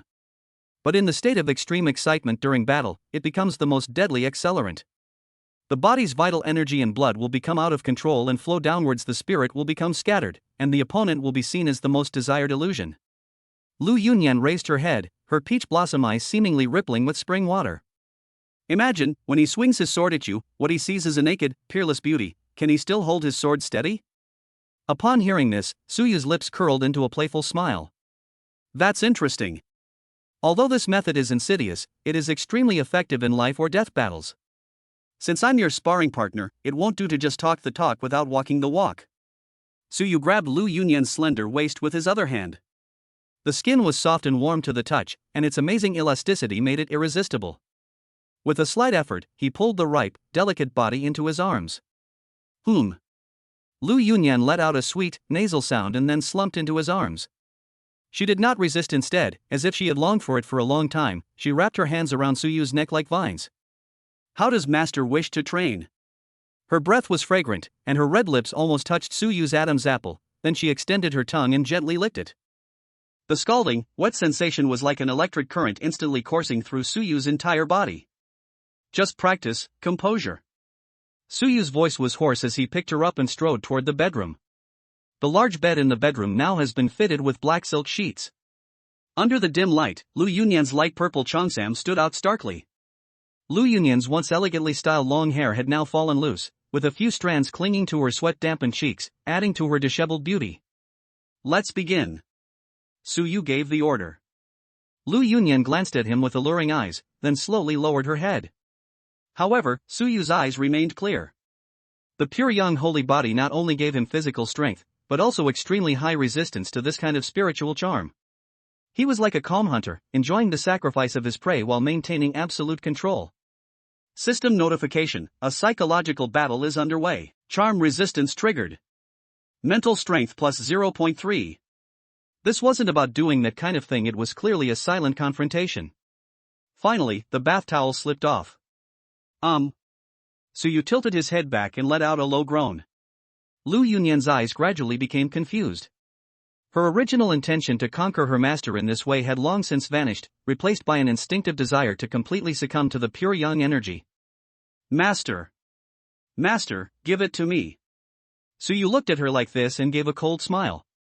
You begged me for this. The purple cheongsam wasn't removed, but it revealed a large expanse of snow-white skin. This night was destined to be long. The next room. Shu Qingde curled up on the bed, clutching her pillow tightly in her arms. Despite the villa's excellent soundproofing, the faint fluctuations transmitted through her bloodline still kept her tossing and turning at night. That fluctuation contained the mother's extreme pleasure, as well as the master's terrifying and domineering aura. Shu Qingde's face turned as red as a ripe apple, her body inexplicably felt hot, and her legs unconsciously tightened around the blanket. Mom, you're so cunning.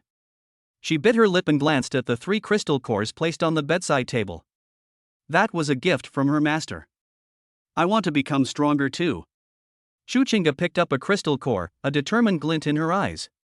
She didn't want to just be that protected little girl, she also wanted to blossom beneath that man and see the satisfied look in his eyes. She opened her small mouth and put the crystal nucleus into her mouth. A cool yet violent energy exploded in my mouth and flowed down my throat throughout my body.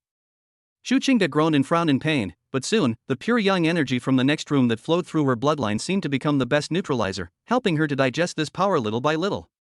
Under this special dual cultivation, Shu Qingde's aura began to quietly rise. The somewhat unstable first-grade realm is now moving towards a more stable stage. All of this was within Suyu's perception. Chapter 27: Trial Tower opens. On a weekend morning, sunlight pierced through the thin mist and spilled onto the campus of Wuhan University in Jiangnan. Although it was still early, the square in the center of the campus was already bustling with activity. Today is the most anticipated and also the most nerve-wracking day for all freshmen, the Freshman Trial Tower Challenge. Brother Su! Over here, over here! A round figure squeezed out from the crowd, holding an unfinished meat bun in his hand. This guy is called Wang Duobao, nicknamed Fatty Wang. He's an oddball that Suyu met in the cafeteria. His family is in the mining business, so he's very well informed. Although he's a bit timid, he's very loyal. Brother Su, you'd better take it easy this time. Fatty Wang sidled up to Suyu, his beady eyes scanning the surroundings warily. He lowered his voice and said, I just heard that Lei Hu from our Qianlong district has been training like a madman ever since you took him down in one move last time. I heard he somehow got his hands on some banned drugs and is plotting to ambush you in the tower. Suyu, hands in his pockets, looking languid, merely raised an eyebrow upon hearing this, just a defeated opponent. Beside him, Shu Qingde stood quietly, her tight-fitting combat suit outlining her perfect curves. After 2 days of special training and absorption of crystal cores, her entire demeanor underwent a subtle transformation. Her once timid peach blossom eyes now appeared somewhat aloof. And that Gu Jian. Fatty Wang swallowed hard. He was in the top 10 of the sophomore year's popularity rankings, and this time he actually lowered himself to be the guardian of the 7th floor. Brother Su, you've really offended the student council this time. It doesn't matter. Suyu's gaze swept across the distance and met Lei Hu's venomous eyes on the other side of the crowd. Lei Hu still had a plaster on his neck, a lingering effect from the last time Suyu shattered his throat. Seeing Suyu looking over, he raised his hand to his neck and made a beheading gesture, his lips moving silently. You're dead. Suyu smiled coldly. It seemed that he hadn't gone too far with this clown last time. Attention all new students, the Trial Tower Challenge is about to begin. With the sound of a broadcast and a tremendous roar, the stone gate at the bottom of the trial tower slowly opened. Walk. Suyu, carrying Shu Qingde, ignored the complicated gazes around them and stepped straight into the tower. First floor to 3rd floor. For Suyu, this was as easy as taking a walk. In the holographically simulated tropical rainforest, the first-tier wind wolves and second-tier shadow cats, which would be extremely ferocious to ordinary freshmen, moved as slowly as slides in front of Suyu, who possessed the insight of the succubus eye. Put. The dagger in Shu Qing's hand swiftly and cleanly pierced the throat of a shadow cat. Very good, But make the point of force application a little more precise, Suyu casually pointed out. He didn't even lift a finger the whole time. It was like he was on a picnic, casually training his little maid. Even so, their scores continued to soar on the leaderboard. The 4th floor. This is a swamp. Roar. As soon as he landed, Suyu sensed that something was wrong. The monsters, which should have spawned randomly, suddenly swarmed over as if summoned by some unseen force. There were more than 20 peak level tier 2 corpse crocodiles. This is not normal difficulty at all. Is this their little trick? Suyu sneered. It seems someone has tampered with the trial towers system, trying to overwhelm it with sheer numbers. Master, so many. Chuchinga gripped the weapon in her hand tightly, her face turning pale. Don't be afraid. A purple light flashed in Suyu's eyes, and the pure yang qi and blood in his body suddenly erupted. Instead of backing down, he charged into the crocodile pack. Phantom step, full power. In Chuchinga's shocked gaze, Suyu was like a ghost dancing on the edge of a knife. The clumsy bites of those carrion crocodiles couldn't even touch the hem of his clothes. Each punch was accompanied by the crisp sound of bones shattering. That kind of precise, extreme strike on a weakness is the true art of killing. In just 3 minutes, the ground was littered with the gradually dissipating corpses of data streams. On the leaderboard, Suyu's name instantly turned blood red, and he immediately topped the list. Monitoring room outside the tower. How is this possible? The monster density on the 4th level has been increased 3 times, how could he have cleared it so quickly? Gu Jian's uncle, Gu Changfeng, suddenly stood up, staring intently at the screen, his face ashen. Originally, he wanted to take the opportunity to exhaust Suyu's physical strength, but unexpectedly, it became a stepping stone for him to show off in front of the whole school. Don't be so hasty, Gu Changfeng gritted his teeth. Lei Hu is on the 5th floor. That's the practical PK floor, where freshmen are allowed to spar with each other this time. Lei Hu ate that blood explosion pill, and his strength temporarily increased to the peak of the 3rd rank. Let's see how this kid dies. The 5th floor. This floor is a huge circular arena. As soon as Suyu stepped onto the teleportation array, a violent aura rushed towards him. Suyu. Lei Hu stood in the center of the arena, his skin an abnormal flush of red, veins bulging like earthworms, and eyes bloodshot, clearly in a state of extreme excitement. I've been waiting for you for a long time. Lei Hu grinned maliciously, his voice hoarse. Didn't expect that, did you? This floor is a no-holds-barred brawl zone.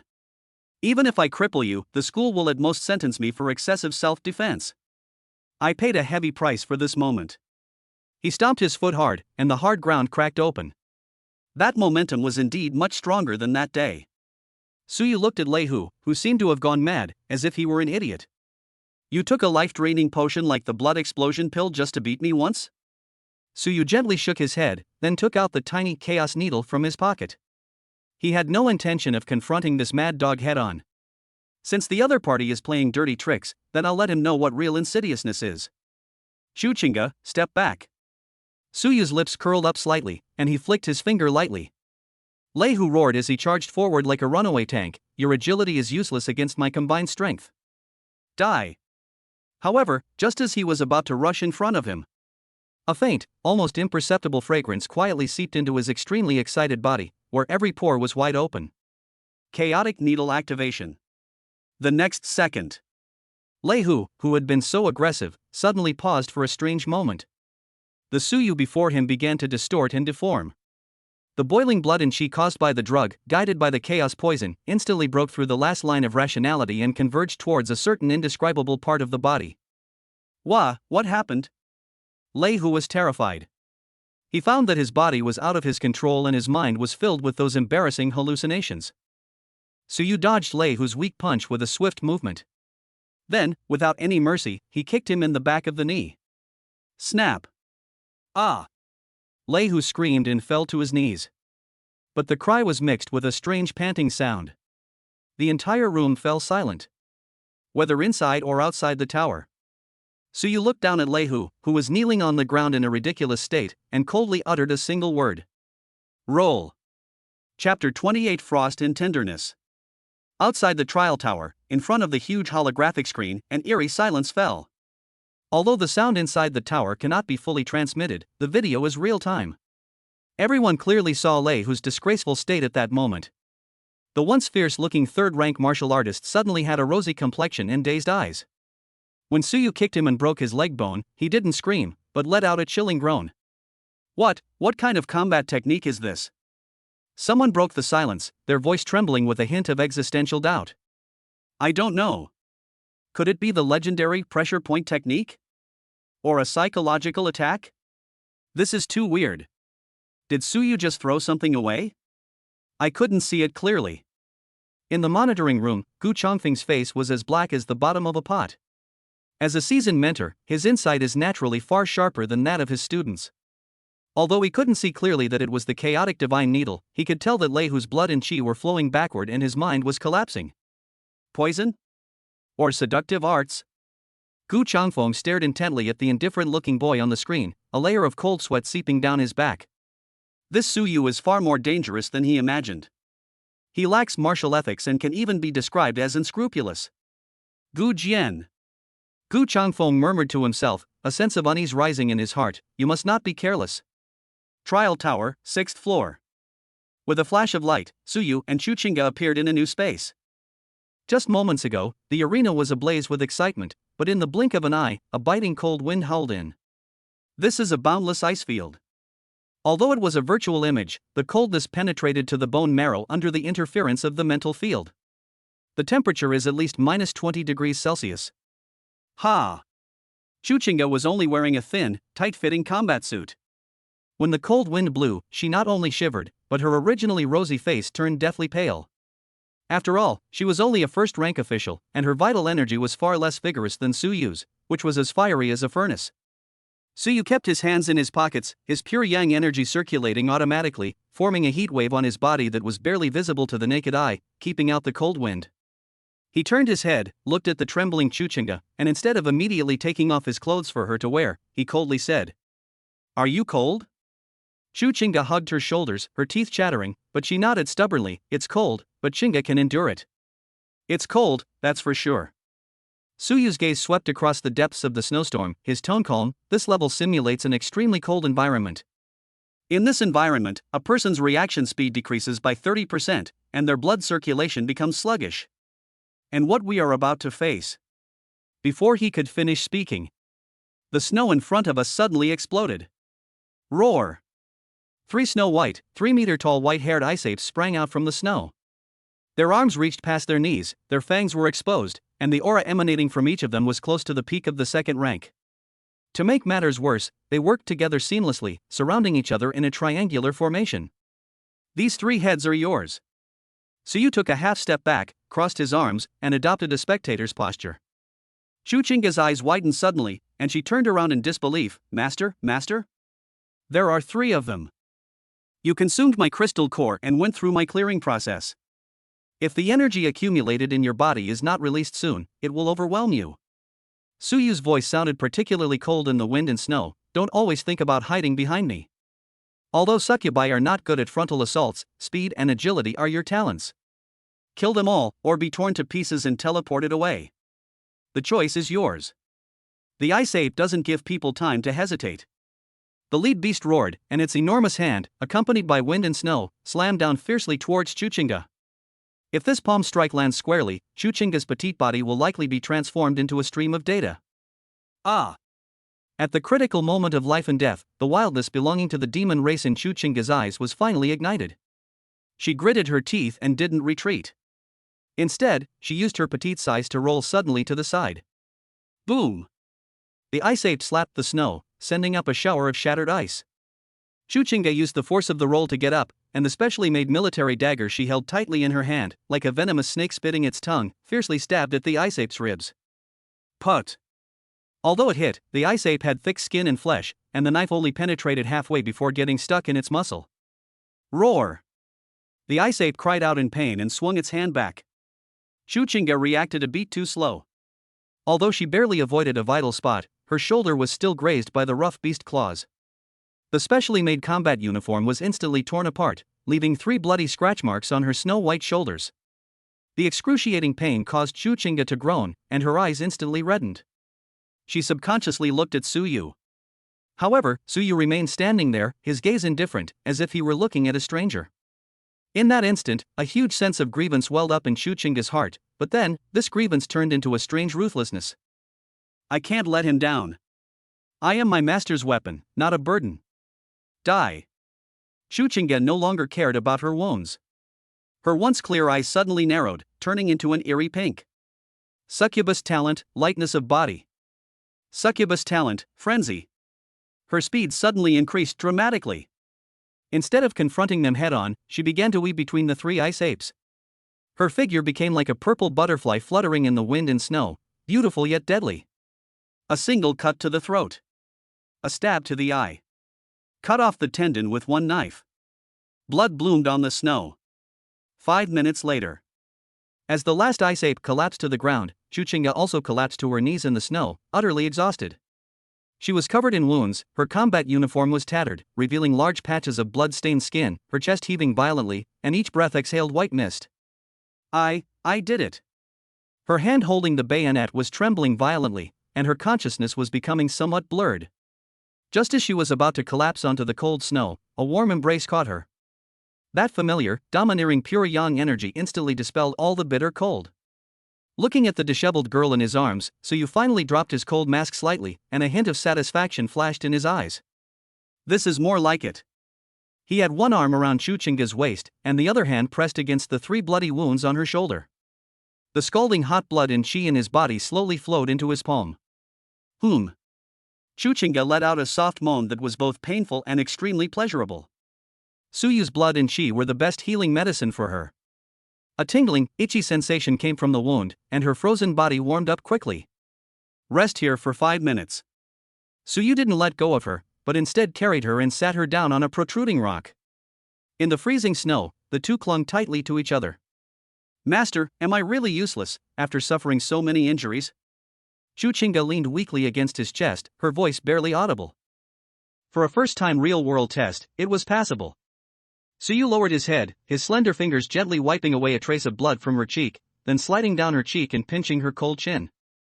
His gaze swept aggressively over the glimpse of her skin peeking out from beneath her tattered clothes. That fierceness you showed just now was good. Remember that feeling. When facing enemies in the future, be like that. Even if you have to bite with your teeth, bite their throat off. Chuchinga stared at him intently, her body gradually turning an alluring pink under the nourishment of Suyu's chi and blood. Yes. Chinga remembers. I'll reward with a little interest. Suyu leaned down and kissed those lips, which were a little purple from the cold, deeply. And he passed through a large mouthful of extremely pure yang energy. In this icy, snowy landscape, the kiss seemed both passionate and absurd. After a long while, their lips parted. Chuchinga's eyes were glazed over.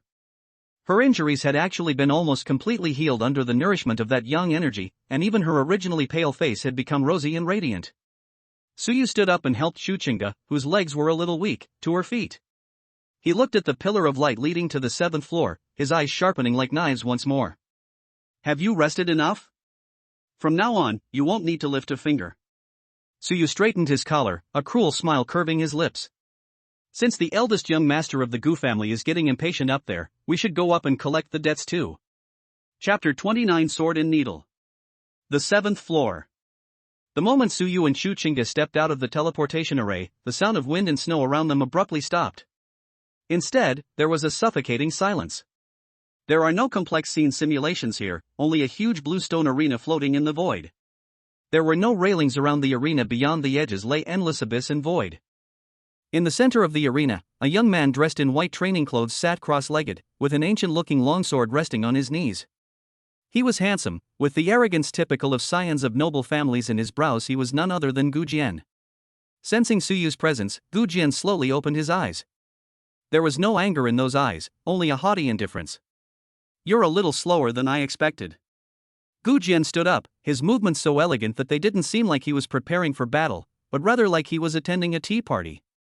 His gaze swept over Chuchinga's tattered clothes and the ambiguous red marks on her body, a hint of disdain flashing in his eyes. What? You're still flirting with your little slave even in the lower levels? Suyu, you've really disgraced all martial artists. Suyu simply couldn't be bothered to pay attention to such verbal attacks. He patted Chuchinga on the back. Stay on the edge, don't fall.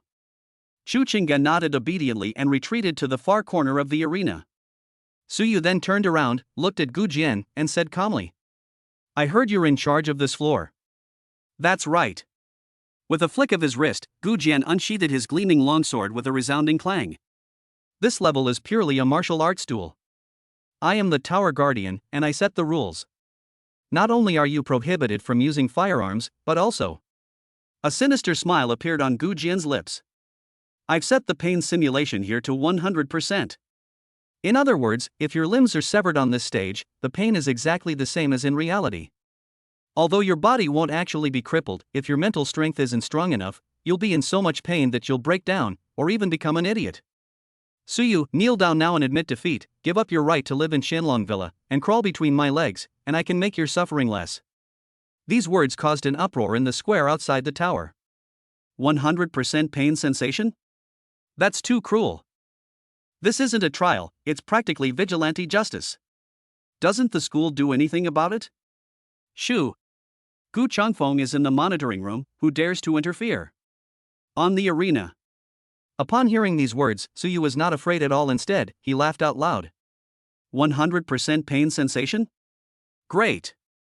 He flexed his wrists, a chilling excitement in his eyes. You chose this yourself. Court death.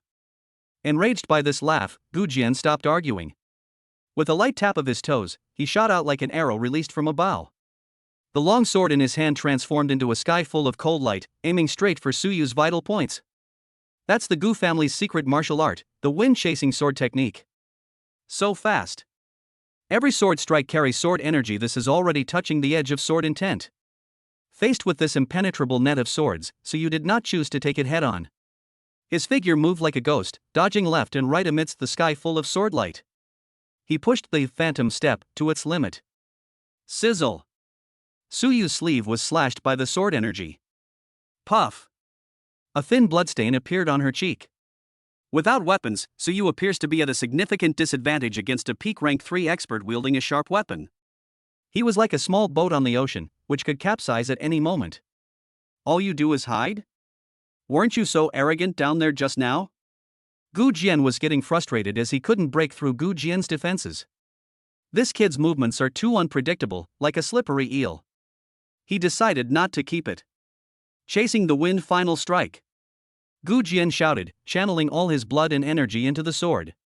The long sword emitted a sharp whistle, its speed doubling as it transformed into a white rainbow, piercing straight into Suyu's heart. No matter how Suyu tried to dodge, the sword's energy had already locked onto him. Right now. In Suyu's eyes, purple light exploded. Succubus's eye fully open. In the world of super slow speed, although Gu Jian's sword was fast, at the moment he thrust out with all his might, his armpits were wide open, and because he was too focused on speed, his lower body weight was all on his front foot. Suyu did not back down. Instead of retreating, he advanced, leaning backward at a tricky angle, almost sliding along the ground. That fatal sword strike grazed the tip of his nose. And in the instant it slid past Gu Jian's side. Suyu's hand moved. The chaos needle, which had been nurtured in the palm of his hand for a long time, was silently ejected. The target was neither Gu Jian's throat nor his heart. It was the acupoint on his lower back known as the Mingmen point. Puff. A very faint sound of flesh being pierced. The chaos needle pierced through precisely, and then, driven by a wisp of pure yang energy injected by Suyu, it instantly vaporized. Gu Jian felt a chill on his lower back, followed by an indescribable surge of heat that rushed through his entire body. His blood and energy, which had been boiling from unleashing his ultimate move, suddenly went out of control. WH? What is that? Gu Jian's expression changed drastically, and the sword energy in his hand instantly dissipated. He staggered forward a few steps, trying to steady himself, but found his legs were starting to go weak, and he saw layers of pink phantoms before his eyes. His prized longsword clattered to the ground. What happened? Why did Gu Jian suddenly stop? He seems unsteady on his feet? The people outside were completely bewildered. Only Suyu on the arena slowly stood up. He dusted himself off and walked toward Gu Jian with a smile. Senior Gu, what's wrong? Wasn't it supposed to be 100% pain sensitivity? Why isn't it working? What did you do to me? Gu Jian felt unbearably hot all over, especially in his lower abdomen, where it felt like a fire was burning. This fire consumed his reason. Suyu before him, and even Chuchinga not far away, all became peerless beauties in his eyes, and his original killing intent transformed into a shameful desire. Moreover, the effects of the chaotic needle go far beyond this. It amplifies the senses. At this moment, Gu Jian's skin sensitivity has increased more than tenfold. Even a breeze feels like a knife cutting through me, or a feather brushing against me. Since it's 100% pain, I have to give my senior a proper experience. Suyu walked up to Gu Jian without using any advanced combat techniques. It was just a simple punch. It struck Gu Jian hard in the lower abdomen. Awah! This punch didn't use much force, but with heightened sensitivity, coupled with the reverse flow of qi and blood caused by the chaotic needle. That kind of pain was even more terrifying than being slowly sliced to death. Gu Jian bent over like a boiled shrimp, drool, tears, and snot streaming down his face, completely losing his former image as a refined gentleman. Stop, stop. He begged, trembling. It's not over yet. Suyu grabbed his hair and made him lift his head. You just said you wanted me to crawl between your legs? Suyu raised his knee and delivered another powerful blow. Target the face. Bang! The sound of the nasal bone breaking was clearly audible. Blood splattered. Gu Jian screamed and fell backward, rolling on the ground in agony. But the burning desire within him still raged, causing him to scream in agony while instinctively tearing at his clothes, mumbling incoherently, "Hot, so hot." This scene is absolutely bizarre. No. Don't look anymore. In the monitoring room, several female instructors awkwardly turned their heads away, their faces flushed and their hearts pounding. Gu Changfeng slammed his hand on the table with a bang and stood up abruptly. Cut off the live stream signal right now. The signal hadn't been cut off yet. Suyu placed one foot on Gu Jian's chest, looking down at him with eyes as cold as a god or demon. He picked up the gleaming longsword that had fallen to the ground. This sword is quite nice. Suyu twirled her sword, the tip pressed against Gu Jian's throat. Should we admit defeat? I surrender. I surrender. Gu Jian was already driven to the brink of collapse. Pride and dignity were no longer as important as this moment of liberation. It's too late. Suyu's lips curled up slightly. According to the rules of the trial tower, the trial only ends when one party dies or loses their fighting ability for more than 5 minutes. You can still shout so loudly, so it seems you still have plenty of fighting power. What do you want? I'm from the Gu family, my uncle is outside. Don't worry, I won't kill you. Suyu flicked the sword in his hand lightly. The belt on Gu Jian's body snapped instantly. If you dance naked in front of the entire school, I might consider letting you off the hook. After all, you know how drugs react. Gu Jian's pupils widened, revealing a despair more terrifying than death. In his despairing gaze, Suyu's sword hilt mercilessly smashed into the back of his head. The force was controlled with extreme precision. It won't kill him or make him faint, but it will prevent him from even closing his eyes if he wants to. The next 3 minutes. It was the most spectacular and also the most unbearable 3 minutes since the founding of Wuhan University in Jiangnan. It was also a nightmare that Gu Jian, this chosen one of heaven, could never wash away for the rest of his life. Outside the trial tower. The notification sounded as the 7th floor was completed. On the leaderboard. First place, Suyu 8th floor. This name is no longer just incredibly famous, it seems to carry a bloody connotation, deeply imprinted in the hearts of every new student. Gu Jian, known as the nightmare of newborns, was teleported out like a dead dog, barely clothed, convulsing, and writhing on the ground, delirious. Gu Changfeng rushed over and hugged his nephew, looking up at the top of the tower, his eyes filled with a murderous intent that was almost tangible. Suyu! I'll tear you to pieces. Inside the tower. Suyu didn't care about the noise outside at all. He looked at the pillar of light leading to the 8th floor. There are no longer any tower keepers there. And above that, the 9th floor. A faint aura was emanating from within Suyu's body, causing even his pure yang blood to tremble. Chapter 30: The Madman and the 9th floor. Trial Tower, 8th floor. This floor is not a large space, it is merely a closed, dark, and enclosed room. There are no hordes of monsters, nor any fancy environmental simulations. There was only a dark figure standing in the center of the secret room. It was a shadow warrior composed entirely of high-density energy. Although its aura is only at the peak of the 3rd rank, it possesses all the basic combat skills recorded in the Trial Tower database, and it is tireless, feels no pain, and has an extremely fast calculation speed. This is hailed as the newly reborn wall of size. Bang! Bang! Bang! The sound of violent collisions echoed in the sealed room. Suyu's figure was entangled with the Shadow Warrior. Even with the succubus eye activated, Suyu still felt the pressure. Because the Shadow Warrior has no flaws. Or rather, every action it takes is a standard answer calculated millions of times, perfect to the extreme. Master, be careful! Shu Qingge, who was in the corner, exclaimed in surprise. The Shadow Warrior's whip kick, like a battle axe, grazed Suyu's temple and left a deep dent in the alloy wall. Suyu slid backward several meters and wiped the blood from the corner of his mouth. This was the first real setback he had experienced since entering the trial tower. That's interesting. Suyu was not discouraged at all. Instead, the purple light in his eyes burned even brighter. Perfect technique? But in the face of absolute intuition, perfect calculation is the biggest flaw. The Shadow Warrior charged again, mechanical, cold, and efficient. Suyu closed her eyes. He no longer used his eyes to see, but used his body to sense the airflow and the subtle energy fluctuations. The phantom step seems to have undergone a transformation at this moment, no longer bound by footwork, but becoming an instinctive rhythm. 3 minutes later. Suyu's palm was imprinted on the core of the Shadow Warrior's chest. Click! The energy core shattered. The Shadow Warrior vanished into black smoke. Who? Suyu exhaled a breath of stale air, his whole body already soaked in sweat. This battle, though not as dramatic as the 7th floor, was the one that put the greatest strain on his physical strength and reflexes. Let's go. Suyu didn't linger, but looked at the pillar of light that led to the 9th and final level. The beam of light was not pure white, but rather had a chilling dark red hue. Master Shu Qingge tugged at Suyu's sleeve, her face pale. Even just standing at the edge of the pillar of light, she could feel a chill from the depths of her soul. Up there it's terrifying. My instincts tell me that I'll die if I go up there. Suyu stopped and turned to look at her. He could feel that the oppressive aura emanating from the 9th floor had a natural repulsive and suppressive effect on negative energy creatures. You stay here. Suyu's tone left no room for argument. The reward points for clearing the 8th floor are enough for you to exchange for the shadow assassination record. The 9th floor is not a realm you can set foot in. But this is in order.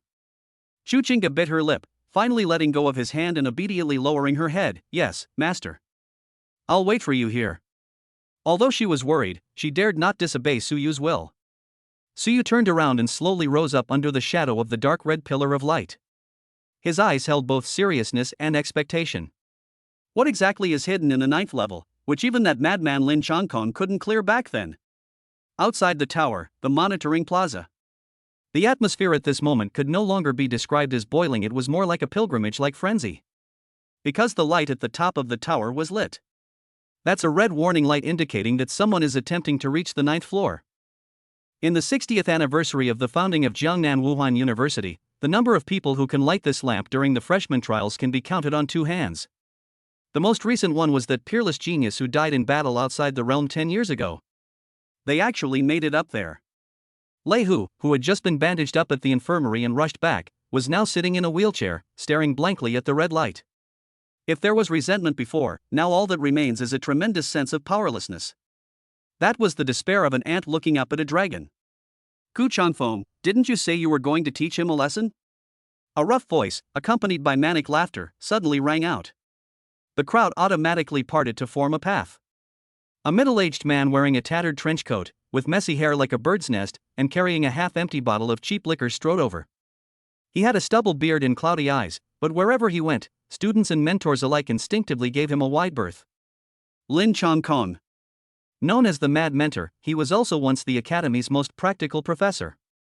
Upon seeing Lin Changkong appear, Gu Chongfeng's expression changed several times before he finally gritted his teeth and sneered, "Lin the madman, what? You finally decided to leave your doghouse behind? Your good student has used underhanded tactics to humiliate his classmate in front of everyone. I'm going to demand an explanation from the school committee for this. Despicable?" Lin Changkong took a swig of wine, chuckled, and suddenly slapped him across the face without warning. Smack! A crisp sound. Gu Changfeng, a 5th grade instructor, failed to dodge the slap and was spun around on the spot, his face swelling up instantly. The entire room fell silent. The students I teach, if you win, you win. In a life or death battle, who cares about gentleness, kindness, respect, frugality, or humility? Lin Changkong hiccuped, squinted at Gu Changfeng, and said in a low voice, but with a chilling killing intent, "Your nephew is a good for nothing, it's because you didn't teach him well. I haven't even settled the score with you for raising the difficulty of the 4th level backstage yet. You dare hit me? Lin Changkong, you're asking for death." Gu Changfeng was furious and his blood and qi erupted. "All right." An aged yet majestic voice descended from the sky. In mid-air, an elderly man dressed in tang suit walked through the air. Mo Daoyuan, vice president of Jiangnan Martial Arts University and an 8th rank grandmaster. "What time is it?"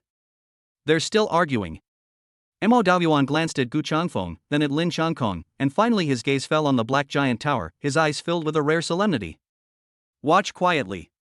If this kid can really trigger that thing on the 9th floor, then our school is probably going to be in big turmoil. Trial tower, 9th floor." The moment Su Yu's feet touched solid ground, he did not see any enemies. This is a void, a dark space. There was no sky, no earth, only endless darkness. In the very center of the darkness, a broken stone tablet floats. The stone tablet is only half-sectioned, with a few ancient and blurry characters carved on it. The specific content is unclear, but one can vaguely make out the sharp strokes that seem to pierce the sky. Buzz. The moment Su Yu looked at the stone tablet, an extremely terrifying will crashed down like Mount Tai. That wasn't gravity, nor was it the pressure of qi and blood. That was pure murderous intent. It felt as if 1,000 troops were roaring in my ears, and countless wronged souls were howling before my eyes. If someone has a weaker mental capacity, this single blow could cause them to have a mental breakdown and become an idiot.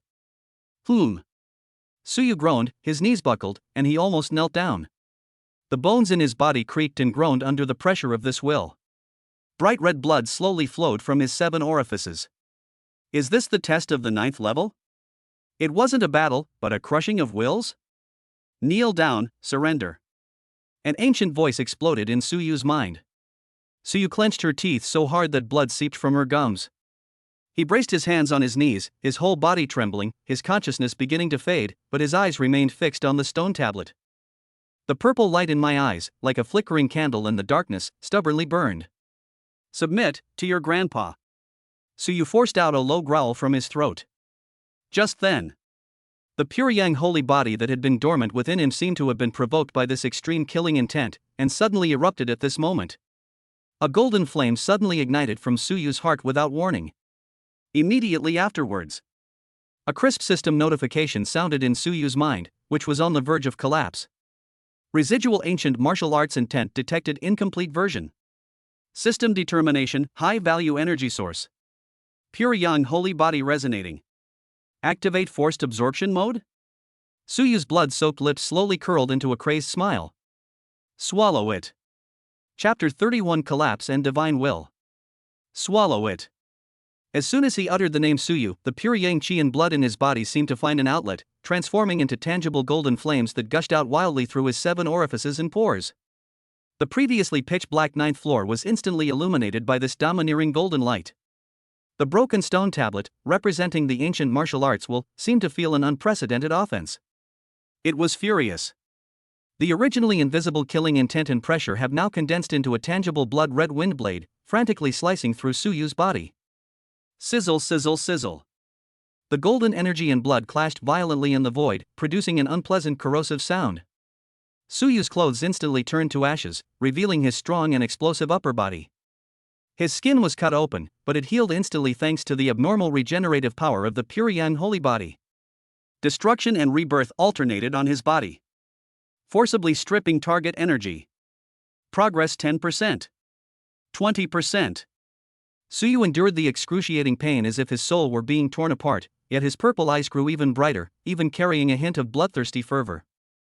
In his vision, the stone tablet was no longer a stone, but an energy collection composed of countless complex light paths. His system is the most unreasonable universal key. Roar. In a daze, Su Yu seemed to hear an unwilling roar coming from the void. Immediately afterwards, an image forcefully rushed into his mind. It was a shattered battlefield in the starry sky. A figure clad in tattered armor, holding a broken sword, faced an endless, surging alien army and unleashed a sword strike that severed a galaxy. Warning! Energy overload. Mental energy threshold critical. Stripping successful. Obtained, 7 killing divine intent incomplete seed state.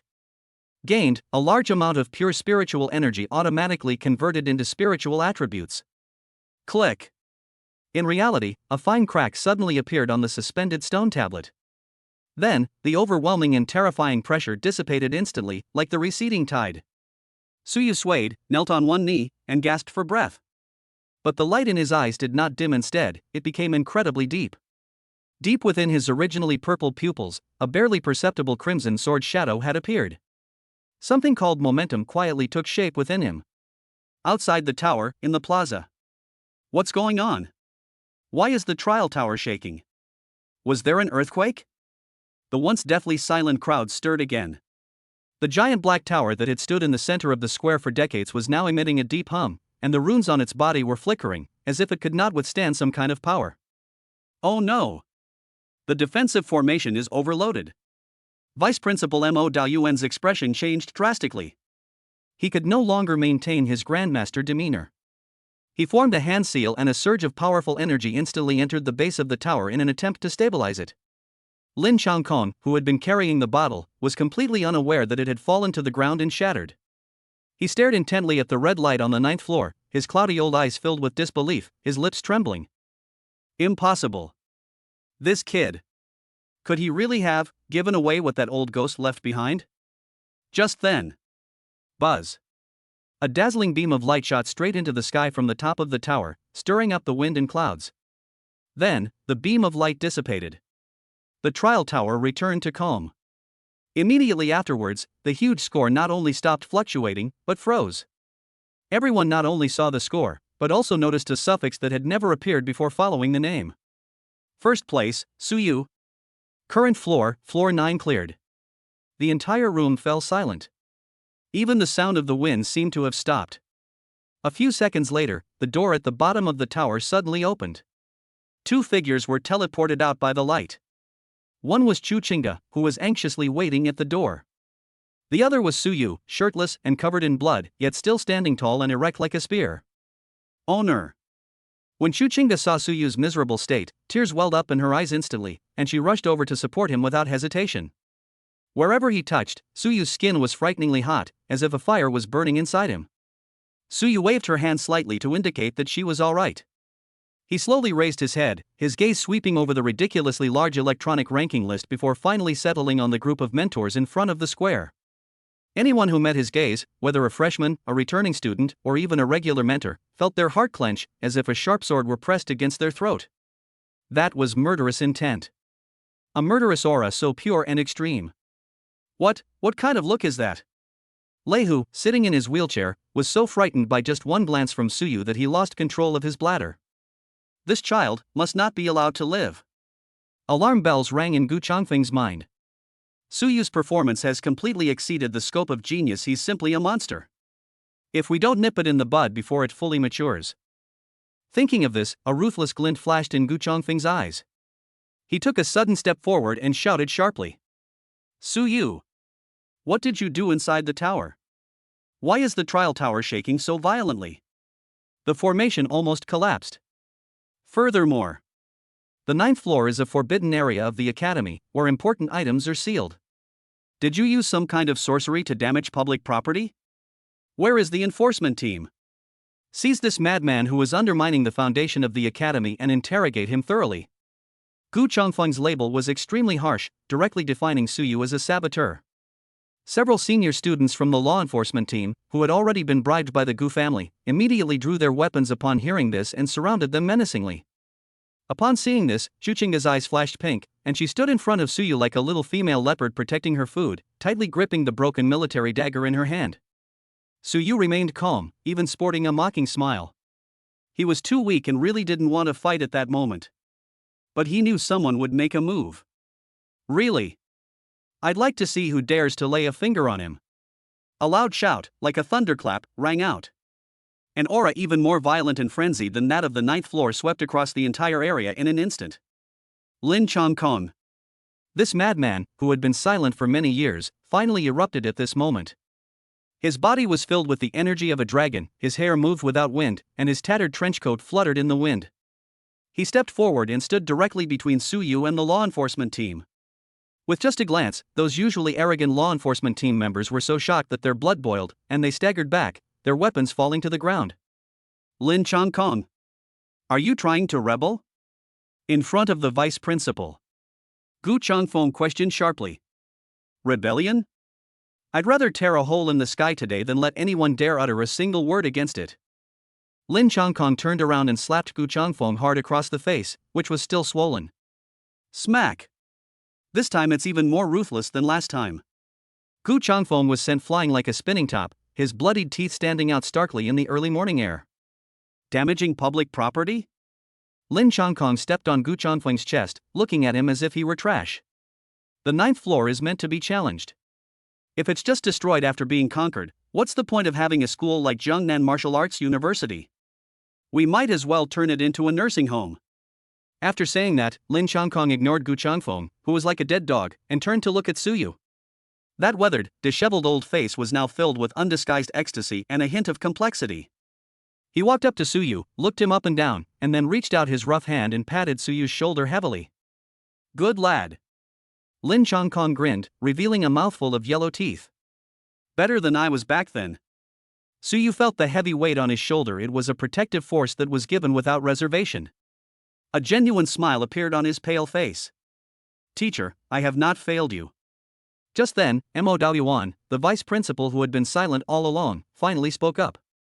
He gave Su Yu a deep look, then glanced at Gu Changfeng, who was being trampled on the ground, and finally said slowly. Trial over. Su Yu, you have cleared the 9th level. Your performance points will be doubled, and you will be granted an S-level resource quota. As for Gu Changfeng, as a mentor, he is unfair in his dealings and narrow-minded. Effective immediately, he is removed from his teaching position and handed over to the board of directors for review. The decision was final. Su Yu did not cheer. Supported by Chu Qingge, he slowly turned and left under the watchful eyes of the crowd. His silhouette was desolate, yet like a newly drawn sword, its sharpness fully revealed. Chapter 32 Aftermath and Backlash. Villa Number 9, Xianlong District. When the modified black bulletproof SUV came to a steady stop at the gate, Lu Yunyan, who had been waiting anxiously at the gate, rushed out almost immediately. The car door opened. A strong smell of blood mixed with the stench of gunpowder hit the air. Owner. Seeing Su Yu being helped down by Wang Duobao and Chu Qingge on either side, Lu Yunyan's beautiful and mature face instantly lost all color. She covered her mouth, tears welling up in her eyes. At this moment, Su Yu's condition was indeed somewhat frightening. Although the skin on his upper body was healing, it was covered with newly grown pink flesh and dried scabs. His eyes, in particular, still retained a fierce red light that was hard to look at, even in his weakened state. Sister-in-law, cough cough, Butler Lu. Wang Duobao was momentarily stunned by Lu Yunyan's voluptuous figure, and quickly lowered his head, saying tactfully, I'll see Brother Su off here. I'll keep an eye on things at school, and I'll also deflect any attempts to curry favor or inquire about information for Brother Su. Su Yu nodded slightly, his voice hoarse, thanks, fatty. Consider it a favor I owe you. Hey, Su Ge, you're too kind. You really set a good example for all of us freshmen today. I'll be going now, you get some rest. Wang Duobao was a smart man. He knew that what Su Yu needed most right now was not flattery, but treatment and that kind of private rest. So he immediately rolled into the car and left like a round ball. The 2nd floor of the villa contains the master bedroom and bathroom. The huge round bathtub was already filled with hot water. Floating on the water was a dark green medicinal liquid specially prepared by Lu Yunyan, which emitted a refreshing herbal fragrance. Qingge, go and treat your wounds. I'll take care of things here. As Lu Yunyan deftly helped Su Yu remove his tattered pants, she spoke to her daughter behind her without turning her head.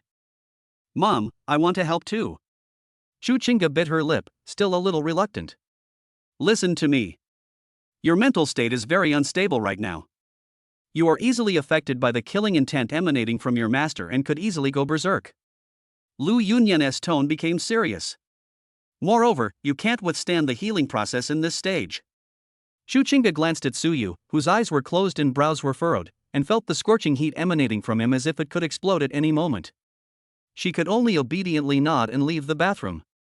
The moment the bathroom door closed, The entire space became tranquil and enchanting. Suyu was currently enduring an indescribable pain. Although the rewards on the 9th floor were generous, the 7-killing divine intent incomplete version was too domineering. It was like a violent seed planted in Suyu's mind. Although it was forcibly suppressed by the system, the remaining killing intent was constantly impacting his rationality. My mind was filled with illusions of mountains of corpses and seas of blood. He wanted to kill someone.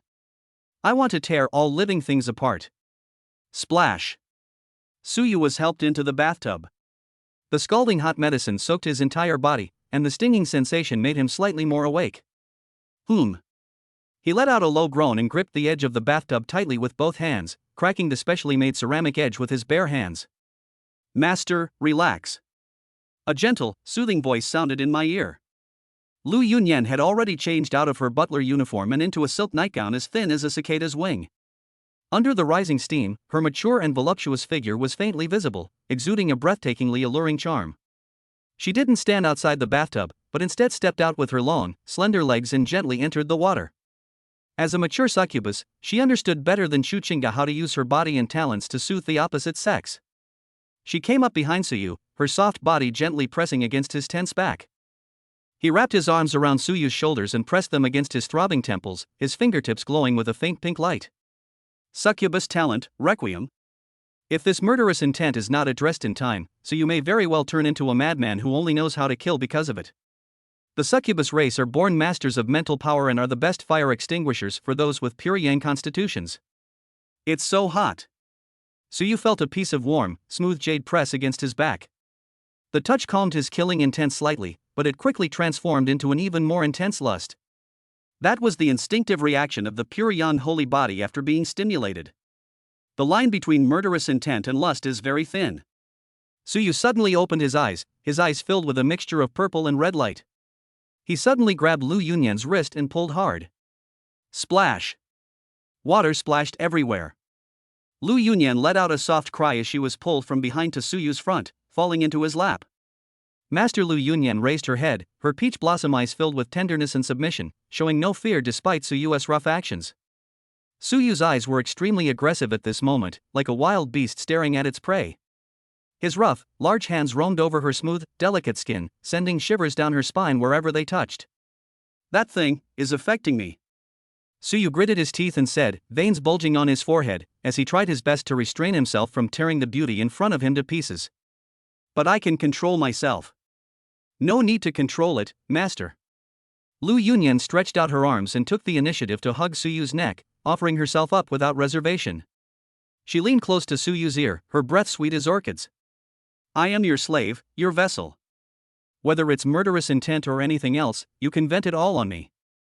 The succubus race has a very durable constitution. This sentence completely ignited the fuse. Suyu let out a low growl and lowered his head to kiss those luscious red lips fiercely. This kiss was devoid of any tenderness, it was filled with the flavor of plunder and conquest. Inside the bathroom, the water temperature seemed to boil instantly. In the rising steam, two figures were entangled together. The pure yang energy flowed like a dragon, frantically surging through Lu Yunyan's meridians. While plundering her essence, it also replenished her with a huge amount of yang energy. Lu Yunyan, on the other hand, was like the all-encompassing ocean. No matter how violent Suyu was, she gently endured it and used her succubus talent to gradually erode and dissolve the violent negative emotions in Suyu's mind. This is a healing process. It is also a primal baptism for the strong. 2 hours later. It was nearly dusk. The water in the bathtub had cooled completely and become cloudy due to the large amount of toxins expelled. Suyu, dressed in a loose bathrobe, sat on the second-floor balcony, looking refreshed, with a glass of red wine in his hand. At this moment, the blood red in his eyes had completely faded, returning to a deep blackish purple. He perfectly concealed his sharp and murderous aura within his body, making him look like a piece of refined iron that had been forged, less ostentatious and more imposing and composed. Behind her, through the floor-to-ceiling window, Lu Yunyan lay exhausted on the bed, her face flushed, fast asleep. Even for a mature succubus of rank 4, this battle was almost too much for her, and she was nearly drained of her strength. System, process the settlement. Suyu took a sip of wine, a thought stirring in his mind. A pale blue light screen unfolded before his eyes. Trial Tower challenge completed. Final score, level 9 perfect clear. Basic credits earned, 5,000. Receive additional reward, S-level resource quota. Receive high-level pills crystal cores monthly. Special gains completed. 1. Skill, 7 Killing Divine Intent Beginner, passive skill. Can release killing intent during battle, weakening all enemy attributes by 20%, with a very small chance to directly shatter the spiritual core of low-level enemies. 2. Free attribute points, plus 50. Suyu looked at the exaggerated 50 attribute points and a satisfied smile appeared on his lips. Although the old monster on the 9th floor almost killed him, the money to buy his life he received was truly generous. Without hesitation, he added all his attribute points to Spirit and Constitution. As the warm current flowed through his body, he felt that his physical body was almost touching the critical point of a second-grade martial artist. But this is just pure data. His true combat strength can no longer be measured by ordinary grades. Now, we have both resources and fame. Suyu looked at the gradually brightening lights of the academy outside the window, his eyes gleaming with ambition. It's time to exchange for the shadow assassination record that can help Chinga evolve. Besides, Suyu thought of the information about the Gu family that he had previously obtained from Lei Hu. Since the Gu family has already broken off relations, there's no need to hold back. Deposing Gu Changfeng is just the first step. Just then, the communicator on the table suddenly vibrated. The caller ID showed an unfamiliar number, but the originating location was the Jiangnan military region. Suyu raised an eyebrow and answered the phone. A cold, hard female voice came from the other end of the phone. Suyu, is that right? I am Lin Changkong's daughter, Lin Shuang, the captain of the Special Operations Brigade of the Jiangnan military region. The old man got into a fight at the board meeting because he was protecting you. If you're not afraid of dying, come see me at the military region at 6 o'clock tomorrow morning. Beep, beep, beep. The call ended. Suyu stared at the communicator, paused for a second, and then chuckled to himself. Lin Changkong's daughter? Interesting. It seems this trouble is a bit bigger than I thought. But he showed no fear whatsoever. He simply drank the red wine in his glass in one gulp. Chapter 33: The Military Camp and the Ice Rose. The first rays of dawn had just pierced through the clouds, casting the first sunlight onto the terrace of Qianlong Villa. Suyu glanced at Lu Yunyan, who was still fast asleep on the large bed. The mature and alluring housekeeper was like a lazy cat at this moment. The quilt slipped off, revealing a large expanse of snow-white skin covered with ambiguous red marks. Last night's healing had exhausted her energy, and even with the foundation of a 4th-grade succubus, she was now fast asleep. Suyu didn't wake her up, but simply pulled the blanket up to cover the room of spring light. He changed into a black tracksuit, the simple style of which couldn't hide his explosive physique. Compared to before entering the trial tower yesterday, his aura is now much more restrained, like a heavy sword returning to its sheath. Master, are you going out? In the living room on the 1st floor, Chu Chinga was already waiting there. She changed into clean home clothes, her face rosy, clearly indicating that after a night's rest, and with the nourishment from Suyu's previous breath of yang energy, her injuries had healed. I have to go out for a bit. Watch the house, and don't open the door for anyone except that fat guy. Suyu ruffled the little succubus's hair. When I come back, I'll bring you that book, the Shadow Assassination Record. Chu Chinga's eyes lit up, and she nodded vigorously, yes. Chinga will stay home and cultivate diligently. Jiangnan Military Region, Special Operations Base. Located on the edge of the city, towering electric fences and cold guard towers completely isolate this place from the bustling metropolis. The air was filled with a somber smell of engine oil and earth. 6 o'clock sharp. Suyu appeared at the base gate on time. There was no one to greet him at the door, only 2 heavily armed sentries staring at him with eyes as sharp as hawks. After verifying their identities, the heavy iron gate slowly opened. Go straight, turn left, and you'll reach the gravity training room. The sentry uttered a few words coldly, without any unnecessary words. Suyu walked into the camp. Everything here exudes a sense of oppression called order.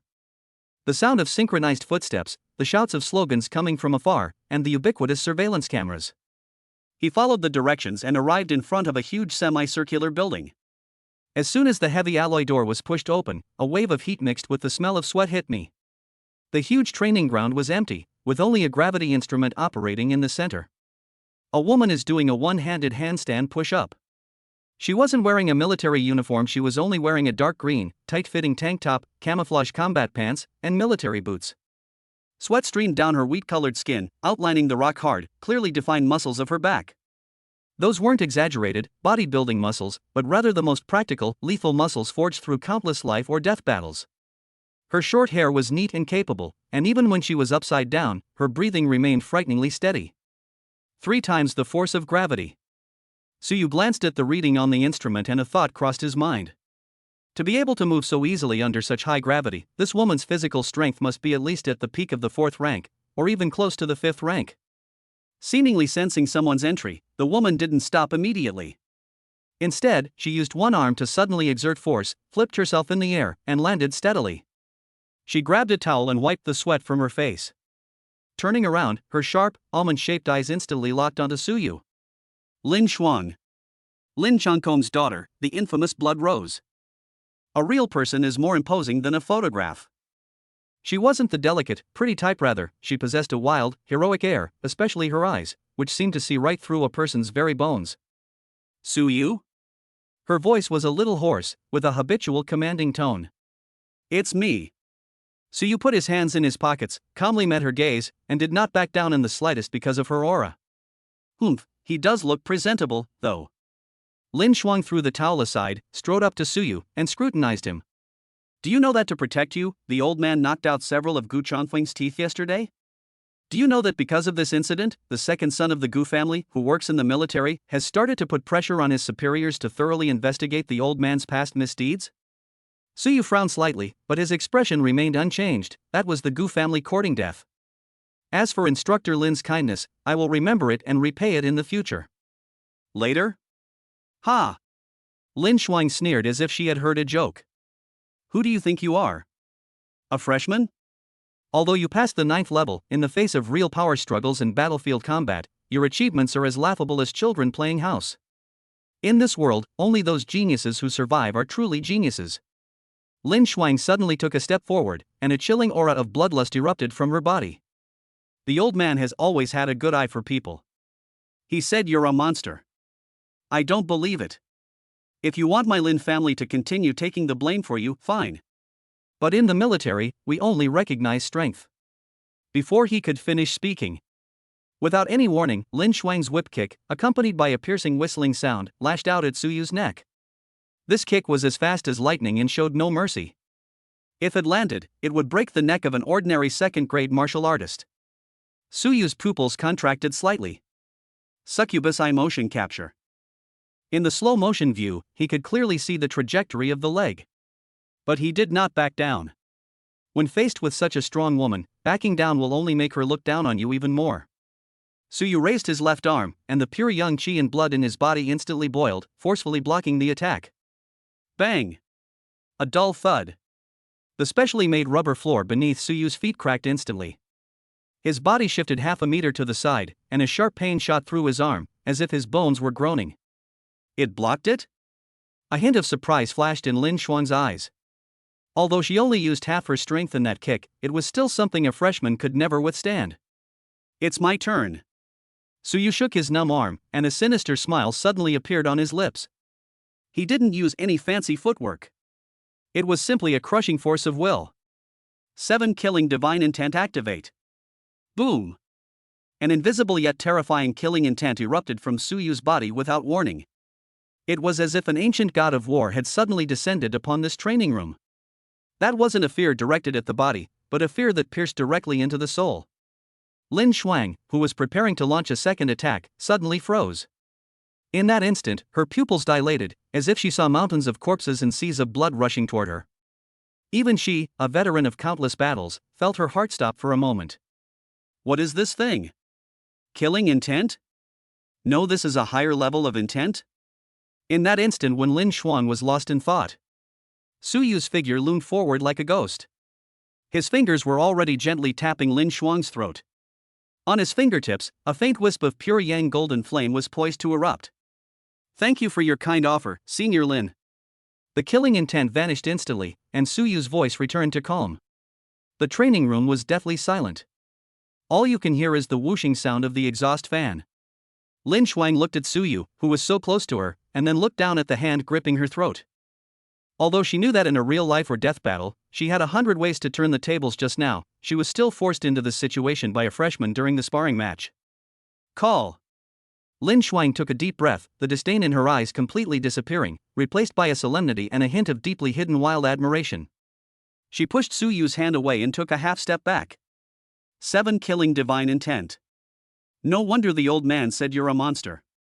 So the legend of the 9th floor is true. Lin Shuang turned around and walked to the shelf next to her, picked up a bottle of water and threw it to Su Yu, then opened a bottle for herself and took a big gulp. Alright, you pass. You are not the kind of hothouse flower that can only be protected. You are worthy of the Lin family's bet. Su Yu took the water but didn't drink it. He just looked at her quietly and said, "So, I don't think you're the kind of person who would pick a fight for no reason. What exactly did you call me here for?" Lin Shuang wiped the faint traces of water from the corner of her mouth, her eyes turning cold. The Gu family is not as simple as you think. Although Gu Changfeng has been crippled, he is not the true core of the Gu family. Your performance has crossed the line for some people. They will not allow such an uncontrollable element to grow. It's easy to dodge a spear in the open, but hard to guard against an arrow in the dark.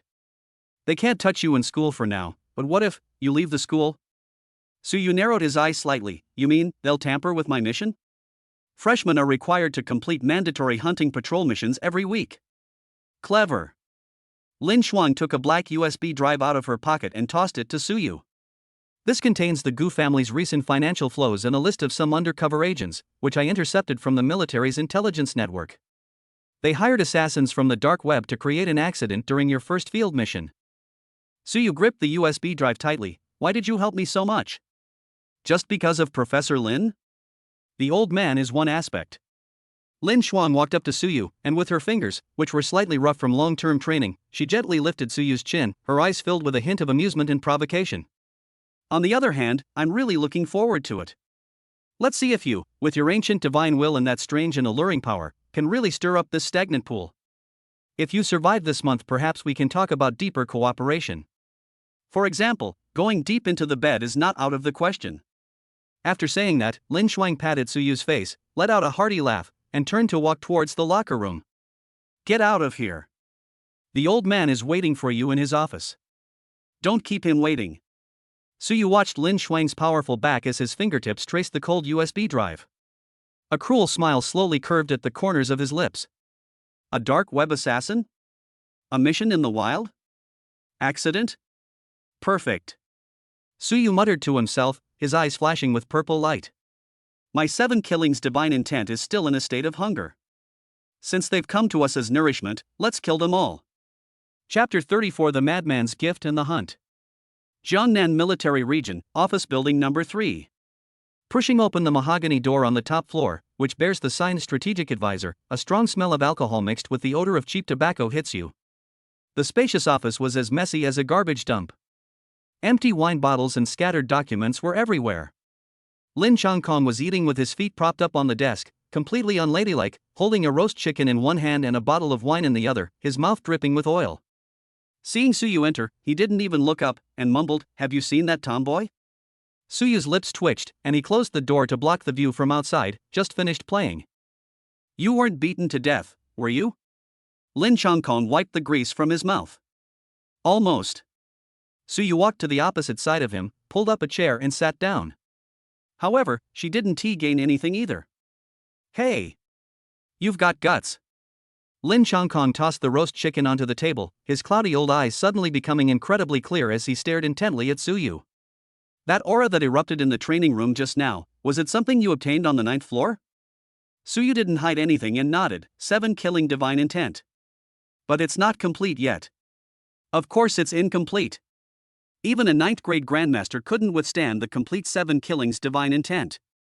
If your small body had swallowed the complete one, you would have exploded into a bloody mist long ago. Lin Changkong let out a burp, rummaged through the messy drawers for a while, and finally pulled out a long, dark wooden box, which he threw onto the table in front of Su Yu. Clang! The wooden box landed heavily, causing the wine bottles on the table to jump. Open it and take a look. Su Yu reached out and touched the surface of the wooden box, feeling a cool sensation.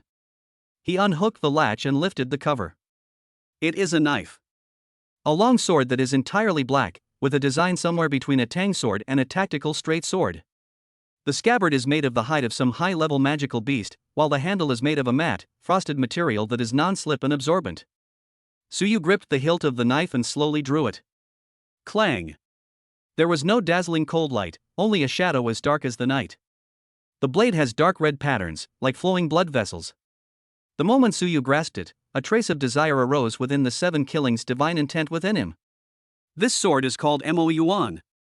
Lin Changkong took a sip of wine and said calmly, it was made from the spine of a 6th-grade shadow leopard king, mixed with meteorite iron. Its greatest characteristics are its extremely strong magical conductivity and its bloodlust. Your murderous intent is too violent. If you don't have a good knife to help you share and vent it, sooner or later you will turn yourself into a madman who only knows how to kill. So you waved it twice with obvious delight, the air being silently cut through, as if it were an extension of his arm. Thank you, teacher, Suyu said sincerely. This knife is worth at least tens of millions, and it's priceless. Don't thank me, this is an investment. Lin Changkong waved his hand. Gu Sanhai, the second son of the Gu family, is a venomous snake hiding in the gutter. If you die on this mission, remember to have this knife sent back to me. I don't send things back to the dead. Suyu sheathed his sword, his eyes sharp as knives. Don't worry, this sword will only drink the blood of the Gu family. When I left the military region and returned to Qianlong Villa, it was already 10 a.m. The house has been cleaned spotlessly by the diligent Lu Yunyan. Upon seeing Suyu return, Chuchinga, who was meditating cross-legged on the sofa, immediately jumped up and ran to the door like a joyful little deer. Master! You're back! Suyu looked into her expectant eyes, smiled, and didn't keep her in suspense any longer. He turned on his smartwatch and logged into the Academy's redemption system. The 5,000 credits he earned yesterday, plus the rewards from previous tasks, have made him incredibly wealthy. Confirmed redemption, Shadow Assassination Chronicles Ancient Fragment Unique Edition. Cost of academic credits, 3,000. With the transmission of a data stream, an ancient black virtual manual was projected into the air, then transformed into a stream of light and directly entered Chuchinga's forehead. Chuchinga's delicate body trembled, and then she froze on the spot. A flood of ancient knowledge about stealth, assassination, and shadow leaps rushed into her mind. Combined with her extremely rare shadow demon bloodline branch within the succubus race, this manual was practically tailor-made for her. A full 10 minutes passed. Chuchinga slowly opened her eyes. Deep within her originally pink pupils, a hint of profound black had appeared. Her presence became even more elusive if she so desired. She could instantly reduce her own presence to a minimum. Thank you, Master. Chuchinga's face flushed with excitement as she threw herself into Suyu's arms. Chinga feels like she's found the key to breaking through to the 3rd rank. Suyu held her slender waist, a look of satisfaction flashing in his eyes. Cultivate diligently. I'll be of great use to you in a couple of days. Just then, Suyu's watch vibrated. That was a forced push from the college's academic affairs system. Task notification. Mission code, Wasteland Clearance. Executors, Suyu Team Leader, Zhao Gang, Li Shui, Wang Chang. Mission location, Abandoned Wasteland Area Number 09 Low Risk Area. Mission objective, clear out the unusually large number of carrion wolves and investigate the source. Meeting time, 8 a.m. tomorrow. Upon seeing this message, Suyu not only didn't feel nervous, but instead smiled even more brightly. Wasteland Number 09, Low Risk Zone?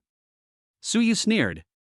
According to the information provided by Lin Shuang, traces of 4th-grade magical beasts have recently appeared over there, and there may even be higher-level beings. Sending a freshman like him there, along with 3 teammates he'd never even heard of, is ridiculous. This accident was done in such a blatant way. Master, is there a problem with this mission? Lu Yunyan walked over with a plate of sliced fruit and, seeing Suyu's expression, asked sharply. Yes, there are huge problems. Suyu picked up a piece of watermelon and put it in her mouth. However, that's a perfect place to sharpen my new sword, Moyuan. He looked at Chuchinga. Chinga, you're going on this mission too. However, not as a team member, but as my shadow. Those 3 so-called teammates, if they behave themselves, fine, but if they don't, use them to practice your shadow assassination record. Upon hearing this, a hint of excited coldness flashed in Chuchinga's eyes. She stuck out her pink tongue and licked her lips, her bloodthirsty nature as a demon being awakened. Yes, Master. Chinga will make sure they die, without any pain. The next morning. Jiangnan Base City, North Gate exit. Next to a dilapidated armored personnel carrier, 3 seemingly ordinary first-year college students were gathered together smoking. 2 men and 1 woman. The burly man leading the group was named Zhao Gang. He appeared honest and simple, but a hint of ruthlessness lurked in his eyes. Why hasn't that kid arrived yet? He's got a big mouth. One of the women, Li Shui, kicked a pebble impatiently. I heard he's just a freshman, and some so-called ninth-level clearer? I bet he's just lucky. Shut up, Zhao Gang hissed. Have you all forgotten what we told you? This kid is really weird. Our mission is to cut off his escape route at the crucial moment, lure the beasts to surround and kill him, and try not to do it ourselves, so as not to leave any evidence for Lin Fengzi to find out. Don't worry, brother Gang. Another tall, thin man, Wang Chang, touched the dagger at his waist. We've been veterans for 3 years, and this isn't the first time we've caused this kind of accident. Once we're in wasteland number 09, we're doomed. Just as the group was plotting their scheme. Not far away, a tall, slender figure carrying a long sword was walking slowly towards them. The morning sunlight shone on him, but it couldn't penetrate the deep darkness in his eyes. Su Yu has arrived. He looked at the 3 teammates in front of him whose names were already on Lin Shuang's blacklist. It was like looking at 3 corpses that were still breathing, but already tagged. Excuse me, senior students. Su Yu approached with an innocent smile on his face, a smile as bright as a genuine sunny young man. It's my first mission, so I'm a little nervous. I'm sorry to have kept you all waiting. Seeing Su Yu's appearance, Zhao Gang's vigilance immediately dropped by more than half, and he sneered inwardly, as expected, she's a newbie. He forced a warm smile, stepped forward, and patted Su Yu on the shoulder. Hey! We're all classmates, no need to be so polite. Junior Su is a big star in our school, we're definitely relieved to have you leading the team this time. Come on, let's get in the car. Su Yu let him pat her shoulder, her smile deepening. Yes, I think so too. This mission is sure to be very interesting. In a corner where no one was paying attention, Su Yu's shadow twisted slightly, as if something had merged into the shadow. The armored vehicles roared out of the massive steel city gates and headed towards the perilous wilderness. It was like a giant beast, opening its huge mouth and devouring everything. Chapter 35 Acting Skills and the Real Hunter. Wilderness Area, Ruined City number 09. The air here is always filled with a persistent stench of decay. Amidst the ruins, rampant mutated plants have swallowed up all traces of the former civilization. Only the occasional rusty steel bars and half a faded billboard prove that this place was once a human home. Squeak. The armored vehicle stopped in a relatively open abandoned square. Arrive. Zhao Gang jumped out of the car, glanced at the gloomy surroundings, and pretended to pull out a map. According to intelligence, the pack of carrion wolves is nesting near that collapsed commercial center up ahead. Our mission is to find out their numbers. If there are fewer than 50, we'll just wipe them out. Li Shui and Wang Chang also jumped down. They looked at each other and their hands unconsciously reached for the weapons at their waists. Su Yu was the last to get off the bus. He carried the long sword wrapped in black cloth on his back, his eyes seemingly casually sweeping over the surroundings, but in reality, he had already constructed a holographic topographic map of the surrounding 300 meters in his mind. 3 mutated horned rats are hiding behind the ruins on the left, and a ghost-faced spider is lurking in the window on the 3rd floor on the right. And there's that faint smell of an attractant in the air. This is the low-risk zone? Su Yu frowned slightly, showing the nervousness of a novice. Why does it feel a little off? Hey, it's the wilderness, there are lots of dead people and animals, the smell is bound to be strong. Zhao Gang chuckled, but a hint of disdain flashed in his eyes. She really is a hothouse flower, so easily frightened? He pointed to a narrow alley ahead. Brother Su, you're good at footwork, and this is your first mission. Why don't you go ahead and scout ahead? We'll provide cover fire from behind. Don't worry, if anything happens, we'll immediately suppress the fire. This is practically a declaration of "I'm going to screw you over" written all over their face. In this narrow terrain, if you encounter a herd of animals, the people in front become sitting ducks with no way to retreat. Su Yu looked at Zhao Gang's hypocritical face, hesitated for a moment, and then reluctantly nodded. Okay, then I'll go. You guys must follow me. Don't worry. We're all brothers. Wang Chang urged from behind, a cold smile on his lips. Su Yu took a deep breath, turned around, and walked into the dark alley. As Su Yu's figure disappeared into the distance, the smile on Zhao Gang's face vanished instantly, replaced by a ferocious expression. He pulled a sealed glass bottle from his pocket, which contained a deep red liquid. This is a high-concentration Bloody Mary, a band-inducing agent that can instantly drive monsters within a 2-kilometer radius into a frenzy. That kid went in. Zhao Gang whispered, Wang Chang, prepare to block the road. Li Shui, go to a higher point and make sure he's completely dead before coming down. Remember, don't leave a whole corpse, make it look like he was devoured by a monster. Clear. The two acted swiftly. Wang Chang took a remote-controlled bomb out of his backpack and quietly stuck it on the load-bearing pillar at the entrance of the alley. Zhao Gang grinned maliciously and suddenly threw the glass bottle in his hand into the depths of the alleyway in front of Suyu. Smack! The crisp sound of shattering glass was particularly jarring in the silent ruins. A strong smell of blood instantly filled the air. The next second. A whoa! The mournful and frenzied howls of wolves rose up from all directions like a tidal wave. The once desolate ruins of the commercial center instantly came alive, with countless pairs of green eyes lighting up in the shadows. Not only the carrion wolves, but even the mutated rats underground were attracted by the smell. Make your move.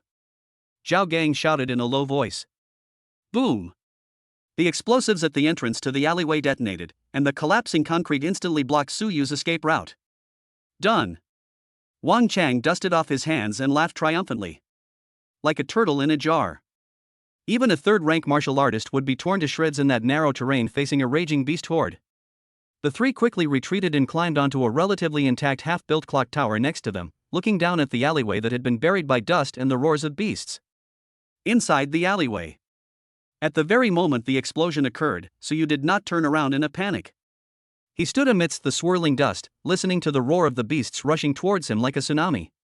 Instead of feeling fear, he reached out and untied the black cloth from the long sword on his back. Finally, I don't have to act anymore. Suyu twisted his neck, making a series of crackling sounds. That timid and submissive newborn demeanor has vanished, replaced by a chilling coldness. At this moment, the first enormous, rotting wolf covered in pus pounced in front of them, its gaping maw emitting a stench. Choke! A soft murmur. The black glint of the blade flashed like a streak of night in the dimly lit alley. The carrion wolf was still in its pouncing posture when its body was neatly split in two in mid-air. The cut was as smooth as a mirror, without even a splatter of blood because all the blood had been swallowed up by the black long sword in an instant. Mo Yuan, unsheathed. Bring it on.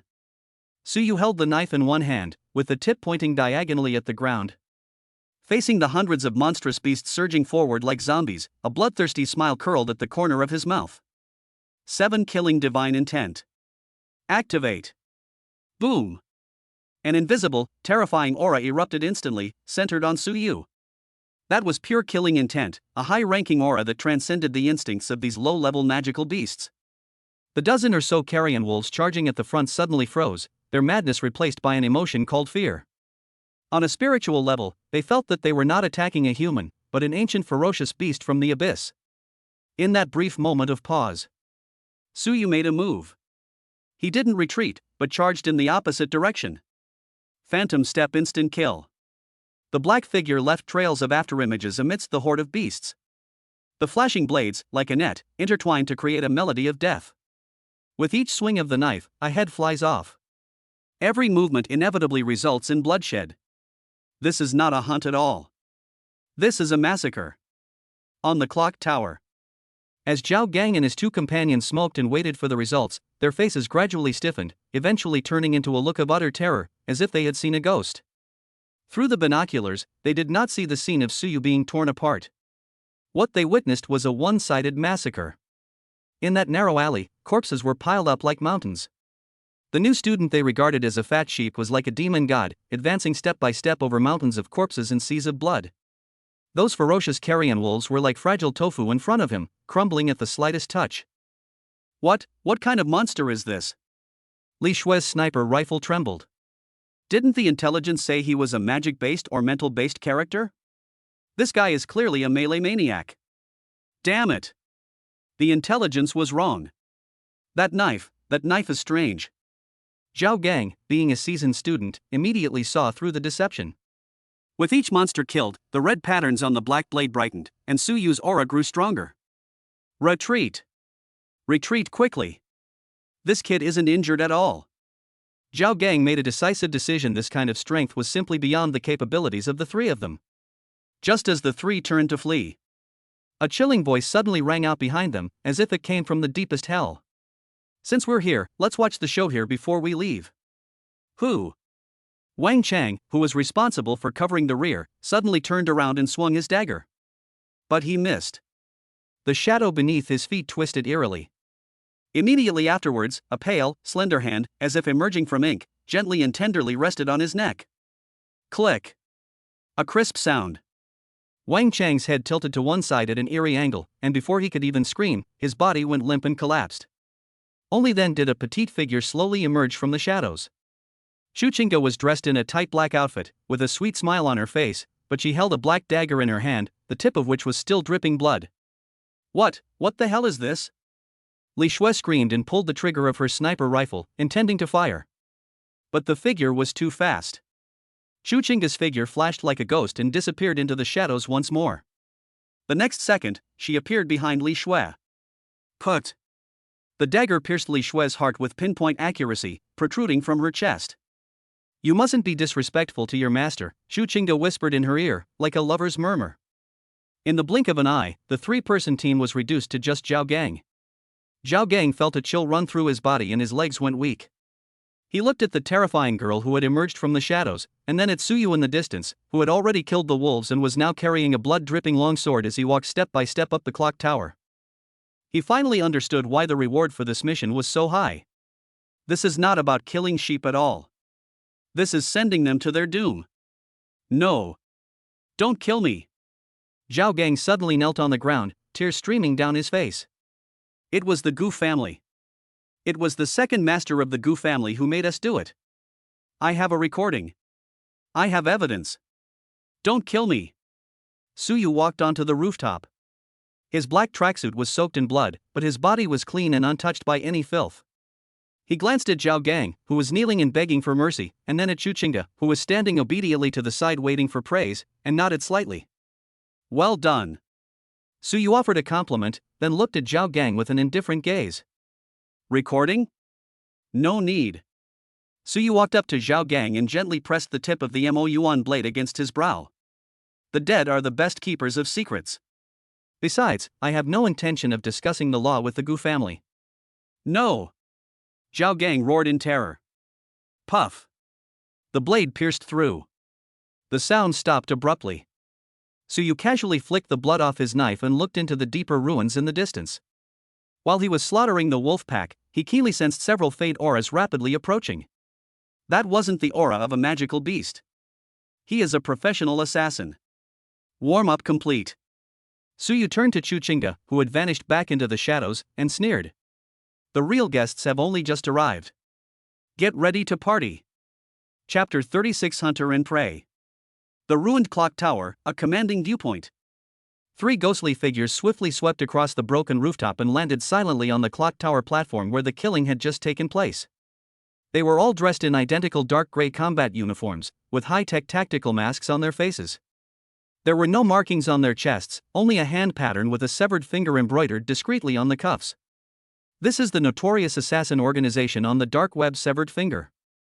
The leader was a thin man codenamed Ghost Hand, a peak third-rank martial artist skilled in poison blades and assassination. Even he, a man who had killed countless people, couldn't help but slightly contract his pupils when he saw the horrific scene on the platform through his mask. The bodies of Zhao Gang and the other two lay scattered on the ground, their deaths gruesome. But that's not the point. The main focus was the mountain of wolf carcasses downstairs, and the lingering, suffocating aura of violence in the air. Boss, the intelligence was seriously flawed. A burly assassin squatted down beside Zhao Gang's body and examined it. His voice was low and menacing. Killed with a single blow. The wound still retains extremely strong corrosive energy. The target was definitely not an ordinary freshman.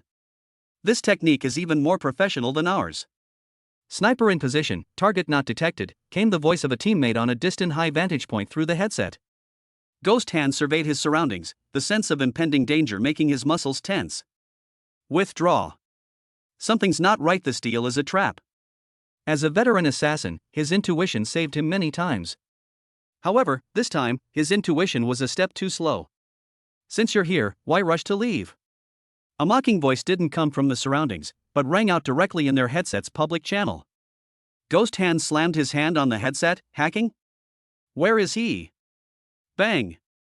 In the distance, a muffled gunshot suddenly rang out from the top of an abandoned building 200 meters away. But that wasn't the sound of gunfire, it was the sound of something exploding. Eagle? Eagle, answer me. Ghost Hand yelled into the headset. Only a crackling sound of electricity came from the channel, followed by a sweet yet chilling female voice chuckling.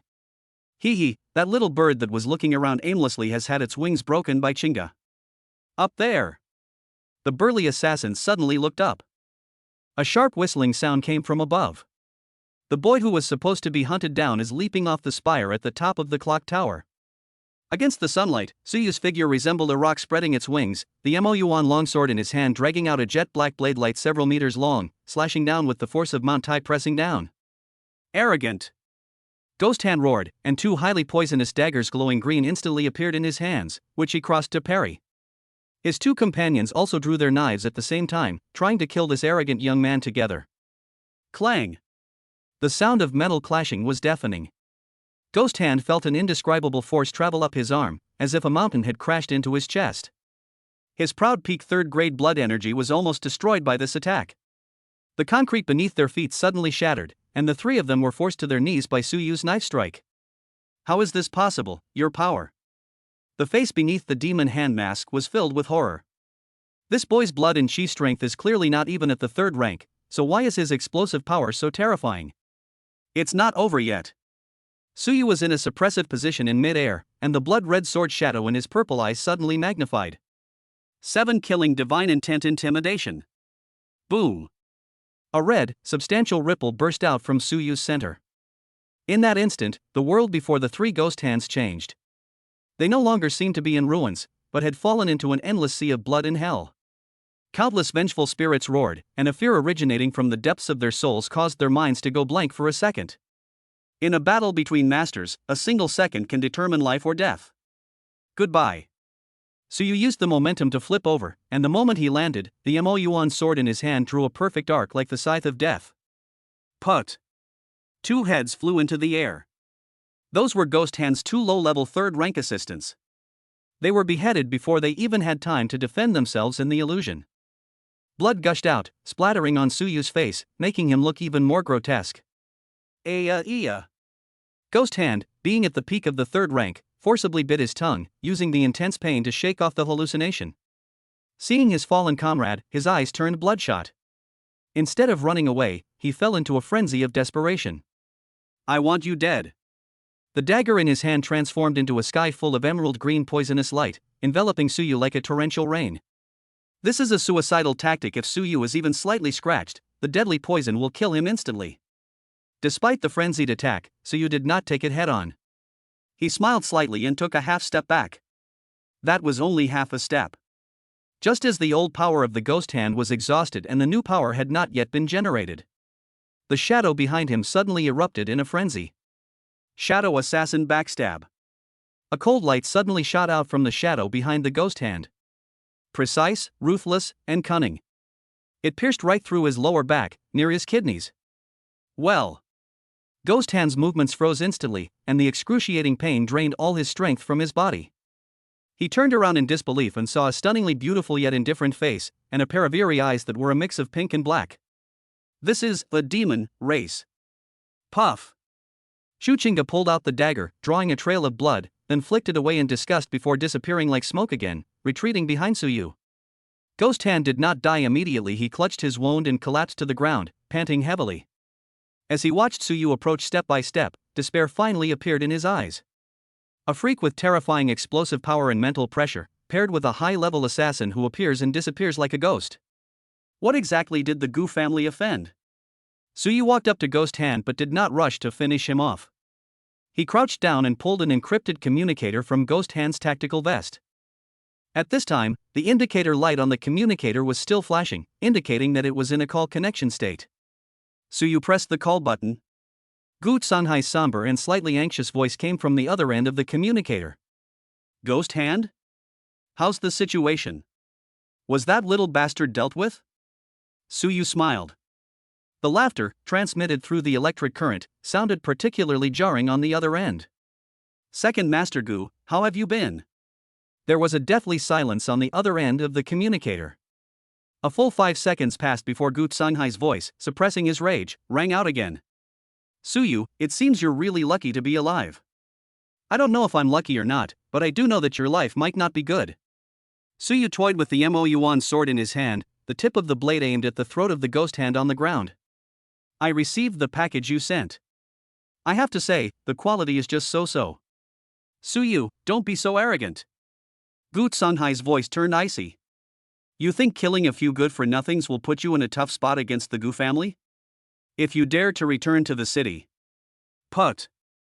The sound of a sharp blade piercing flesh was clearly transmitted through the communicator. This was followed by the desperate, guttural sound of Ghost Hand before his death. Suyu finished off the Ghost Hand with a single strike, then spoke calmly into the communicator. Gu Sanhai, wash your neck and wait. Since you don't want to play by the rules, then let's play something wild. From today onwards, I will become the nightmare of everyone in the Gu family. After saying that, Suyu exerted force with all 5 fingers. Snap! He crushed the sturdy military communicator into powder. The wind whipped up the dust from the ruins. Suyu stood up, looked at the corpses scattered on the ground, and exhaled a long breath. The 7 killing divine intent within his body absorbed the murderous aura of the slaughter, and the seed seemed to grow slightly stronger. The restlessness subsided, and it became more solid and controllable. Master, these people have so many treasures on them. Shu Qingga had now become a money grubber, skillfully groping the corpse. A grade 3 crystal core, an alloy weapon, and 2 anonymous black cards. Wow, I'm rich. Looking at her like that, Suyu couldn't help but chuckle, and the anger in his heart dissipated considerably. It's all yours now. Pack up, let's go somewhere else. Aren't you going back to the city? Shu Qingga blinked. Suyu gazed into the depths of the wasteland at the higher-level ruins shrouded in mist, his eyes burning with ambition. No. Since we've finally managed to get out here, we should definitely have a good fight. I will break through to the 2nd rank here and completely master the 7 killing divine intent. Jiangnan Base City, Gu Family Mansion. Smack! Gu Sanhai smashed the teacup in his hand to pieces. A priceless shard of antique porcelain flew out and cut the face of a maid standing nearby, but the maid dared not move and knelt on the ground, trembling all over. Good. What a nightmare. Gu Sanhai's chest heaved violently, and his usually gloomy and calm face was now contorted with rage. He never expected that the new student he regarded as an ant would not only kill the elite team he hired on the dark web, but also dare to threaten him over the phone. This is a blatant slap in the face. Second Master. The butler walked in tremblingly. The head of the family is asking. Tell my brother, everything is under control. Gu Sanhai took a deep breath, forcibly suppressing his anger, his eyes turning extremely sinister. Since assassination won't work, then don't blame me for using the military's resources. Pass on my orders to Commander Wu of the Frontline Garrison Regiment. Just say, someone is colluding with demonic cultists in the wasteland to harm our compatriots, and request our fire support. Chapter 37 Wasteland Storm and the Opportunity for Breakthrough. Deep within the wasteland, in ruins number 09. As night falls, the wilderness becomes more dangerous at night than during the day. Thick fog seeped from the ground, obstructing visibility and carrying a mild neurotoxin. This is a forbidden zone for humans, a paradise for monsters. Deep inside the entrance to a partially collapsed subway station. A clean area had been cleared out, and the campfire was controlled by a specially made smokeless stove, emitting only a weak heat to dispel the chill. Suyu sat cross-legged on a flat stone slab, his upper body bare, his strong muscles covered with fine beads of sweat. His body temperature was very high, and the surrounding air was slightly distorted due to the high temperature. Before him were neatly arranged the spoils looted from the group of assassins in Zhao Gang and his men, 3 rank 3 low-level crystal cores, 2 bottles of high-concentration blood and chi potions, and some healing pills. Call. Suyu took a deep breath, like a whale inhaling water, forcibly drawing in the surrounding free energy particles into his body. As the pure yang limitless skill circulated, the chi and blood within his body surged like a mighty river, emitting a thunderous roar.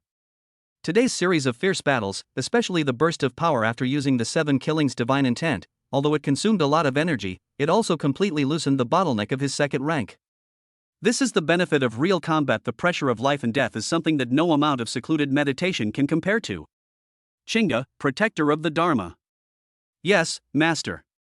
Shu Qingga's clear voice came from the shadows not far away. She was perched on a beam, vigilantly watching every corner of the subway station entrance, while her hands were also busy, enthusiastically wiping the several highly poisoned daggers she had seized from the assassin. Without hesitation, Suyu grabbed a grade 3 crystal core and crushed it. The crystal core transformed into a violent torrent of energy, instantly rushing into his meridians. This simple and brutal method of absorption would have caused the meridians of an ordinary martial artist to burst long ago, but Suyu possesses the pure yang holy body, and his meridians are as wide and tough as alloy pipes. Boom! Boom! The blood and chi surged against that invisible barrier. Once, twice, 3 times. During this process, Suyu's consciousness was once again pulled into that blood-red sea of consciousness. The incomplete seed that represented the 7 killings' divine intent actually sprouted a tiny bud after absorbing today's killing aura. The tender buds were a dark gold color, radiating a chilling aura.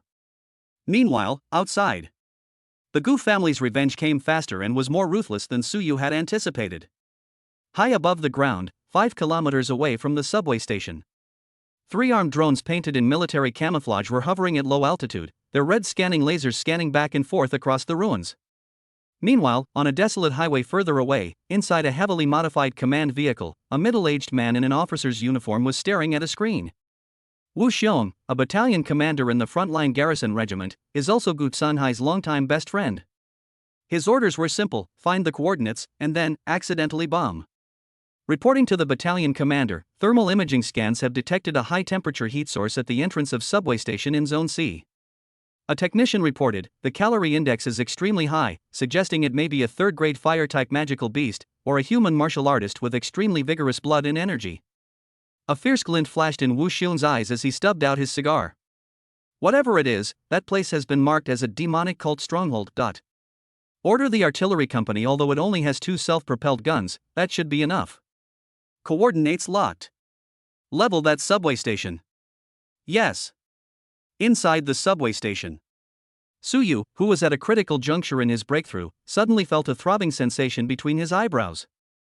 That was a martial artist's 6th sense giving a frantic warning. The threat of death. A sense of crisis 10 times stronger than when facing assassins before. Master. Danger. Chuchinga, who had been on high alert, suddenly jumped down from the roof beam, sensing the impending destructive energy in the air. Something in the sky has locked onto us.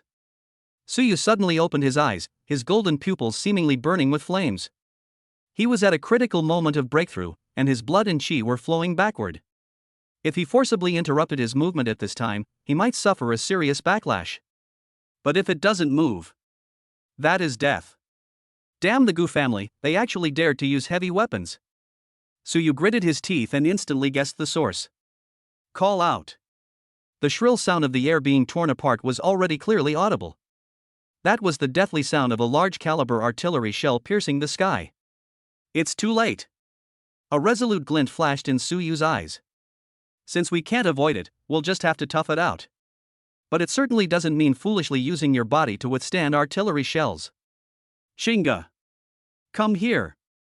With a loud shout, Suyu formed a hand seal, and the pure yang chi and blood in his body no longer rushed into the bottleneck, but instead frantically released outward, forming a golden chi and blood shield on his body surface. Without the slightest hesitation, Chuchinga transformed into a blur and rushed into Suyu's arms. Suyu grabbed her and then stomped his foot. Boom! The ground beneath their feet cracked open. Instead of running away, he took Chuchinga with him and crashed through the load-bearing wall next to them, falling deeper into the subway station and into a more solid underground bunker. The instant their figures disappeared. Rumble, rumble, rumble. The first high-explosive shell landed precisely at the subway station entrance. The terrifying explosion instantly engulfed everything. Flames shot into the sky, and the sturdy subway station was reduced to ruins in an instant. The shockwave, mixed with debris and high temperature, poured wildly into the passage. Then came the second shot, the third shot. The entire ground was shaking, as if it had been hit by a magnitude 7 earthquake. 10 meters underground, deep within the collapsed passage. It was pitch black all around, and the air was filled with a suffocating smell of dust. Suyu knelt on the ground, a huge concrete fracture pressing against his back, blood flowing down the corner of his mouth. The impact just now, even through several layers of walls, still damaged his internal organs. Cough, cough. He coughed violently, feeling as if all the bones in his body were about to fall apart. Master, master, are you all right? A faint, anxious voice came from inside her arms. Because Suyu shielded her tightly, Chuchinga suffered almost no harm. At this moment, she was using her glowing little hands to desperately push away the boulder pressing down on Suyu's back. Don't move, it will cause a second collapse. Suyu was breathing heavily, his voice hoarse, but his tone was unusually calm. I'm fine, I won't die. He felt the chaotic yet still vibrant energy within his body. A blessing in disguise. The extreme pressure of that life or death moment just now actually helped him forcefully break through the last obstacle. Click. It felt like something inside my body had shattered. A completely new power, several times stronger than before, surged from the dantian, rapidly repairing the damaged meridians and internal organs. The originally pale red blood and chi were now tinged with a rich golden glow. Congratulations, host. Breakthrough successful, rank 2 martial artist pure yang sacred body initial awakening. All attributes increased by 50%. Unlock new talent, pure yang golden body passive, greatly increases defense and resistance, and grants 50% immunity to Yin type attacks. Suyu suddenly exerted his strength. Rise. He actually managed to lift the several-ton concrete block on his back, then casually tossed it aside. Amidst the swirling dust, Suyu slowly straightened up. The horrific injuries were healing at a visible speed. His skin had a metallic sheen, and his eyes shone like 2 burning golden lamps in the darkness. If he was a sharp knife before, now, he is an unshakable steel plate, and also a sophisticated war machine. He's still alive? Suyu looked up at the blocked exit above him, his killing intent more intense than ever before. This shelling completely enraged him. This is no longer an assassination, this is an act of war. Good. Since you want to play big. Suyu turned to look at the deep underground tunnel that led to an unknown destination. According to the map, the end of this abandoned subway line connects to the third-grade monster lair on the other side of the city, which is the so-called source of the beast tide. Chinga, keep up. Suyu picked up the undamaged Mo Yuan longsword from the pile of rubble. We'll go around it underground. When we come out again, it will be time to send Wu Xiong and the Gu family to hell. Deep within the dark, deep underground tunnel, faint, chilling roars could be heard.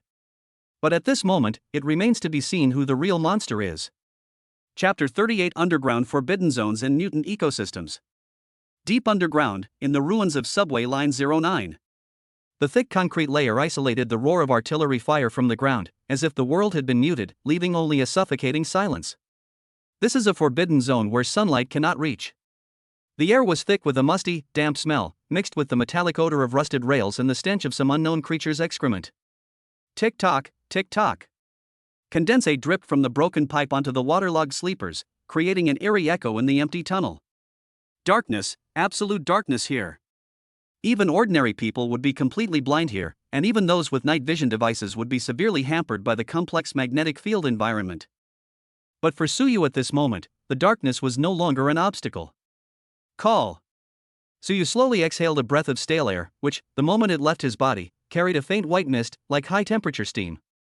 After breaking through to the second rank of martial artist, especially after awakening the pure yang sacred body, his body became like a human-shaped nuclear reactor. Golden energy surged through his veins, not only dispelling the bone-chilling cold from the earth, but also illuminating 2 faint golden lights in his eyes.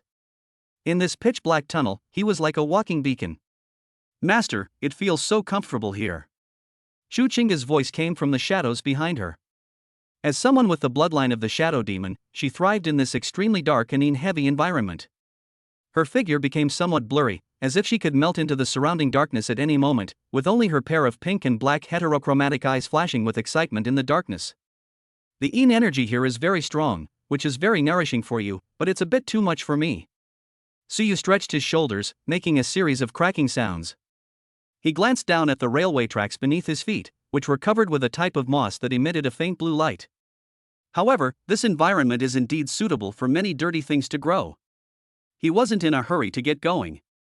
Now that we've decided to take this underground passage to uncover the secrets of that monster's lair, we must proceed with extreme caution. Impatience is a hunter's worst enemy, especially since he is now, in a sense, dead. Dead men have plenty of time. Suyu squatted down, stretched out his finger and rubbed it on the glowing blue moss, then put it to his nose and smelled it. Ghost-faced moss is a parasitic plant that only grows in places where corpses are piled up and the Yin energy is strong. Suyu's mind flashed with knowledge from the Warcraft encyclopedia, and he raised an eyebrow slightly. And judging by this growth density, the number of things that have died in this tunnel is probably in the tens of thousands. Ugh, it stinks. Chuchinga pinched her nose in disgust, but quickly let go and pointed to a spot not far ahead. Master, there seems to be movement in that big iron box up ahead. That was a decommissioned subway car in this section of the tunnel. The carriage had already derailed and was overturned against the wall. All the windows were shattered, and the carriage was riddled with holes from being corroded by an unknown strong acid, revealing the dark, gaping space inside. Suyu gripped the Mo-Yuan longsword tightly in his hand. The blade did not reflect light in the darkness. Instead, it seemed to be absorbing the light. Let's go take a look. This was not recklessness, but a trial run. He also wanted to know just how powerful his current second-grade pure yang golden body had become. The two of them, one in front of the other, moved as lightly as two cats, silently approaching the abandoned carriage. The closer you get, the clearer the rustling friction sound becomes. It looked like countless feet crawling on the metal sheet, or like some kind of arthropod rubbing its shell against each other. Just when Suyu was 5 meters away from the carriage. Hiss! A sharp screech suddenly shattered the silence. Immediately afterwards, countless dark shadows poured out from the broken car windows, the shattered car doors, and even the cracks in the roof. They were a group of enormous, mutated arthropods. They have 8 long legs like spiders, but their bodies are like elongated centipedes, with each segment of their carapace covered in a twisted pattern resembling a human face. What's most terrifying are their mouthparts, which are not only as sharp as pincers, but also constantly drip green venom that can corrode steel. System scan, ghost-faced centipede second-rank mid-tier magical beast. Characteristics, group behavior, highly venomous, hard carapace. Comment, this is like a crawling insect in a sewer. I suggest you just stomp on it and kill it. Quantity, 53. Suyu's purple pupils contracted slightly, and succubus eye dynamic capture was instantly activated.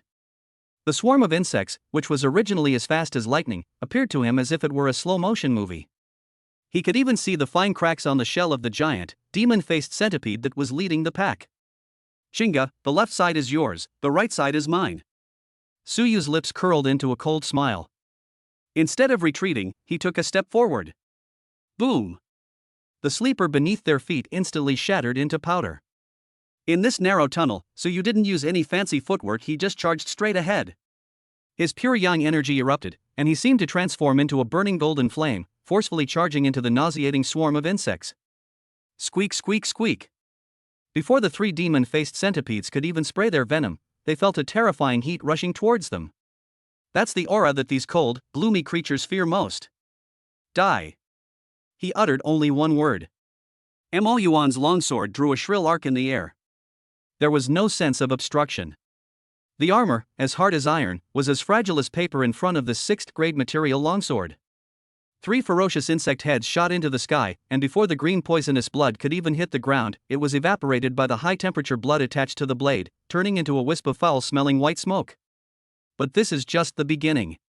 Surrounded by swarms of insects, Suyu felt no pressure. Instead, he felt every cell in his body cheering with joy. The pent-up frustration and anger accumulated from the previous bombardment found an outlet at this moment. Come on! Suyu let out a low shout, his muscles tensing, and the passive skill, Pure Yang Golden Body, was triggered. One of the elusive centipedes seized the opportunity to attack from the side, its sharp fangs biting into Suyu's arm. Clang! It actually produced a crisp, metallic clang.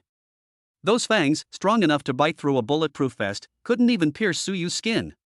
Instead, one of them broke off due to the enormous recoil. The centipede seemed momentarily stunned. But Suyu didn't give it a chance to think. He grabbed the centipede's head with his other hand and exerted force with his 5 fingers. Put! Like squeezing a tomato. The enormous centipede's head was crushed, and its juices splattered everywhere. Too weak. Suyu shook the filth off his hands, a hint of disappointment flashing in his eyes. Even a mid-level second-grade magical beast couldn't break through his defenses in his current state. The Pure Yang Holy Body's ability to suppress this evil creature is simply an unreasonable, dimensional reduction attack. On the other hand, Chuchinga's battle was a completely different story. She doesn't possess the kind of sweeping, violent aesthetics that Suyu has. She was like a ghost, wandering between shadows and crevices. With each flash of the black dagger in his hand, he would precisely pierce the joint of a demon-faced centipede's carapace, its only weak point. Hee, the brain of this big worm looks delicious. The little girl elegantly reaped heads while licking the blood off her dagger with her pink tongue, her expression a mixture of ecstasy and cruelty. In just 3 minutes. That concludes the battle. The abandoned carriage was surrounded by the corpses of the ghost-faced centipedes lying haphazardly. The green blood gathered into a stream, flowing into the gaps in the railway tracks. Suyu didn't even breathe. He walked to the largest corpse, which was clearly the insect king, and used the tip of his knife to pick out a crystal core that emitted a faint green light. A second-grade peak poison attribute crystal core is worth around 50,000 federal credits on the market. Suyu wiped the crystal core on his clothes and casually put it in his pocket. Although it's not worth much, it adds up. At this moment, Chuchinga also floated over, holding a few slightly smaller crystal cores in her hands, and handed them to Suyu like a treasure. "Master, here you go. Keep it for yourself and absorb it. The environment here is good for your cultivation." Suyu waved his hand, but his gaze went past the corpses scattered on the ground and looked into the interior of the abandoned carriage. He had noticed during the battle that although these ghost-faced centipedes were ferocious, they seemed to be intentionally or unintentionally protecting a certain corner of the carriage. "Shinga, be on alert." Suyu stepped over a corpse and entered the tilted carriage. The carriage was even darker, and the stench was even stronger. Among a pile of weathered seats, Suyu discovered a human skeleton. Judging from the degree of weathering of the bones, he has been dead for at least 10 years. The skeleton remained in the same posture it had when it was alive, tightly embracing something, as if it were guarding something. Within the skeleton's embrace grew an extremely alluring plant. It was only about the size of a palm, and its entire body was a strange blood-red color, with a small flower at the top that pulsated slightly like a heart. In the middle of the petals, you can even see vein-like structures. Suyu's pupils suddenly contracted. Even in the dim light, he could feel the astonishing energy fluctuations emanating from this plant. Suyu took a deep breath, quickly searching his memory for relevant information. The next second, his heart skipped a beat. A young blood bodhi plant, a grade 3 spiritual herb? Suyu found it unbelievable. Blood bodhi, a legendary top-grade spiritual medicine that can greatly purify a martial artist's blood and chi, and even has a chance to help a martial artist cleanse their marrow and tendons. How could it grow in such a dark and filthy place? Wrong. Suyu leaned closer for a closer look and quickly noticed something amiss.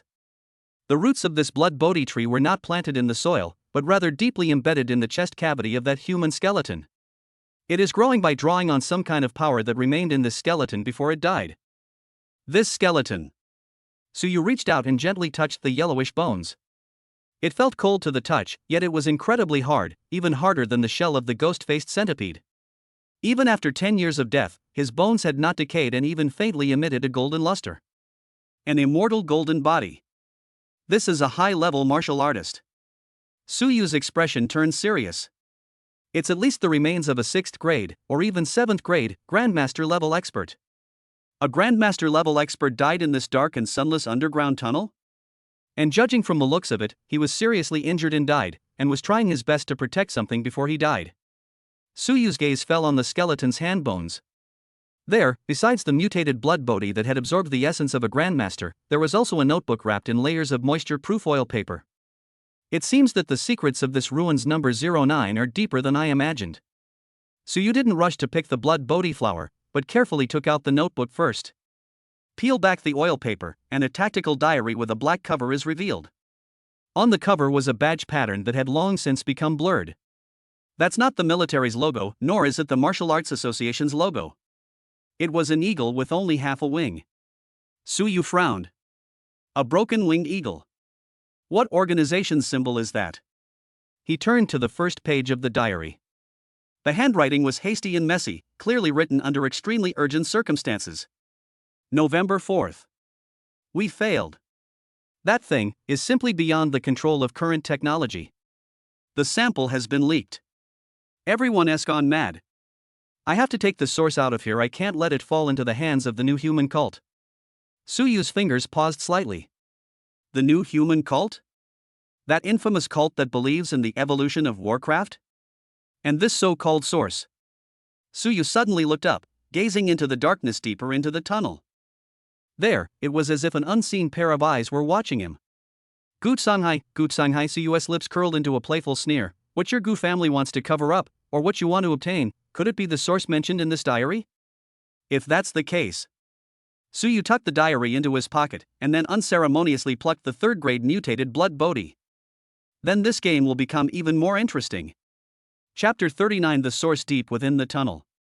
Subway line 09, deep underground. The moment Suyu plucked the blood body, he could clearly feel the plant trembling slightly in his hand, and the heart-shaped bud emitted a rich, dizzying aura of blood. Nice one. A glint of light flashed in Suyu's eyes. Although it is only a young plant, it is a mutated variety nurtured by a grandmaster-level expert with his own blood essence. Its medicinal effects are probably even more potent than those of a normal mature blood body. Chinga, clean this place up. Suyu did not rush to take it. In such a perilous environment, seclusion is a major taboo, and he had a premonition that this spiritual herb might be of greater use in the upcoming journey to the source of the beast tide. He carefully placed the blood bodhi seed into a specially made sealed box to isolate it from its odor. Then, his gaze returned to the black diary. Using the faint, cold light created by Chu Chinga's shadow abilities, Suyu quickly flipped through the notebook that recorded secrets from 10 years ago. As he read on, his expression grew increasingly serious. The owner of the diary is named Chen Feng, a senior security personnel or rather, an agent belonging to a secret research institute. 10 years ago, this research institute was conducting a taboo experiment called Creating a God Underground in the Ruins of Number 09. The core of the experiment is that mysterious substance called Source. November 6th. The third day of the escape. All my teammates are dead. By those once docile little white mice, no, now they are monsters. Source is like a catalyst, forcibly breaking the chains of species evolution. But the price is losing one's mind and becoming a beast that only knows how to kill. November 7th.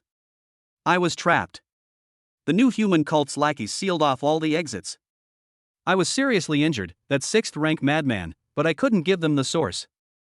I hid the source at the end of the tunnel, in that backup ventilation shaft that only I know about. The diary ends here. The last few pages were soaked in large patches of blood, stuck together and impossible to separate. Suyu closed his diary, his eyes deep. The God-making project, the catalyst for evolution. He stood up and looked towards the deep end of the tunnel. No wonder the annual beast tides always erupt from this area of Ruins 09. It turns out that the so-called source is constantly radiating energy, stimulating the surrounding creatures to mutate. And the Gu family, Suyu sneered, that old fox Gu Songhai, since he dared to use heavy weapons here, means they must know something. In fact, the Gu family may even be one of the sponsors of that new human cult back then. This is no longer a simple family feud. If the Gu family gets their hands on that source, not only will Suyu himself be doomed, but the entire Jiangnan base city will likely suffer as well. Originally, I just wanted to kill a few people to get revenge, but now it seems I also have to play the role of a savior? Suyu made a sarcastic remark, but the fighting spirit in his eyes did not diminish. Fortune favors the bold. That source that even grandmasters would risk their lives to protect, if it were some kind of high-level energy crystal. Isn't this the super feed specially prepared for my infinite feedback system? Walk. Suyu waved his hand, go check out that backup ventilation shaft. At the same time. Ruins number 09, ground command vehicle. Report. The shelling area has cooled down. Drones are conducting low-altitude reconnaissance. The technician's voice trembled slightly, but no signs of life were found. The target area has collapsed severely, and thermal imaging cannot penetrate it. Wu Xiong sat in a leather chair, toying with 2 iron walnuts in his hands, his face gloomy. I want to see him alive or dead. He suddenly stood up. Notify the scavenger team to bring heavy excavation equipment and proceed to the site immediately. Furthermore, have the 3rd Squadron stationed in Area C cordon off the surrounding 5 kilometers. Not even a fly is allowed to get out. Wu Xiong was unaware that Suyu had already slipped away underground. In his view, even the most exceptional freshman would be crippled and buried under that density of artillery fire, if he didn't die. But what he didn't know was that the real threat had not been buried. Instead, they are approaching the source of the beast tide deep underground, towards their core interest area, the one that the Gu family has secretly guarded for many years. The underground passage is still 3 kilometers away from its end. The environment is becoming increasingly bizarre. On the walls of the abandoned subway tunnel, a large number of luminous fungi began to appear. The air was not only humid, but also filled with visible spore dust. If an ordinary person inhales this dust, their lungs will be covered with mushrooms within minutes, leading to suffocation and death. However, Suyu was protected by pure yang qi in blood. With each breath, the high temperature in his body would instantly burn these spores into ashes. Master, it's so scary up ahead.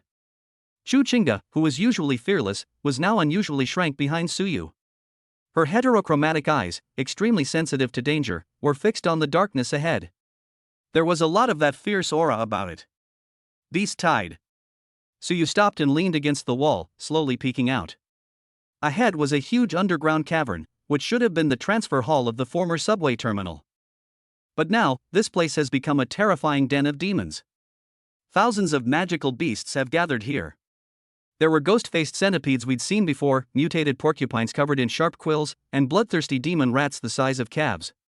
These species, which usually prey on each other, were now strangely peaceful, lying on the ground, trembling as they faced the center of the hall, as if on a pilgrimage. In that direction where the ticket hall should have been was now occupied by a huge, translucent tumor emitting a faint purple light. The tumor was as tall as a 3-story building, its surface covered with blood vessels and veins, and with each pulsation, a visible purple ripple would spread outwards.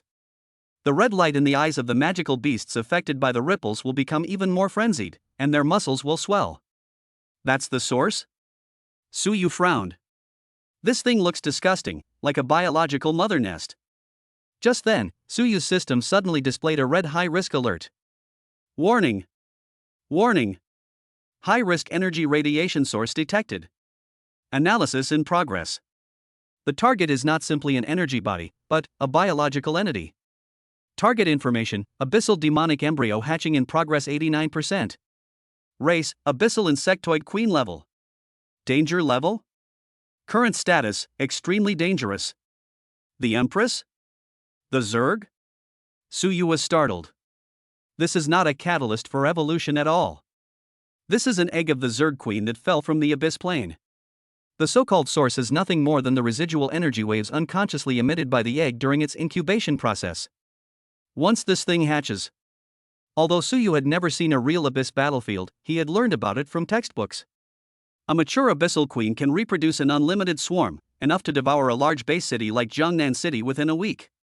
That was a natural disaster.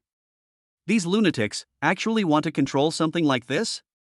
Suyu finally understood why the researcher had said back then, even if it means death, we cannot give it to them. Moreover, Suyu astutely noticed. Dozens of figures dressed in full-body biohazard suits were busy around the huge purple tumor.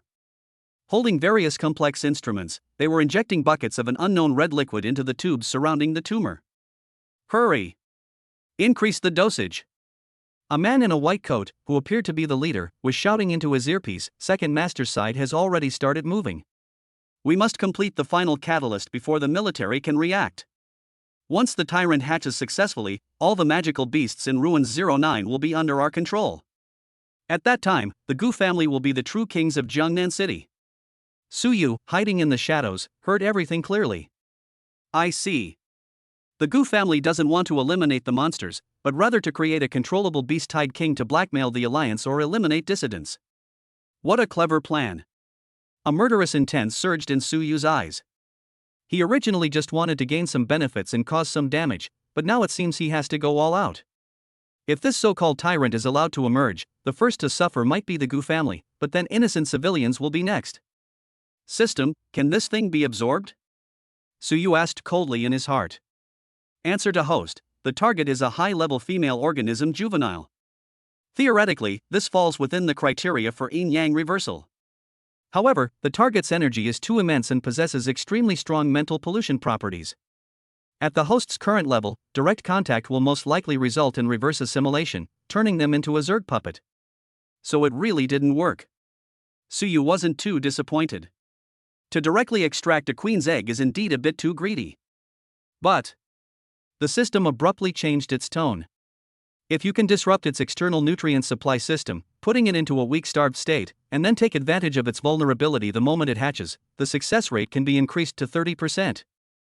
30%. Suyu licked his lips, a hint of madness flashing in his eyes. This is the look in a gambler's eyes when they see an absolutely amazing hand. That's enough. For someone accustomed to walking the line between life and death, a 30% chance of success is not only enough to risk everything, but could even be considered a very high level of confidence. Shinga. Suyu said in a low voice. Exist. See those guys in protective suits pouring medicine? Suyu pointed to the busy researchers below. I want you to cut off all those delivery pipes without alerting those magical beasts. Chuchinga tilted her head, looking down at the ocean like tide of beasts. Her face paled slightly, but she immediately revealed her signature Yandere smile. So many monsters. But is it okay as long as we don't make a sound? Leave it to me, master. Chinga is the best at playing hide and seek. After she finished speaking, her body gradually became transparent, and finally turned into an almost invisible black shadow, sliding along the ground towards the center of the hall. Suyu, meanwhile, quietly tightened her grip on Mo Yuan's hand and began to regulate her breathing. He wanted to be the hunter who delivered the fatal blow amidst the chaos. The moment Chu Chinga infiltrated into position. Click. A slight, crisp sound. The first large pipe carrying the nutrient solution was silently severed by an invisible blade. The red nutrient solution gushed out instantly, splashing all over the researcher who was intently looking at the data next to him. Damn it! What happened? The pipe burst? The researcher screamed in panic. Before he could react. Put. Put. Put. One cracking sound after another rang out. All 12 main delivery tubes surrounding the giant sarcoma broke in the same second. Red liquid sprayed out like rain, and the strong smell of blood instantly filled the air. The abyssal demonic fetus, which was originally dormant and incubating, suddenly lost its energy supply, and the huge tumor contracted sharply. Immediately afterwards. Buzz. A mental shockwave filled with rage and hunger erupted from the center of the tumor. This mental wave not only shattered all the glass instruments in the hall, but also directly awakened countless sleeping low-level magical beasts.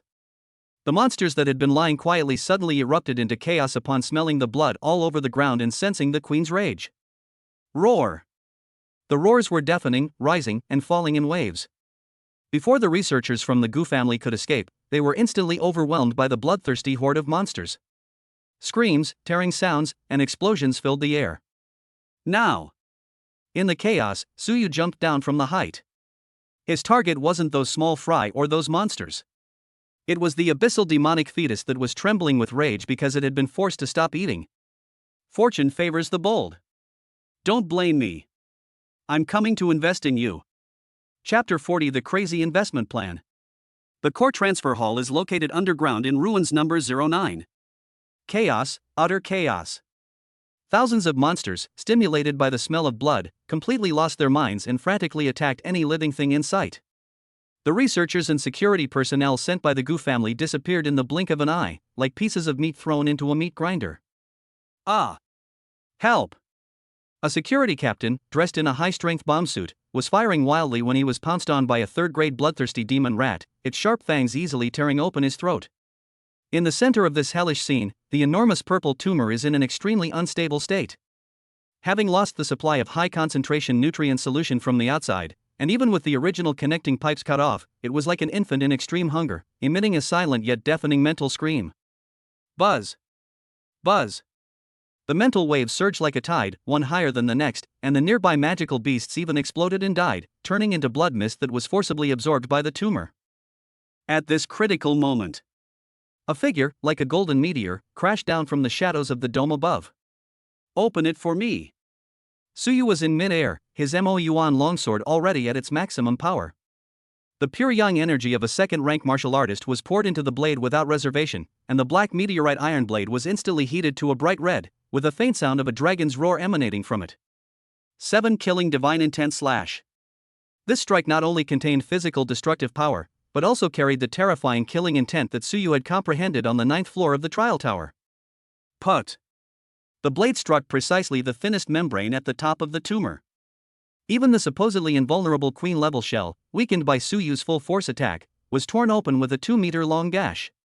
Purple slime gushed out, accompanied by an even more terrifying mental shock. Suyu was the first to be hit. It felt like someone had smashed a giant sledgehammer into the top of his head. He groaned, blood trickling from the corner of his mouth, and his consciousness nearly faded. But the golden light in his eyes grew even more intense. Instead of retreating, he burrowed into the tumor through the crack. Warning! The host has entered a high-risk organism. Environmental analysis: high-concentration corrosive acid, extreme psychological pollution. Pure Yang Golden Body passive defense activated. Consumes 200 HP per second. Upon entering this Empress's palace, Suyu felt as if he had fallen into a pool of sulfuric acid. All around were slippery, writhing fleshy walls, with countless tiny tentacles trying to wrap around it, wanting to digest the intruder into nutrients. The pure yang protective shield on the body surface emitted a hissing sound and was thinning at a speed visible to the naked eye. Damn, that's awesome. Suyu gritted his teeth. Retreating now meant certain death. He suddenly reached out and grabbed the pulsating, basketball-sized purple crystal at the core of the tumor. That was the life core of this unhatched Zerg queen, and also her brain. Since you want to eat, I'll feed you all at once. System. Maximum power. Activate yin-yang reversal. Since we can't inhale directly, let's do the opposite. First, feed it with pure yang qi and blood to disrupt its internal energy balance, and then, the moment it suffers from indigestion, plunder it in reverse. His blood and energy surged like a burst dam, rushing down his arm and into the purple crystal. For abyssal creatures with an yin attribute, pure yang energy is both a deadly poison and an irresistible delicacy. The core, which had been struggling in anger, strangely paused for a moment upon contact with this pure and yang energy. Immediately afterwards, it instinctively began to greedily devour the energy, and even actively extended its tentacles to wrap around Suyu's arm. System notification: the target is actively absorbing the host's essence. Verification passed. Prerequisites for yin-yang reversal met. Now. Suyu's eyes widened, and it seemed as if vortexes were swirling within his golden pupils. Spit it out, you son of a bitch. The Zerg core, which had just taken a bite of its feast and was about to enjoy it to the fullest, suddenly sensed something was wrong. The incoming energy suddenly transformed into hooks, not only hooking its source but also generating a suction force even more terrifying than a black hole. Activate infinite feedback mechanism. Target of extremely high level detected. Abyss Queen lava. Multiplier locked, 10x critical hit. Boom. An indescribable surge of immense energy flowed back up Suyu's arm. This is no ordinary qi and blood, it is the energy of a leap in life level. This is the Empress's essence, containing a trace of the power of rules. Ah! Suyu couldn't help but look up to the sky and roar. The pleasure and pain of his body being torn apart and reassembled were so intense that he was almost driven mad. His skin cracked and healed in an instant, the new skin showing a denser, jade-like luster. The bones inside his body emitted a thunderous cracking sound, and the originally white bones began to be stained with a light purple metallic luster. Qi and blood plus 100. Qi and blood plus 200. Special bloodline factors detected, fusing in progress. Gained new trait, Insect King's aura passive, grants innate dominance over insects. Low-tier abyssal creatures. Mental strength greatly enhanced. The 7 killing divine intent is evolving. But outside the home. That once invincible, enormous tumor was now like a deflated balloon, rapidly shrinking away. It was trembling, it was wailing, it was filled with fear. This was something its kind had never encountered before since its birth. Its prey, meant to be its food, was eating it. Sensing the fall of the Emperor, the horde of monsters in the hall went even more frenzied. They charged toward the center recklessly, wanting to tear apart the intruder who was blaspheming the gods. But at that moment... Roll! A roar, devoid of any emotion yet brimming with supreme authority, emanated from the withered tumor. The sound wasn't loud, but it seemed to explode directly in the depths of the souls of all the magical beasts. It was a suppression originating from the source of one's bloodline. That is the true majesty of an emperor. The hundreds of monsters charging at the front came to a sudden stop at the roar, and some even crashed into a heap due to inertia. They trembled and lay prostrate on the ground, the ferocious red light in their eyes instantly fading, replaced by deep fear. Put. A large hand tore open the dried, grayish-white flesh membrane. Suyu slowly walked out. His clothes had been reduced to ashes by the intense heat and corrosion, leaving him shirtless and revealing a perfectly sculpted physique. His long hair moved without wind. His originally short black hair had grown longer, with a faint purple tinge at the ends. But what's most striking is his eyes. His left eye still burned with that brilliant gold, a symbol of the pure young holy body. Her right eye, however, turned into a deep, eerie purple, a mark left after she devoured the Abyss Queen's essence.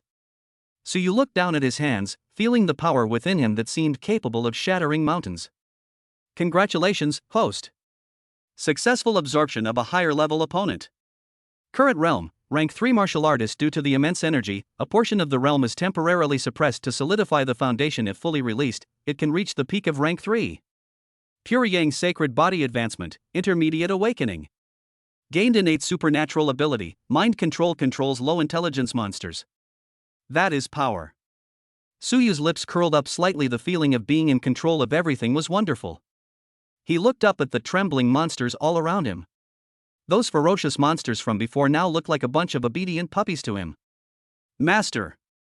You're amazing! With a flash of shadow, Chu Chinga appeared beside Suyu. The little succubus looked at Suyu, who was not only alive but also had a completely different aura. Her eyes were practically sparkling, and she even had an instinctive urge to worship him. Suyu reached out and touched her head, then looked at the corpses of the Gu family researchers who had been trampled into a bloody pulp by the monsters. I accept the gift from the Gu family. Suyu's voice was icy, echoing in the blood-soaked underground hall. But since I've accepted the gift, I should reciprocate. He closed his right eye, took a deep breath, and then suddenly opened it. An invisible spiritual wave instantly enveloped the entire area. All, obey my command. Roar! The thousands of monsters present simultaneously responded with low growls, their voices perfectly synchronized and chilling. Suyu pointed to the gap leading to the ground that had been blown open by the Gu family. Go up! Give those people waiting outside to collect the bodies a big surprise. The ground, above the ruins. Huge excavators are clearing the collapsed entrance. Wu Xiong stood to the side with his hands behind his back, watching the progress with some impatience. Still haven't you dug through? A bunch of useless trash. Just then, the ground suddenly began to shake. It wasn't the kind of vibration you feel when a heavy object falls to the ground, but rather the kind of tremor you feel when thousands of horses gallop. The technician in charge of operating the life detector suddenly let out a terrified, distorted scream. Battalion commander. The underground is full of red dots. What is that? Boom! Before he could finish speaking, the entrance to the ruins, which had only been partially cleared, exploded as if a volcanic eruption had occurred. Countless hideous demon-faced centipedes, bloodthirsty rats, and mutated porcupines surged forth from the dust-filled sky like a black tide. At the very top of this beast tide that changes the very fabric of the world, a figure stood proudly on the shoulder of a mutated giant ape that was 5 meters tall. He was shirtless, holding a black knife, his eyes were like a demon's, and he was looking down at Wu Xiong, who had a blank expression. Hey, Commander Wu. Suyu's voice pierced through the clamor of the battlefield, clearly reaching everyone's ears. I heard you were looking for me? Chapter 41 The King Returns, Blood Debts Pay In. Ruins number 09, surface entrance area. Dust obscured the sky and blocked out the sun. But what was even more suffocating than the dust was the bloody storm that surged forth with the beast tide. Fire! Fire! Wu Xiong roared hoarsely, frantically pulling the trigger of his heavy tactical pistol until the firing pin made a hollow click-click sound. But in the face of that overwhelming tide of beasts, this amount of firepower was like a pebble thrown into the ocean. Boom! Boom! Several excavators and armored command vehicles that had not yet been evacuated were instantly overturned by more than a dozen mutated rhinos the size of tanks. The ear-piercing sound of steel twisting and turning, mixed with the screams of soldiers, formed the prelude to this symphony of death. At this moment, the roles of hunter and prey were completely reversed. Those magical beasts that human warriors usually regard as experience packs and material stores are now displaying a despairing level of discipline under the command of the man standing on the giant ape's shoulder. Instead of blindly tearing and biting, they acted like a well-trained army, quickly dividing and surrounding all the Gu family's private soldiers and the scavenger squads on the scene. Suyu! Wu Xiong watched the scene with bloodshot eyes, a mixture of extreme fear and incredulous anger. You actually control magical beasts? You are a heretic of the new human cult. You have betrayed humanity. Even as death loomed, this loyal dog who cared for his family still tried to pin the blame on Suyu, lest he be doomed to die. Standing atop the 5-meter-tall ironback demon ape, Suyu looked down at Wu Xiong, who resembled a stray dog. The wind lifted his slightly tattered trouser legs, revealing muscle lines that gleamed with a cold, hard, jade-like luster in the firelight. Betray? Suyu's lips curled into a mocking smile, and his voice, amplified by his internal energy, boomed like a great bell, drowning out the noise of the battlefield. Gu Sanghai didn't hesitate to use heavy artillery to bombard the student mission area in order to kill me, and even secretly incubated the abyss demonic embryo to create a beast tide. This is the real betrayal of humanity. As for these beasts... Suyu raised his right hand and snapped his fingers lightly. Smack! The pack of beasts, which had been tearing each other apart, suddenly stopped. Although the blood-soaked monsters were still growling, they managed to suppress their killing instincts and obediently retreated to both sides of Suyu, making way for Wu Xiong. They are not only more pragmatic than you, but they also know better who the real king is. Suyu lightly touched the ground with her toes, and her whole body floated down from the giant ape's shoulder like a falling leaf. It landed silently. But with each step he took forward, the terrifying aura emanating from him, a mixture of pure yang energy and the oppressive power of the insect emperor, made the surrounding air grow heavier. You stay away. Wu Xiong retreated step by step. His guards had long been scattered or killed by the beast tide, and now he was truly all alone. As a low-level 4th-rank martial artist, he couldn't muster the courage to resist under the oppressive presence of Suyu, who was nominally a 2nd-rank martial artist but was actually a monster. Battalion Commander Wu, you enjoyed the artillery barrage earlier, didn't you? Suyu held the black sword Mo Yuan diagonally to the ground, the tip of the blade drawing sparks across the gravel. Even if I hide underground, you will still send people to dig up my body. Since you're so eager to see me, here I am. Why are you scared now? Damn it! I'm a 4th-rank martial artist. Why would I be afraid of a mere student like you? Driven to the brink, Wu Xiong finally snapped. A cornered dog will jump over the wall. He roared, and his earth-yellow aura shone brightly, instantly covering his skin with a thick layer of rock armor. This was the signature defensive technique of Earth-type ability warriors, rock armor. Die! Wu Xiong stomped his foot on the ground, causing it to crack. He was like an out-of-control heavy truck, swinging his huge fists, which were encased in rocks, and smashing them towards Suyu's face with a whooshing sound. This punch was powerful and heavy, enough to shatter the armor of a tank. However, Suyu didn't even lift his eyelids. In the view of succubus eye motion capture, Wu Xiong's seemingly fierce movements were as slow as radio calisthenics. The current Suyu is no longer the novice who needed to rely on scheming and sneak attacks to kill people of higher levels. Although his cultivation level was compressed to the 3rd rank after he devoured the Empress's essence, his physical strength and explosive power had already surpassed that of an ordinary 4th rank. Too slow. Suyu whispered. There are no fancy footwork techniques or complicated moves. Only the simplest and most brutal strike. Pure yang draw sword slash. Clang. A dazzling golden red blade of light flashed across the dimly lit battlefield. The intense heat contained within the blade's edge even caused distorted ripples in the air. We passed each other by. Suyu remained in the posture of wielding his knife, standing quietly 5 meters behind Wu Xiong. A drop of crimson blood rolled down the blade of the Mo Yuan sword, instantly evaporating due to the sword's intense heat. This is impossible. Wu Xiong remained frozen in place, still in the posture of throwing a punch and charging forward. His rock armor was incredibly tough, enough to withstand the bombardment of armor-piercing bullets. However, in front of Mo Yuan, and in front of that 6th-grade divine weapon imbued with pure yang energy, it was like being made of tofu. Click. A soft, crisp sound. A neat, thin line appeared from the waist down on Wu Xiong's thick rock armor. Immediately afterwards. Puff. Fresh blood gushed out of that thin line like a fountain. Wu Xiong's upper body did not fall down because his spine was not completely broken. He lowered his head with difficulty, looking at his body that was almost cut in half at the waist, the life in his eyes rapidly fading away. What monster are you? I am Suyu. Suyu turned around and looked coldly at the once high-ranking officer, as if he were an ant. When you get down there, remember to visit Gut Sanghai in a dream and tell him. Suyu walked up to Wu Xiong, reached out, and gently pushed his forehead. I will go and send him to reunite with you soon. Thump. Wu Xiong's body fell heavily to the ground, his eyes wide open, dying with his eyes still open.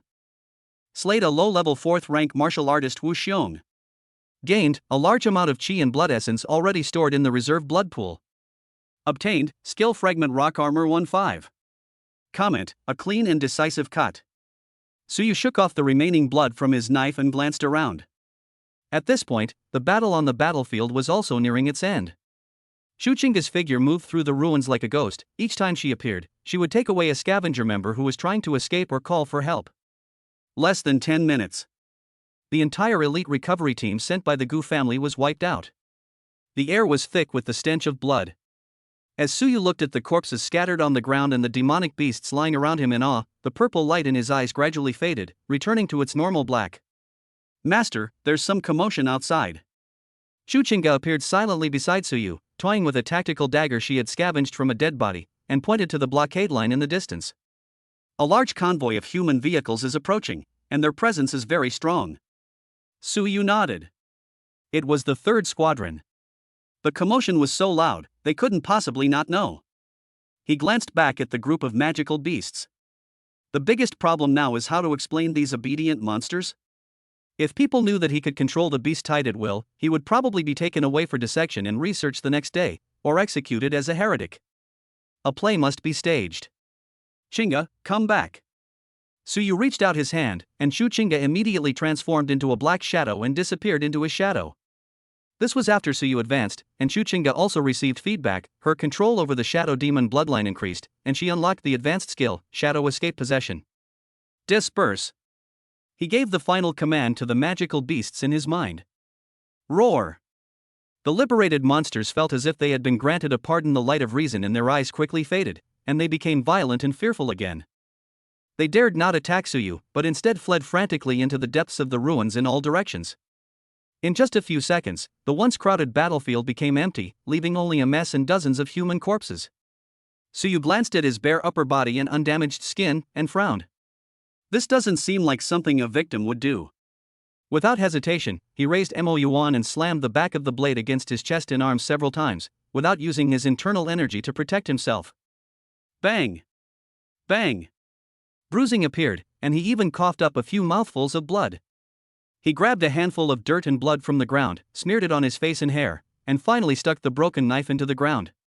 After doing all this, Suyu leaned back beside the giant ape's corpse, adjusted his breathing, and made his face turn as pale as paper. In the distance, blinding beams of searchlights swept over. The roar of armored vehicles grew closer. Chapter 42: The Self-Cultivation of a Master Actor.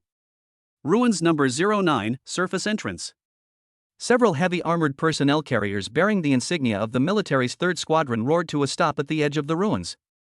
The blinding searchlights illuminated the area, which had just been ravaged by blood, as if it were daytime. Quickly! Team 1, cordon off the scene. Team 2, set up a medical station. Team 3, follow me for search and rescue. A middle-aged military officer in a lieutenant colonel uniform jumped out of the car, his face full of anxiety. He is Lucian, the commander of the 3rd Squadron. The explosion here was so loud that it even triggered an earthquake monitoring and early warning system on the outskirts of the base city. Moreover, according to the reconnaissance report, the Gu family's cleaning squad was completely wiped out here. If it really involves a large-scale beast tide or cult attack, then he can forget about keeping his official hat. Sir! There are vital signs over there. A soldier shouted. Lucian looked in the direction the soldier was pointing, and his pupils suddenly contracted. Beside the carcass of a giant iron-backed demon ape, Suyu, the freshman who had been the focus of the entire city's attention, leaned there, covered in blood.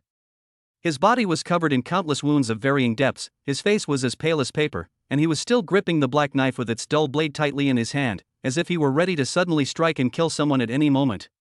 What was most shocking was the dense circle of monster corpses surrounding him, and the corpses of the Gu family's private army lying haphazardly on the outer edge. This was done by him all by himself? Lucian gasped. He could sense that the dead ironback demon ape was at least a peak 3rd-grade demon ape, and with the 2nd-grade demon beast scattered around, and even the corpse of Wu Xiong, the notorious executioner of the Gu family, nearby. Is this really something a freshman could do? Cough cough. Seemingly stimulated by the light, Suyu struggled to raise his hand to shield his eyes and coughed violently, with blood oozing from the corner of his mouth with each cough. At this moment, his eyes were glazed over, and he looked extremely weak. Where was the godlike and demonic aura he had displayed when he commanded the beast tide? Quick! Doctor! Put him on a stretcher. Lucian, disregarding his shock, rushed forward immediately. In any case, Suyu is now a key witness and someone that certain high-ranking military officials specifically requested to protect. Several military doctors rushed over in a flurry of activity. When they tried to take the Mo Yuan blade from Suyu's hand, Suyu, who had been in a daze, suddenly opened his eyes, and a sharp, knife-like killing intent instantly erupted. Don't move, my knife. The military doctor was so frightened that his hand trembled, and he almost dropped the first aid kit. Lucian quickly stepped forward and held down the military doctor, then said to Suyu in a deep voice, Suyu, you're safe now. I'm Lucian from the 3rd Company. This is a military-controlled area now, no one can hurt you.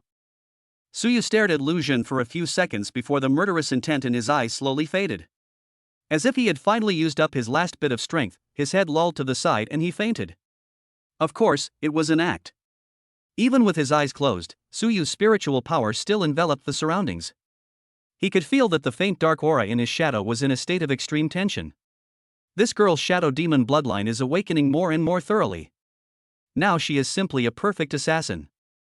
Unless it is a powerhouse like the principal or a mentalist who specializes in perception, no one can detect her hiding in my shadow. Suyu thought to himself, while simultaneously giving Chuchinga the order to absolute silence. 1 hour later, at the General Hospital of the military in Jiangnan Base City. The area outside the special care ward was already packed with reporters and informants from various factions. The news that Suyu had come back to life in Ruins 09 and had even killed the Gu family's hunting team spread like wildfire throughout the entire high-level circle. Inside the ward, Suyu lay on the snow-white hospital bed, her body wrapped in bandages, with an 4 drip in her left hand. In fact, his injuries had been mostly repaired when he devoured the insect emperor's essence. Now, most of these so-called wounds are superficial injuries he caused himself, or bruises forced out by his internal energy. This kid's got a tough life. A deep voice rang out in the ward. The visitor was an elderly man with gray hair, wearing a Zhongshan suit. Although he looked like an ordinary old man, the imposing and dignified aura he exuded made Lieutenant Colonel Lu Jun, who was standing next to him, not dare to breathe loudly. It was Luo Tianqing, the president of Jiangnan Martial Arts University. A 7th grade grandmaster. Luo Tian walked to the bedside, looked at Suyu who wasn't actually unconscious, and said with a half smile, "All right, stop pretending. I know you're awake. That kind of superficial injury shouldn't have made you unconscious for so long." Suyu slowly opened her eyes. Pretending to be asleep in the presence of a master is clearly unwise. He sat up, showing no embarrassment whatsoever, and instead politely greeted, "Hello, principal." "Good my ass." Luo Tianqing snorted, pulled up a chair and sat down. "Do you know how big a mess you've made today? The Gu family's complaint calls have been ringing off the hook. They're saying you colluded with a cult and massacred friendly forces who went to rescue them during a beast tide." "Rescue?" Suyu sneered. "If bombarding the trainees with heavy artillery counts as a rescue, then should I send a banner to the Gu family right now?" Luo Tianqing gave Suyu a deep look. As a seasoned veteran, he certainly knew what kind of people the Gu family were. But what surprised him was Suyu's attitude. Faced with such a potentially fatal accusation and immense pressure, this freshman was remarkably calm, even to the point of appearing completely confident. "I will protect you from the Gu family's matter. After all, they're using artillery fire on my turf, which is a slap in the face to me, Luo Tianqing." Luo Tianqing changed the subject, his eyes, which seemed to see right through people, fixed intently on Suyu. "But there's something I'm curious about. Wu Xiong is a 4th-rank martial artist. Although he is a fake who got there by taking drugs, the defensive power of his rock tiger armor is well known among those of the same rank. How did you manage to cut him in half at the waist with one stroke? Don't talk to me about breaking through in the heat of battle. Even at the peak of the 3rd rank, it would be difficult to break through defenses to this extent. Unless, you're not using only 2nd-grade power." The air in the ward fell silent instantly. That's the key point. Suyu's combat capabilities have far exceeded expectations. If he doesn't give a reasonable explanation, even if Luo Tianqing wants to protect him, he will still harbor resentment. After all, no one wants to raise a monster whose background is unknown. Suyu remained silent for a moment. He knew that if he lied at this moment and said, "I didn't see clearly that it was actually cracked by itself," he would be making a fool of the Grandmaster. But matters concerning the system must absolutely not be discussed. "Principal, have you ever heard of pure yang blood burning?" Suyu raised her head, her eyes sincere. "This is a forbidden technique I saw in a fragment of an ancient book in the library. It burns half of the body's essence and blood to instantly unleash 3 to 5 times the power. In that situation, I had no choice. It was either him or me." After saying that, Suyu secretly reversed the flow of qi and blood in his body, and his face instantly became even paler. He even vomited a mouthful of black blood. This is a real injury. To cover up a lie, self-harm is absolutely worthwhile. Luo Tianqing reached out and placed his hand on Suyu's wrist. A gentle yet vast stream of true energy entered Suyu's body. A moment later, Luo Tianqing frowned. Although the meridians are strong, there are indeed signs of atrophy due to overexertion. The deficiency of qi in blood is indeed a side effect of using some kind of explosive secret technique. Luo Tianqing believed about 80%. After all, in the world of martial arts, all sorts of forbidden techniques involving desperate measures are constantly emerging. Suyu possesses the pure yang holy body, and his blood and qi are extraordinary, so it is reasonable that he can unleash such a powerful burst technique. Nonsense! You're so young and you don't even care about your own foundation. Luo Tianqing withdrew his hand. Although his tone was stern, the doubt in his eyes had dissipated considerably, replaced by a hint of appreciation for talent. Even if it's just half of your essence blood, it would take half a year to replenish it. Your cultivation over the past 6 months has been wasted. As long as you can survive, nothing is not worth it. Suyu wiped the blood from the corner of his mouth and said calmly, besides, if we don't teach those mad dogs from the Gu family a lesson, they'll bite even harder next time. Looking at the determined-looking young man before him, Luo Tianqing sighed inwardly. This young man is decisive and ruthless, with a resilient character. He is a rough gem. That's just his personality, too stubborn, too easily broken. Alright, we can talk about recovering from your injury later. Although you acted impulsively this time, you did indeed do a great job. Luo Tianqing stood up, took a USB drive out of his pocket, and threw it on Suyu's quilt. This is data extracted from Wu Xiong's body recorder when the military was cleaning up his body. Although it was partially damaged, it just happened to preserve the footage of him ordering the artillery to fire and you killing him in return. With this, it's self-defense. No one can convict you. Suyu picked up the USB drive, a glint of shrewdness flashing in his eyes. This is good stuff. Thank you, Principal. Don't thank me yet. The Gu family suffered such a huge loss this time, losing a battalion commander and an elite squad. They certainly won't let this go. Luo Tian walked to the door, then suddenly stopped and spoke with his back to Suyu. They dare not use overt methods. But covert ones, be careful. Also, the military has already investigated what's under those ruins. Although the site was destroyed and nothing was found, I want you to know what you should and shouldn't say. Suyu's heart stirred. It seems the military wasn't entirely unaware, but simply lacked evidence. The corpse of the abyss demonic embryo must have been devoured or taken away by the fleeing demonic beasts long ago. As for the most important insect emperor's essence, it has already melted into its right eye and body. I know nothing. Suyu calmly replied, I just got lost, got bombed, and then fought back. That's all. Luo Tianqing turned around and smiled meaningfully. Very good. Then get some rest. By the way, as compensation for the victims this time, the school has decided to reward you with an opportunity to enter the Enlightenment Room. That's a highly sought-after place, even senior students fight tooth and nail for it, so don't waste it. After saying that, Luo Tianqing pushed open the door and left. Wait until the footsteps completely disappeared. Suyu finally breathed a sigh of relief. The cold sweat on his back had soaked through his hospital gown. Trying to outdo a master actor is something no human can do. Master, that old man is so scary. The shadow under the bed shifted, and Chu Chinga's little head popped out, looking terrified. His gaze just now seemed to see right through Chinga. He did sense something, but he chose to turn a blind eye. Suyu leaned against the headboard, fiddling with the USB drive. Luo Tianqing, that old fox, values what he sees as worth. As long as Suyu demonstrates sufficient value and stands on the school side, even the smallest secret will be seen as a privilege of genius. Alright, for the next few days, we need to act as a seriously injured patient. Suyu's lips curled up slightly. I'll take this opportunity to digest what's inside my body, and while I'm at it, I'll investigate what other wonderful uses this newly awakened insect emperor's aura has. Chapter 43 Special Nighttime Care, Seniors Visit. Late at night, at the Jiangnan Military General Hospital, in the top-floor intensive care unit. This is one of the most secure places in the entire base city, but that didn't stop Suyu from feeling a bit hot. The moonlight outside the window was cool and clear, spilling onto the white sheets, but it could not suppress the surging heat within Suyu's body, which was like a live volcano. After devouring the origin of the abyss demon embryo, although the system temporarily suppressed the breakthrough in realm, the enormous and terrifying yang energy did not disappear into thin air. They are currently melting into Suyu's limbs and bones, resonating intensely with his original pure yang holy body. Every muscle was burning hot, and blood flow was 3 times faster than normal. This feeling of excess energy was torture for someone lying in a hospital bed pretending to be dead. Call. Suyu exhaled a hot breath, reached out and pulled open the collar of his hospital gown, revealing his strong and muscular chest. Master, are you feeling very unwell? A soft, slightly cool voice suddenly rang out beside the bed. The shadow that had been still under Suyu's bed began to slowly wriggle and bulge as if it were alive. Immediately afterwards, a pale, slender hand emerged from the shadows, followed by a waterfall of black hair. Finally, Chuchinga, like a lotus flower emerging from ink, silently knelt down beside Suyu's bed.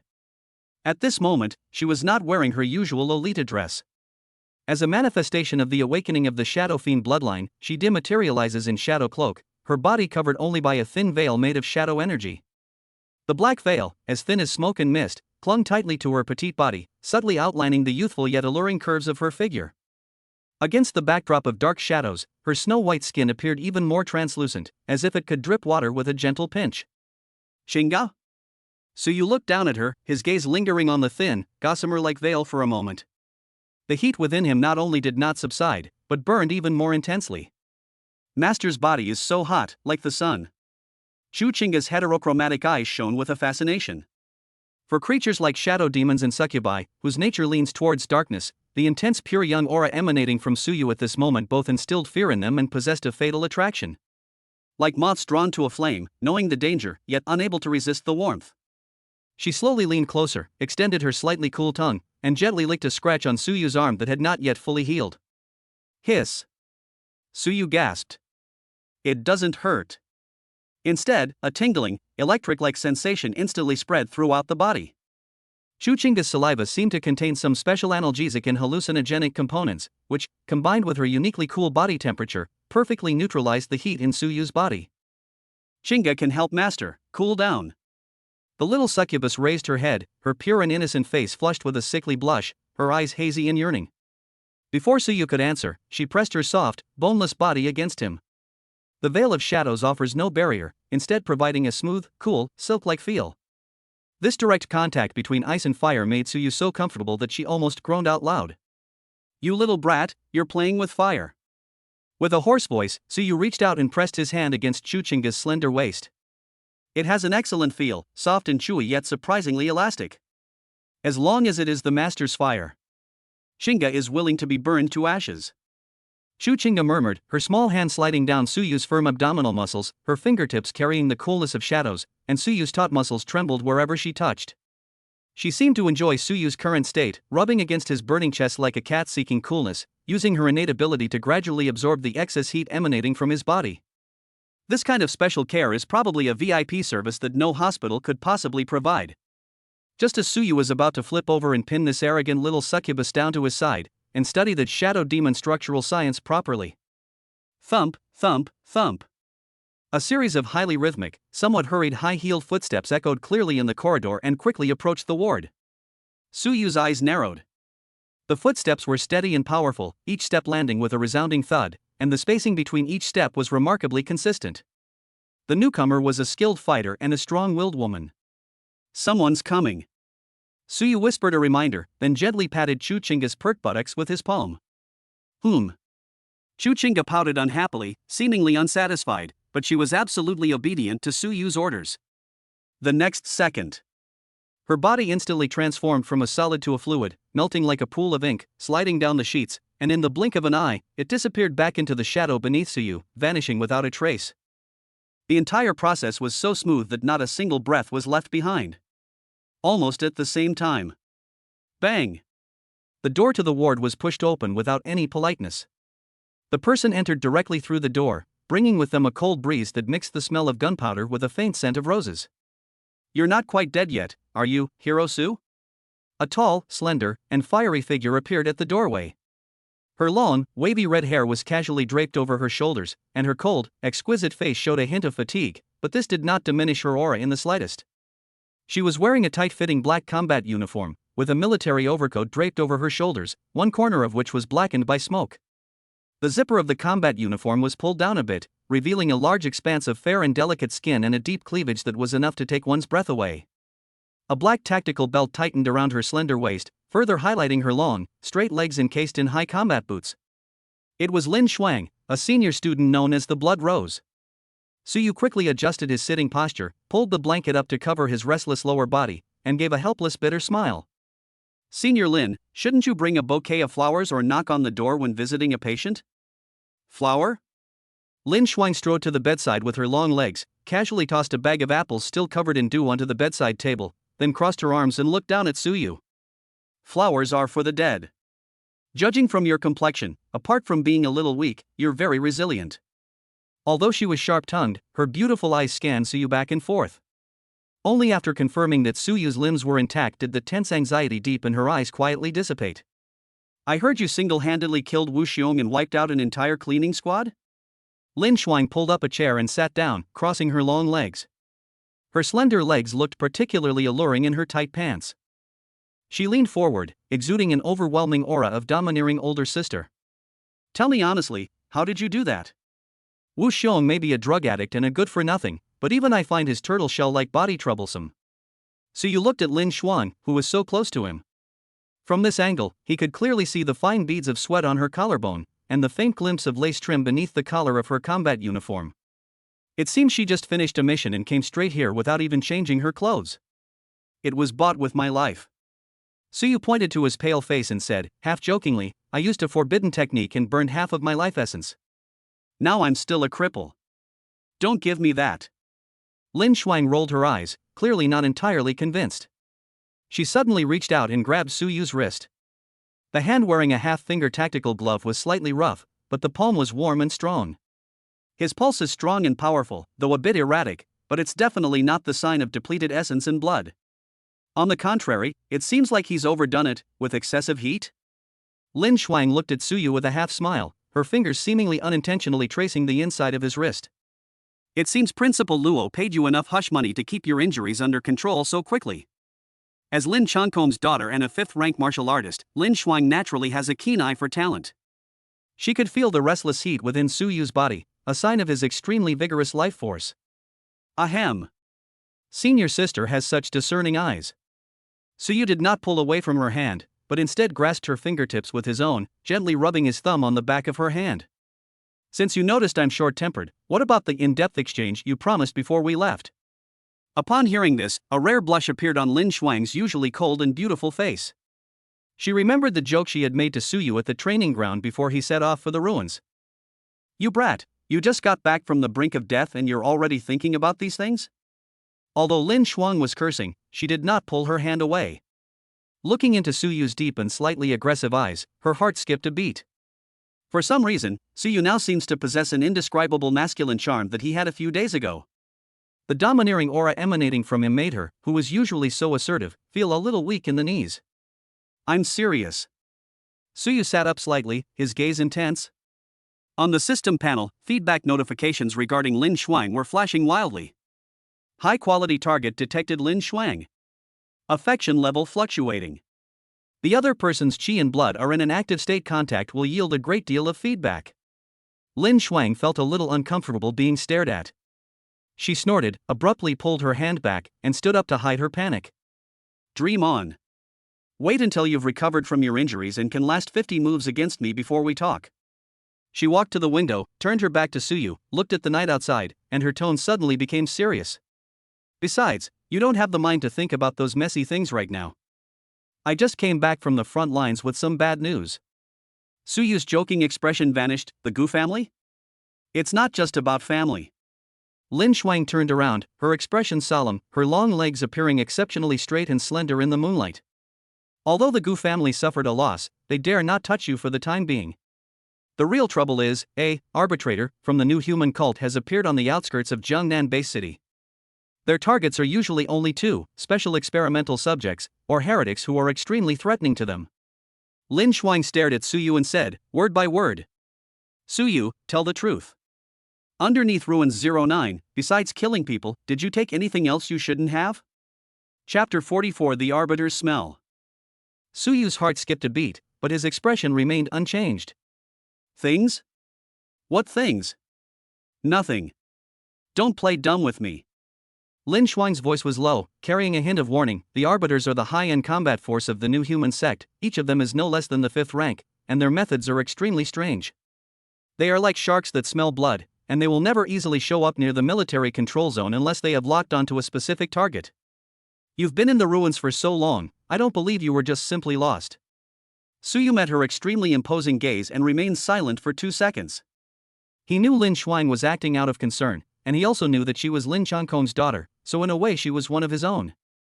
However, the secrets about the Abyss Insect Emperor's origins and his physical mutations are too complex. If they are leaked, even Lin Changkong might not be able to protect him. Senior. Suyu suddenly laughed, a laugh tinged with helplessness. If I said I was just lucky, managed to kill a few second-grade magical beasts while I was away, and in the process offended the Gu family, who accused me of colluding with a cult, would you believe me? Lin Shuang stared intently into his eyes, trying to find even the slightest hint of panic or guilt. But she failed. Suyu's eyes were clear and open, and he even controlled his heart rate flawlessly. All right then. After a brief standoff, Lin Shuang finally relaxed her tense shoulders and straightened her back. If you don't want to talk about it, that's fine. Everyone has secrets, just don't ruin yourself. She took a black metal ring out of her trenchcoat pocket and casually tossed it to Suyu. This is what the old man asked me to bring to you. Suyu caught the ring. It felt cold and heavy in his hand. This is a specially made communicator with a very subtle sword and shield emblem engraved on it. This is the military's encrypted channel terminal. In an emergency, pressing it will allow you to directly request assistance from a nearby special operations team. Lin Shuang explained, although I really want to see how you show off and get slapped in front of that bunch of mad dogs from the Gu family, you're just a sitting duck in front of the arbitrator right now. Suyu gripped the ring tightly, a warm feeling welling up inside her. Although Master Lin Changkong may seem unreliable most of the time, he is actually very reliable when it matters. And this too. As if by magic, Lin Shuang produced another golden card and placed it on the bedside table. The school's enlightenment room will open at 10 a.m. the day after tomorrow. This is your access card. Principal Luo approved this for you despite the pressure from the board of directors. Don't be late. After finishing the business, Lin Shuang seemed to relax a lot. She glanced at Suyu's still somewhat energetic lower body, a playful smile curving her lips. Also, although I know you're in good health, young people should still exercise restraint. Don't end up in the enlightenment room with legs so weak you can't stand up. Suyu blushed, but before he could retort, Lin Shuang had already turned around gracefully, her red hair drawing a neat arc in the air. Get some rest, my junior, pure yan. With a crisp sound of high heels, Lin Shuang pushed open the door and left, leaving behind only a faint rose fragrance in the room. Once the footsteps had completely disappeared, Suyu's smile vanished instantly. The adjudicator? 5th grade combat strength? It seems that although the shriveled demonic fetus membrane did not leave any clues for the military, these cultists still managed to pinpoint their approximate location through some special sensory method, perhaps some signal emitted by the demonic fetus before its death. Master, that person, has a very dangerous aura about him. The shadow under the bed stirred again, and Chuchinga's little head popped out. Only after confirming that Lin Shuang had gone far away did she dare to fully emerge from the shadows. For monsters with keen intuition, Lin Shuang, a battle-hardened Special Forces elite, is practically their nemesis. Yes, she is indeed very strong. Suyu toyed with the black ring on his hand, a cold glint flashing in his eyes. It seems our time is running out. He originally planned to stay in the hospital for a few more days to slowly digest the power within his body. But now, the enemy has already blocked our doorstep. Rather than waiting to be killed, it is better to take the initiative. Shinga. Suyu looked at his little succubus and said in a calm but firm tone, "Do me a favor." Chuchinga immediately knelt up straight, her eyes burning with fervor. "Please give your orders, master." "Tonight, I want you to take a look around the Gu family's properties." Suyu pulled the USB drive from under his pillow, a cruel smile playing on his lips. "No need to kill anyone, just set a fire. And it has to be the kind of fire that will cause a city-wide sensation. Since the Gu family wants to play dirty tricks, then let's stir up this mess even more. By drawing everyone's attention to the Gu family's scandal, she, as the victim, could develop more safely." The next morning. A post titled "Shocking. The truth about the Gu family private army in Jiangnan, was it a case of using someone else to kill or colluding with heretics, exploded like a nuclear bomb on major online forums and news media in Jiangnan Bay City. The post not only included a large number of high-resolution photos of ruins 09, but also several edited yet still clear videos. In the video, the Gu family's private army was not conducting a so-called search and rescue operation, but instead was carrying out indiscriminate artillery fire. Even in the video recording before Wu Xiong's death, his arrogant words were clearly recorded: "Kill him, clean up the body, and say he was bitten to death by a monster." Public opinion was instantly in uproar. In this era where the whole nation reveres martial arts and heroes are supreme, nothing can incite public outrage more than betraying friendly forces and harming students. Furthermore, the fact that the IP address used to post this article was encrypted through multiple redirects and ultimately pointed to a vulnerability in the military's internal network adds to its authenticity and conspiracy theory appeal. The Gu family mansion. Damn it! This is what you call foolproof? Gu Songhai slammed the tablet computer in his hand to the ground, and the screen shattered instantly. In the hall, executives and retainers knelt on the ground, trembling and not daring to utter a sound. That little bastard named Suyu. I'll tear him to pieces. Gu Songhai's eyes were bloodshot, like a wild beast ready to devour its prey. The Gu family's century-old reputation was turned into one of being scorned overnight. Master, now is not the time to be angry. From the shadows, an elderly man in a black robe, his voice hoarse, slowly spoke, public opinion can no longer be suppressed. The military will definitely intervene in the investigation. We must sacrifice the pawns to save the king. Put everything on that dead man, Wu Xiong. Say it was his personal behavior, or that he was influenced by a cult. As for Su Yu. The old man in black robes chuckled sinisterly. Since the arbitrator has arrived, let's just leave this trouble to them. After all, their target seems to be that kid too. Gu Songhai took a deep breath, forcibly suppressing the rage in his heart. Okay. Contact them over there. Tell them that as long as Su Yu is killed, I'll pay double the price for the evolution potions we need. Meanwhile, Su Yu. Having already quietly completed the discharge procedures, wearing a baseball cap and a mask, he mingled with the morning rush hour crowd and walked towards the school. The hospital entrance was already packed with reporters, and as the center of this storm, he certainly wouldn't be foolish enough to stay there and become a target. The hype has already started, and the Gu family should be busy cleaning up the mess right now. Su Yu glanced at the constantly refreshing trending news on her phone, then turned off the screen with satisfaction. Next. This is the most important part. Jiangnan Martial Arts University, Enlightenment Room. It boasts the richest spiritual energy environment in the entire Jiangnan region, and is also the safest and most undisturbed sacred place for cultivation. He wanted to be there to complete the leap from the 3rd to the 4th rank and to completely control those eyes that belong to the Insect Emperor. Chapter 45 Enlightenment Chamber, Golden Gate. Jiangnan Martial Arts University, Core Area. This is the most heavily guarded place on the entire campus, bar none. A huge, fully enclosed metal building stands in the center of the artificial lake, connected to it only by a 100-meter-long white marble floating bridge. On both sides of the pontoon bridge, every 10 steps a soldier in an exoskeleton stands on duty, the dark muzzle of his gun and the psionic scanner that is always active, silently proclaiming the restricted area status of this place. This is the essence of Jiangnan Wuda University, the Enlightenment Room. It is said that this building was built directly on a node of an ancient spiritual vein, and its interior is engraved with countless spirit-gathering formations, making the concentration of spiritual energy 10 times that of the outside world. One day of training here is equivalent to half a month of arduous training outside. Access confirmed, freshman, Su Yu. Entry permitted. Accompanied by a cold, electronic synthesized voice, the heavy ally gate at the end of the pontoon bridge slowly slid open to both sides. Su Yu took a deep breath and stepped inside. After passing through several security gates and disinfection channels, Su Yu arrived at a private training room. The training room was small, about 20 square meters, and the walls were made of a special material called Rui Gold, which could absorb and buffer extremely strong energy impacts. In the center of the room was a futon, from which a faint blue light emanated that was the direct connection point to the spiritual vein node. Su Yu wasted no time and immediately sat down cross-legged. The moment the door closed, all the noise from the outside world was shut out. Finally, it's quiet. Su Yu felt the spiritual energy in the air so dense it was almost liquefied, and every pore on his body seemed to open up in joyful excitement. With a thought, he immediately released the suppressive state that had been maintained within his body. Boom! The chi and blood that had long been accumulated to their limit roared and surged through the meridians like a flood bursting its banks. His face, which he had been deliberately suppressing to feign serious injury, suddenly turned red and even burning hot. Su Yu ripped off his coat, revealing his well-built upper body. Beneath his skin, one could vaguely see golden red light flowing, a sign that the pure young holy body was operating at full capacity. Amidst these golden red lights, a faint arc of dark purple electricity occasionally flashes the domineering power of the Abyss Insect King. System, bring up the current status, Su Yu silently instructed in his mind. Host, Su Yu.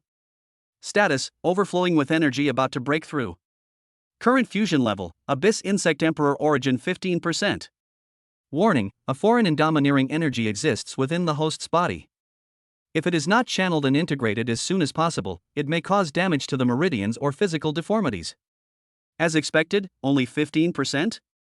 Suyu frowned slightly. Even just this 15% of the original essence is already taking a toll on his current body. Although that insect king was only a juvenile, its status was far too high. It was a life level that completely surpassed the human martial arts system. Let's begin. Suyu closed her eyes. As his breathing gradually became deeper and more rhythmic, the dense spiritual energy around him began to converge wildly towards him, forming a small vortex that was visible to the naked eye. The array beneath the futon was also activated by this powerful suction, and a blue pillar of spiritual energy shot into the sky, enveloping Suyu entirely. Pain. Excruciating pain. This breakthrough was far more painful than any of the previous ones. The purplish-red insect king energy seemed to have a self-awareness, frantically assaulting Suyu's blood vessel walls and bone marrow, attempting to transform this human body into a form more suitable for abyssal creatures to inhabit. Click. Click. The bones emitted a teeth-grinding sound. Suyu's spine began to bulge slightly, and even a faint layer of fine scale-like patterns appeared on the surface of his skin. Trying to turn the tables? Dream on. Suyu suddenly opened his eyes, and a chilling light burst forth from his right, dark purple pupil. I am a human being, not an insect. Suppress them. Boom. The pure yang energy and blood in the body were completely ignited. The golden flames, radiating pure yang energy, surged through the meridians and collided violently with the dark purple energy. This is a war within the body. Although the golden flames were not as numerous as their opponents, they were of extremely high quality and possessed an extremely powerful purifying property. The purplish-blue energy that had been scorched by the golden flames quickly became docile and was gradually refined into Suyu's bone marrow and cells. Time passed second by second. Suyu's aura grew stronger and more refined. The previously fragile barrier of the third-grade peak was as fragile as paper under the impact of this mixed energy. Smack! A soft, crisp sound echoed within Suyu's body. That was the sound of shackles breaking. Fourth rank. The fourth rank of a martial artist is also known as the blood exchange realm. The hallmark of this realm is that the blood in the whole body undergoes a complete transformation, from mortal blood to spiritual blood containing energy, which not only greatly increases the recovery ability, but also can withstand a stronger burst of true energy. But this is not the end. The energy within Suyu's body remained incredibly violent. Fourth rank, initial stage. Mid-level of fourth rank. It surged all the way to the peak of the middle stage of the fourth rank before its frenzied upward momentum gradually subsided. Call. Suyu exhaled a long breath, which shot out 2 meters away like an arrow, leaving a faint white mark on the wall made of ruddy gold. He looked down at his hands. Her originally fair skin has become more resilient, with a faint metallic sheen. When you clench your fist, you can almost hear the air bursting. Is this the power of a fourth-rank official? Suyu felt the surging power within him like a river, and a satisfied smile appeared on his lips. Even disregarding his various trump cards and explosive techniques, based solely on the basic strength of this physical body, he was now confident that he could easily crush the drug-addicted Wu Xiong. But that wasn't the biggest gain. Suyu got up and walked to the mirror in the corner of the cultivation room. The boy in the mirror was tall and slender, with muscles that weren't exaggerated, yet exuded an explosive sense of power. His eyes are the most striking feature. His left eye remained a deep black, but his right eye had now turned into an eerie, dark purple. The pupils were no longer round, but rather vertically diamond-shaped, surrounded by a ring of fine golden runes. Eye of the Insect King Awakening Stage 1. Ability 1, Abyssal Gaze. The target being gazed upon will experience immense mental pressure. Those with weak wills will be directly plunged into fear or suffer a mental breakdown. Ability 2, True Sight. Can see through most illusions, invisibility, and energy flow patterns effect reduced against high-level targets. Side effects: prolonged use will consume a large amount of mental energy and may attract the attention of abyssal creatures. True Vision. Suyu felt a sudden thought, and her right eye became slightly hot. The world before my eyes changed instantly. The once ordinary metal walls were now covered with dense blue lines in his eyes, the veins of spiritual energy flowing through them, while the door to the cultivation room was covered by a red warning light. Even when he looked down at his own shadow, he could clearly see a small figure curled up in the depths of the shadows. It was Chuchinga, who was fast asleep. The energy core within her body was pulsating rhythmically, radiating a black ripple. It can even see through invisibility. It's practically the nemesis of assassins. Suyu touched his right eye, overjoyed. With these eyes, combined with his previous motion capture ability, his insight in battle will be elevated to a terrifying level. Just then, a sudden, urgent alarm sounded in Suyu's mind. It wasn't a system notification, but a vibration from the black ring. This is an emergency distress signal from the military. Suyu's expression changed, and he quickly shut down the special vision in his right eye, taking out a ring from his pocket. A short, encrypted message was projected into the air. Request for assistance. Location, north of the city, 3rd Abandoned Industrial Zone. Codename, Blood Rose. Target encountered, 2 arbiters. Lin Xuan? Suyu's pupils suddenly contracted. The North City Industrial Zone, that's one of the most active areas for the new human cult. What was Lin Xuan doing there all by herself? And there were 2 adjudicators. Damn it! Suyu grabbed his coat from the side and rushed out of the training room without even bothering to straighten it. He originally wanted to consolidate his realm, but now it seems he doesn't have the time. If something happens to Lin Xuan, it's not just a matter of losing a powerful ally and a potential romantic interest, it's a slap in the face to the entire military and Lin Xiangkong. Most importantly, Suyu didn't want her to die. The moment Suyu burst out of the enlightenment chamber, his figure left a trail of afterimages in the air. Shinga. Yes, master. The shadow instantly boiled over and clung to his legs. Shadow Fiend's secret technique, Shadow Step. With the combined boost of pure Yang Qi and Shadow Demon speed, Suyu vanished like a black lightning bolt at the end of the campus's main road. Target, north of the city.